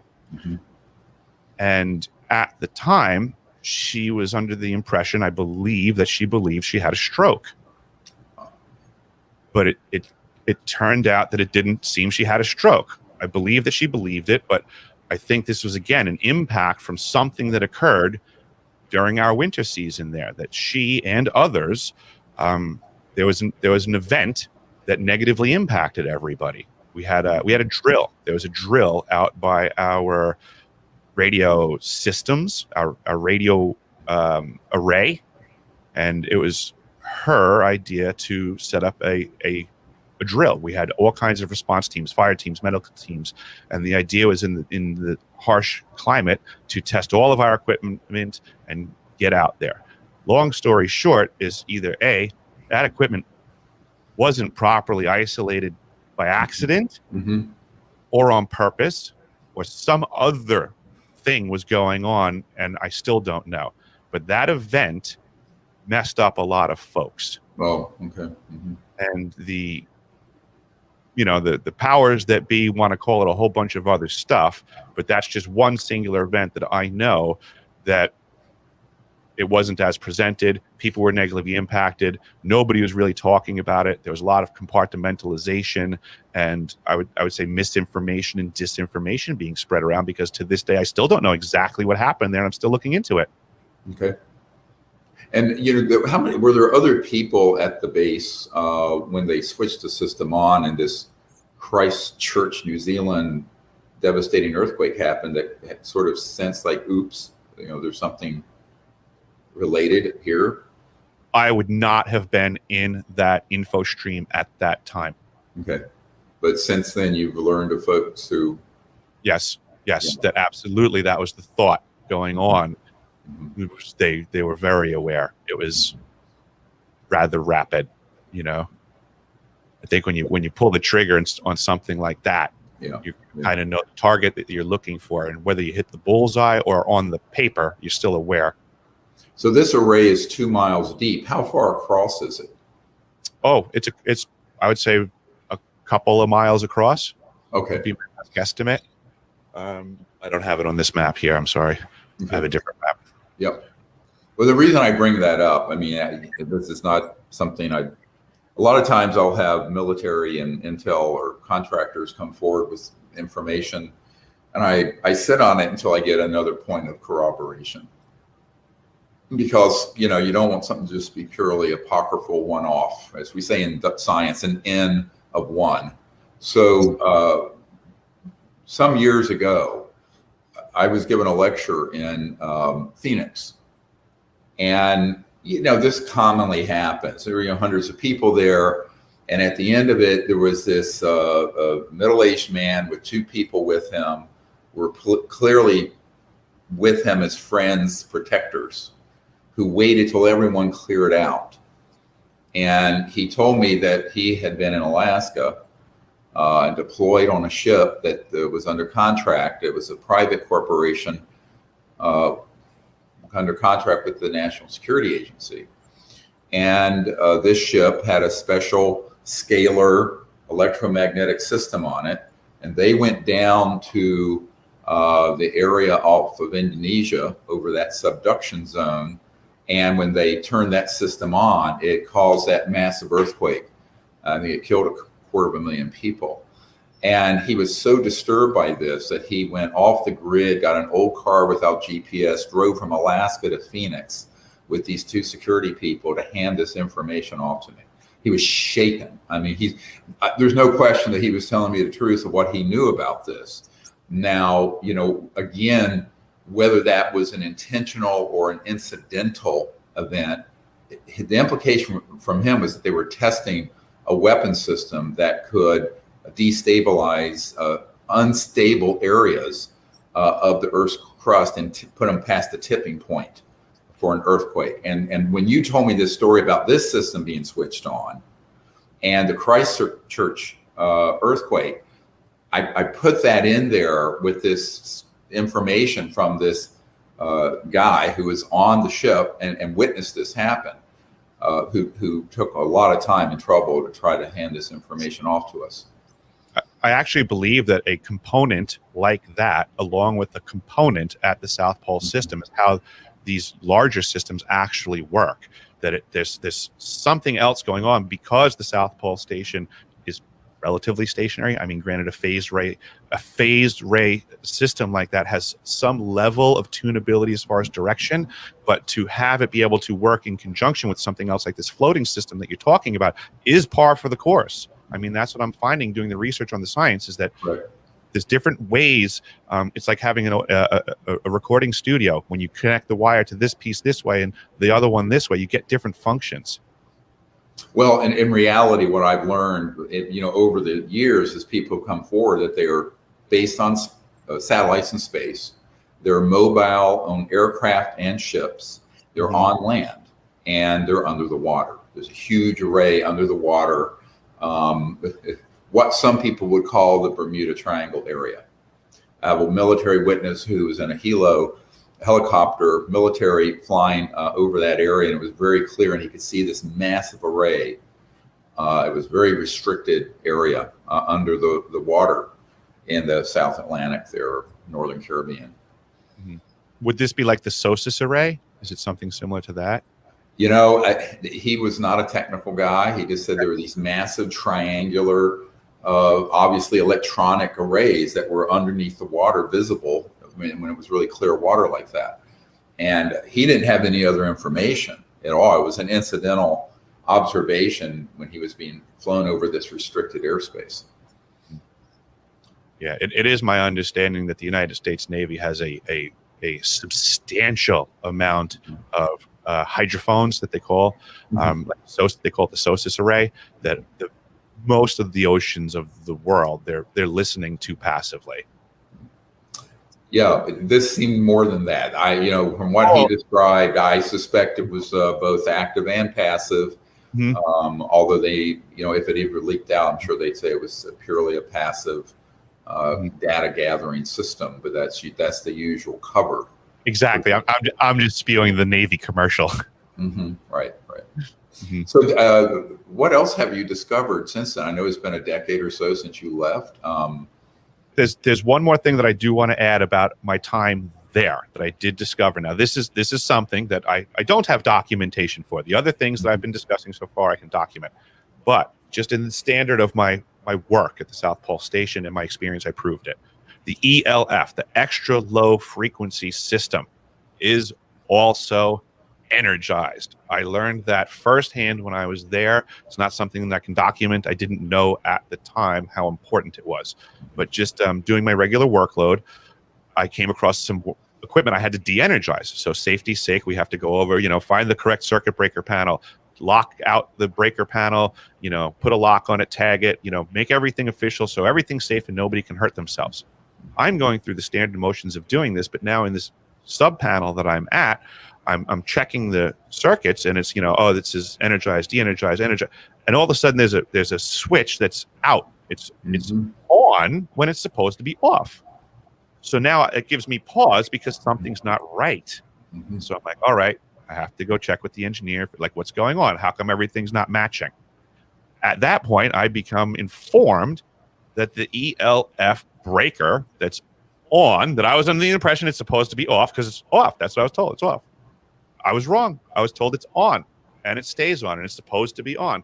So go back to what you're doing. And I went back to what I was doing now with full knowledge that the ELF system is not de-energized. And that's a big deal also. So why don't you tell people listening what ELF is, what it can be used for, what it does? I think a lot of people may not be familiar with the science of ELFs. ELF is again going back to like Nikola Tesla type stuff, and it's very complex. It's a huge antenna array again. Now we're talking again miles and miles of antenna embedded in the ice. One of the things that it could be used for, they said was used for way back when, was submarine communications globally, which is a really interesting thing. They're also stating to be using it for science, for the measuring of the magnetosphere, which is very interesting to certain aspects of science that I love, and what's been going on with the temperature of our planet, and many, many interesting things can be understood from observing the magnetosphere. But again, since they're not telling anybody it's on, I don't think it's being simply used for such common things. I think there's a more nefarious aspect to this component. That's where I'm at so far. So what do you think that could be used for that would be not just communication and passive? According to the work of Dr. James Giordano, who gives us the new topic of the battlefield of the mind, ELF and the South Pole Station's ice cube neutrino detector, these things are right on the list of directed energy weapons and V2K and all kinds of horrible things that I don't want to think about, but I have to impress upon people that there are folks that think of these things, that like to manufacture these devices under the pretense that, well, what if our enemies come up with it first? You said V2K. You want to tell people what V2K means? Yes, the V2K is voice to skull, and this is an actual technology that's been around for quite some time, and it was even put to use in the Desert Storm conflict to disarm our enemies. There is a way to put a voice to transmit into somebody else's head in their own voice a message. So this is an interesting thing, actually, because when you look on the list of the Havana syndrome stuff, which they're now actually calling AHI, anomalous health incidents, which is a wonderful, benign term. But the funny thing is they keep being very vague. They're saying that on the list of symptoms is people hearing strange sounds. That's V2K, folks. They're not going to be more specific than that right now. But what that means is they're hearing information coming into their own head in their own voice. I would suggest this is what our ancestors were impressing upon us, to know thyself. Way back when, there was a technique that they could do this by. Contemporarily, we're dealing with the technology that can pull it off. Well, it's interesting. It can also be in someone else's voice. A lot of people, if you look carefully at the what happened with Carol Rosin, who was Werner von Braun's spokesperson for the last 4 or 5 years of her life, when he got sick, he sent her out to give his speeches. And she had been a school teacher and then became an aerospace, one of the first women in aerospace industry, Fairchild Industries, back in the 70s. And she stood up in front of this huge gathering to give his speech, and this V2K system switched on. But it was Werner von Braun speaking, and she just repeated what he was saying. And I mean, most people would sound like, wow, this sounds like schizophrenia, as a doctor and someone who in the emergency department have seen plenty of, really severely mentally ill people with delusional systems. But no, this is a very specific system, and it's not tinfoil hat stuff. This has been around for some time. And remember, that was in 74 or 5, I think. You can imagine what, 50 years or 70 years of classified, unacknowledged special access projects, trillions of dollars, of what the payoff has been in this whole basket of technologies, sort of secret, highly classified technologies, not just energy and propulsion, like we talk about with UFOs, ET craft, and man-made anti-gravity vehicles, but also these other sort of systems. And back in 93, 4, 5, when I was first dealing with President Clinton and his CI director and trying to get this stuff, I said, it's not just that there are these earth-saving and life-saving technologies that are being kept secret. It's that those same technologies repurposed for harmful reasons are in the hands of people who are unaccountable, who have no proper oversight, and who, many of them that I've known over the years that are in these programs, are quite frankly sociopaths. Or high functioning psychopaths. So I think that, you get into, it's very dangerous, this kind of secrecy, when those people have those sort of technologies without any moral, ethical, or oversight of what they're doing, because they have free reign. Who's looking into this? The Senate Intelligence Committee, the president? Well, they wouldn't even be shown, as one person said, where the washroom is with the projects dealing with this. So that's one of the really big problems with this kind of extreme secrecy that Eisenhower recognized. Now, he knew that there were things going on. People think all this is all newfangled. I said, look, the heyday of massive breakthroughs in a lot of this sort of science and technology happened between the 20s and the 50s. By the 60s, many of these, we already had field propulsion, so-called anti-gravity. We had energy generation systems. We had the V2K capability. We had psychotronics, radionics, ELF, all kinds of things, and scalar and longitudinal systems that had been deployed early on when they downed the first, some of the early craft near Roswell, which was the only nuclear atomic bomb squadron in the world, which is why the ETs were there, very concerned about it, because they knew that we were doing things when we detonate an atomic bomb, or worse, a nuclear bomb. There's the electromagnetic pulse everyone knows about, but there are these other energy forms that are beyond the speed of light that are released, that are actually incredibly disruptive to the so-called the superhighway of communication and travel interstellar. Mm-hmm. That's one of the things that Tesla was trying to get people to understand, is that, even though we use Hertzian wavelengths for everything that we do, It's not the only wavelength out there. There's so much more. Right. And that was, like you were saying earlier, the scalar and the longitudinal, that's, where he was going with his transformation of energy over long distances. It was simply, people are familiar with like AC and DC transformation, or a step up or a step down transformer, where you're just simply increasing voltages. All Tesla was doing was taking something from a Hertzian wavelength, transforming it into something else. You call it scalar, call it longitudinal, call it whatever you want to call it. It was a transformation, and then he would move it from one place to another and transform it back, which is we do this with electricity all day long in so many other ways. Right. Sure. Yep, exactly. And, this is why, when Nikola Tesla died, the FBI came in like gangbusters and took all of his papers out of his apartment. I have a Department of Defense document, the provenance of which it was officially released, where the Department of Defense was demanding that the FBI turn those papers over to them because they knew how important they were. Mm-hmm. Yeah, that was what happened at Tesla's demise was really inappropriate. It wasn't supposed to go down that way at all. And I don't even know how we're not in any way trying to recover from that going down the wrong path. Has anybody done due diligence to try to get all his papers back? Or are we just sitting here confident that the government says they're not around? I mean, I myself haven't done the legwork. Do you know of anyone that's tried? Not yet. I mean, I know for a fact that the FBI did get them. Now, here's what happens if you do a FOIA, a Freedom of Information Act request. Because of the nature of these unacknowledged special access projects, these things get diverted into a USAP that no FOIA officer, in fact, the president and Senate Intelligence Committee chairman, don't have access to. So if you send in a FOIA request, people think that's some sort of a magic bullet that's going to open the vault for you. That's just delusional, frankly. It's absolutely delusional because they don't understand the level of compartmentalization that is beyond that.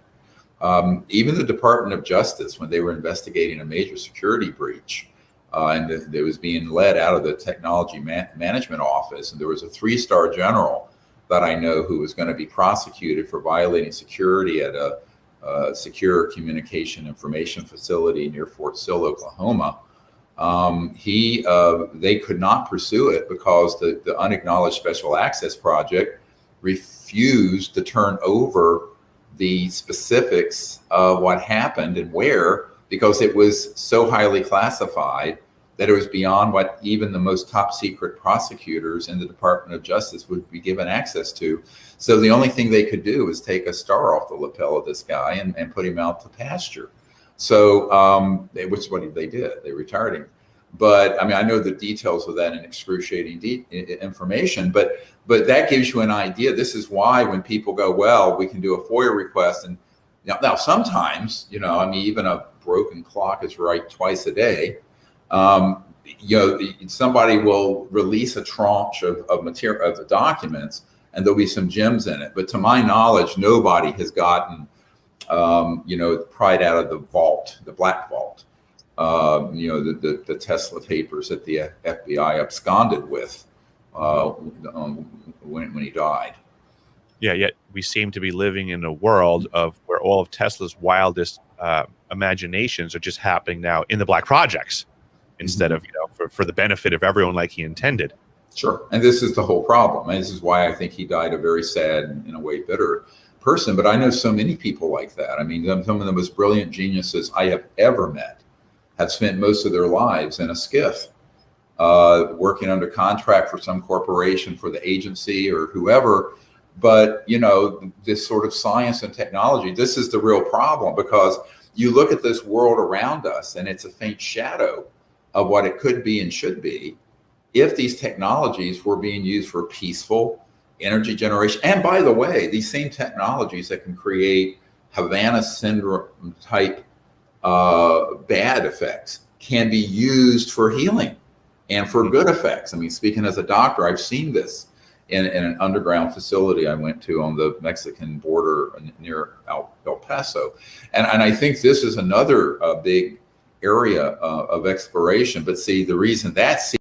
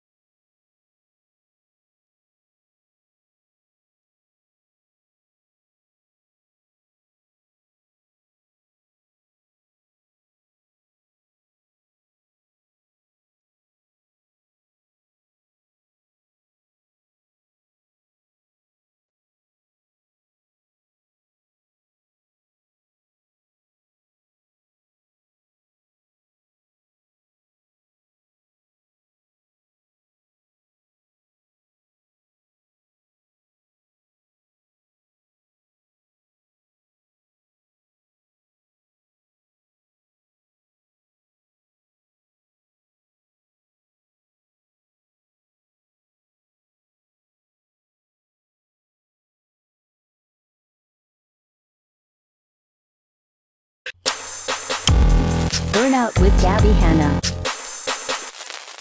Check it out. And if you want to like meditate and join the aliens with me, no, not the aliens, the ETs. We're all in this together. As Dr. Greer said, it's up to us. If you sign up to our newsletter email list, we do a monthly thing where we do on the same, I think it's the first or second Saturday of the month. I'm not sure. Oh, I'm in it. Where we have the whole world doing the CE5 meditation together at the same night. Oh, we are in really it. Fun. Yeah, Sam, so really great power thing. Yeah. Well, thank you so much, Dr. Greer. Thank you. I really appreciate your help and your perspective and everything. Well, I can't wait to see you in LA, and I can't wait to go to the desert and contact the ETs with you. All right, thanks again. We'll be in touch. Thank you. Have a good day. Bye-bye. Burnout with Gabby Hanna.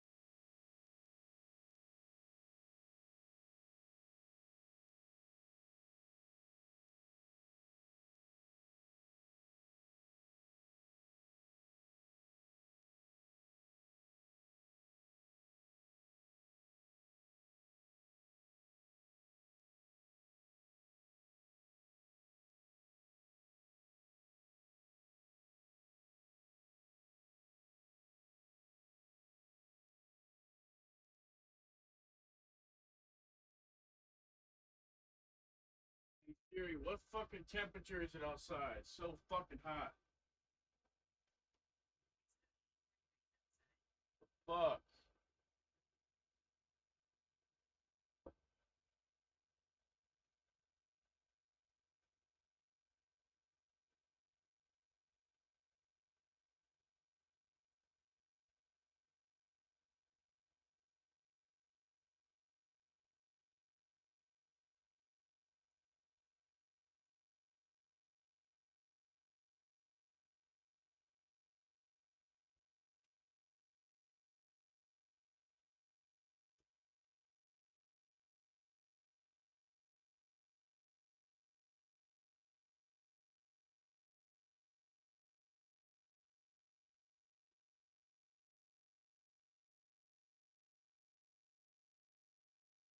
Sucks that I'm fucking not well known, man.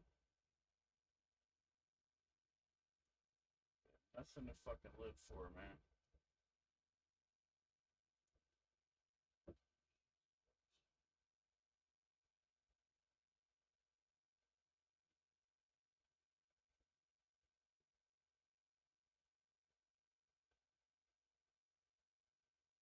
Life is fucking sucking. And fucking escape this goddamn hellhole.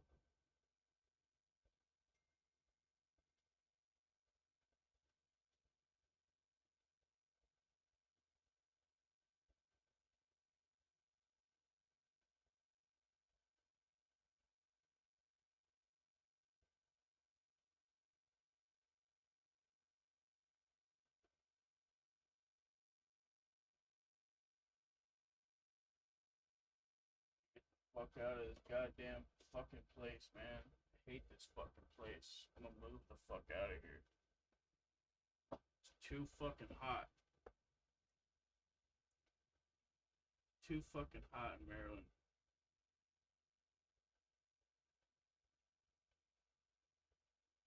Too fucking hot in this fucking goddamn fucking police. Oh, it's bullshit.